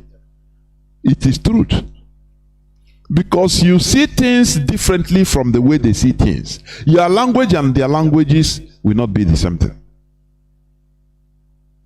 And that is what is needed. You know, enlightenment. George Washington had to leave America to travel to Europe at the early time of 18th century in order to go for enlightenment meetings. That time there was nothing like an aircraft. They used steam engine ship, steam engine ship, in order to travel. It might even take 1 year going and 1 year coming. But they understand the importance of enlightenment, wisdom. You know what Africans jettison. Because everybody goes for money. Cash, cash. We need money. Bring. They give you cash and say reject yourself. They say, what is my beg? What in be myself? I reject myself, and they get cash. They use it to buy something, build, and something that won't last forever. But when you gather knowledge, you can use it to build something. The knowledge will arrange and build something that can last forever. That is why you see America today, everybody is proud to have American passport or to be American citizen or even to visit America. Because the people that started, the people that built America, they were not looking for cash. They have to fight, gather wisdom. They have to work hard. They have to take their time, sacrifice to go and get wisdom to build a future country. That is what we are doing here. You might think that it doesn't worth it, that we are foolish.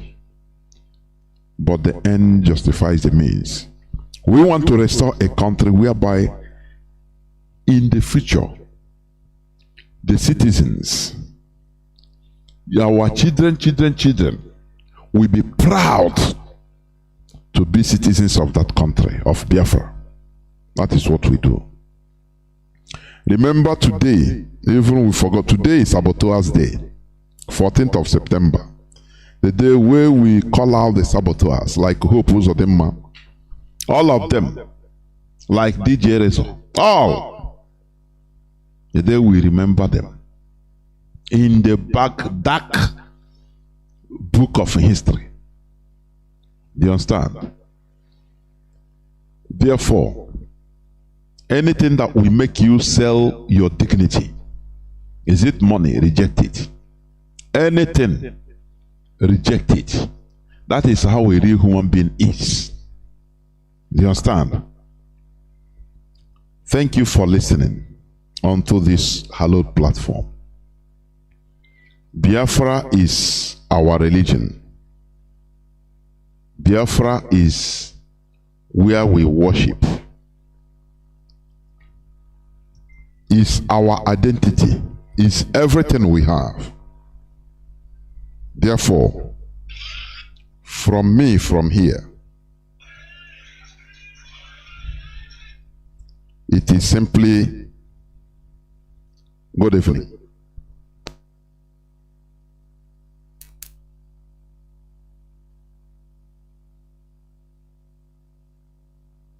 In our lives, myself and my husband. Yes. So she is a trusted one, and I want to thank you. That means a lot. I've had quite a long time. One family! One family! IBOB! One family! IBOB! At least I don't hear two families and all three families. One indivisible family! IBOB!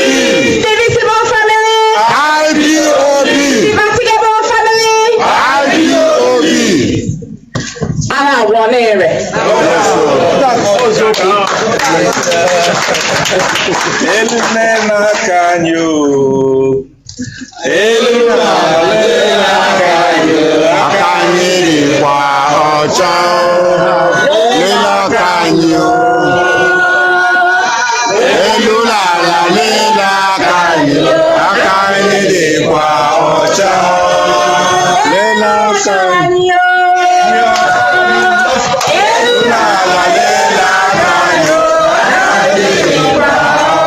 Yes, the lioness, she's speaking, the wife of our great leader, Mazi. She is speaking right now. Share it. This is Biafran television. All hail Biafra! All hail Biafra! IPOB! One family! IPOB! One family! One family! IPOB! Thank you very much. I want to thank you all for being here. Like I said before, if my mouth or my body is filled with mouth, is made of mouth, it will not be enough to say thank you. You are wonderful people, and I can't thank you enough. I want to say thank you for being here, for having this made possible. I want to also say thank you to the UK National Coordinator, Mazi Walker.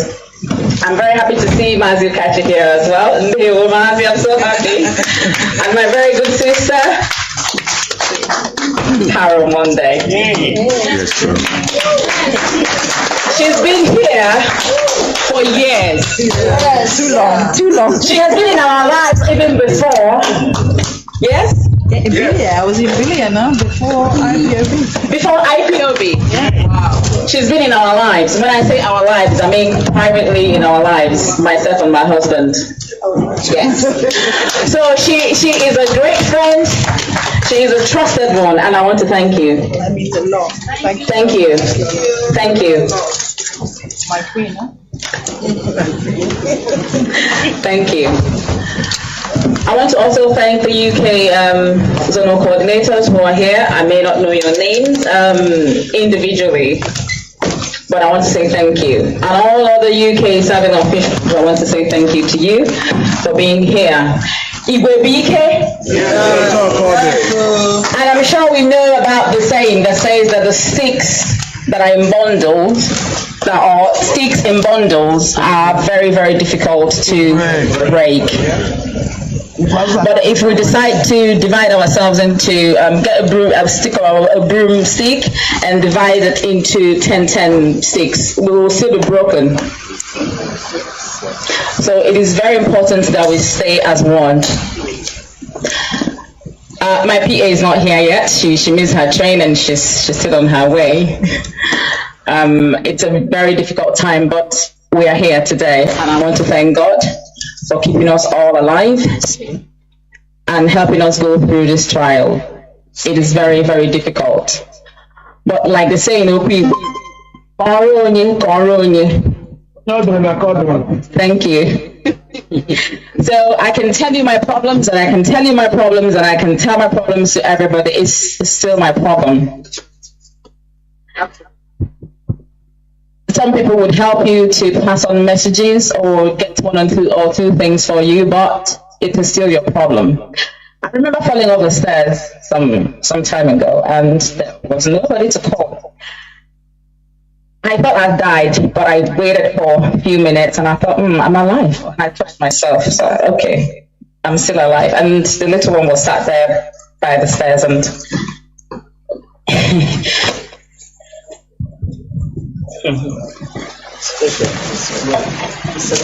Sarah.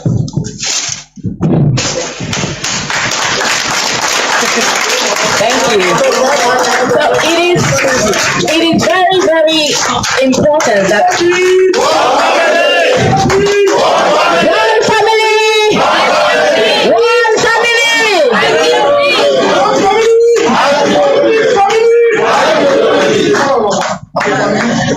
I know, yeah. Your backbone. Mberede ka anyị ji ama dike. Mana asị na mberede nyere dike. That was the day I knew that God has a purpose which is yet to be fulfilled. As we're running against time, I would proceed straight to what I have to say here. Tamulen orange money, nax mo gëna yomb.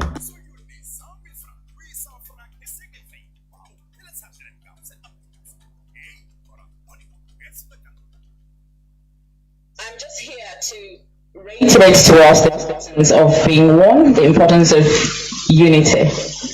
Mazi has said it, Mazi Mokoro has mentioned it. But sometimes when I get upset, it is not that I'm upset, it is out of frustrations because people already know what you're already saying. So what is the problem? How did we get here? It could be ignorance, it could be not being completely sure.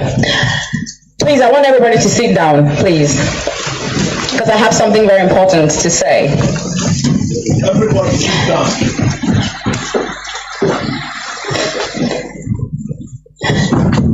As you may know, I'm not a very, I don't know if you know that I'm not on Facebook. I'm on Twitter, but not active due to certain issues. But as Mazi said, social media razzmatazz, we get carried away and deceived by what we see on social media.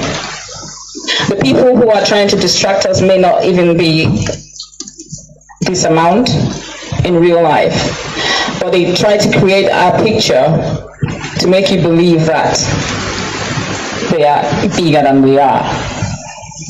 But this is IPOB on the Nnamdi Kanu, and that is why I'm here today.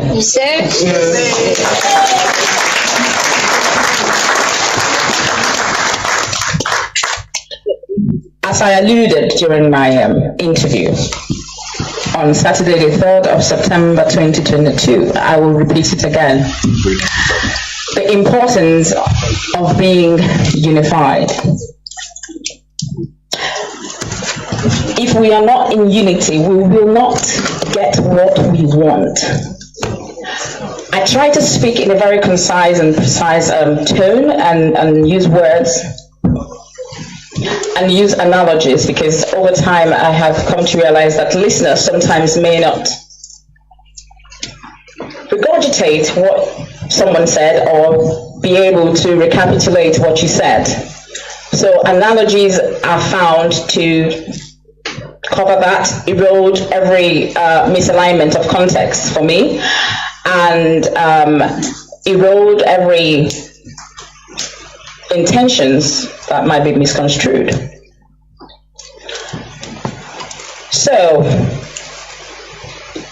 if we are in unity, we will have no distractors coming to infiltrate or cause us issues. Right now, the most important thing is for us to work for the release of our Onyendu, our leader, Mazi Nnamdi Kanu. And each and every one of us here is doing their bit. Every one of us here, being here, is also doing your bit. Going to rallies, I was told about is doing their bit. Every one of us here, being here, is also doing your bit. Going to rallies, I was told about is doing their bit. Every one of us here, being here, is also doing your bit. Going to rallies, I was told about is doing their bit. Every one of us here, being here, is also doing your bit. Going to rallies, I was told about is doing their bit. Every one of us here, being here, is also doing your bit. Going to rallies, I was told about is doing their bit. Every one of us here, being here, is also doing your bit. Going to rallies, I was told about is doing their bit. Every one of us here, being here, is also doing your bit. Going to rallies, I was told about is doing their bit. Every one of us here, being here, is also doing your bit. Going to rallies, I was told about is doing their bit.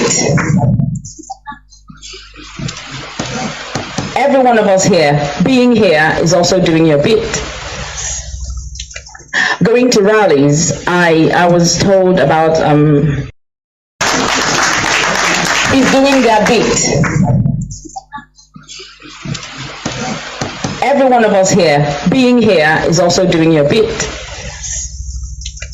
Going to rallies, I was told about is doing their bit. Every one of us here, being here, is also doing your bit.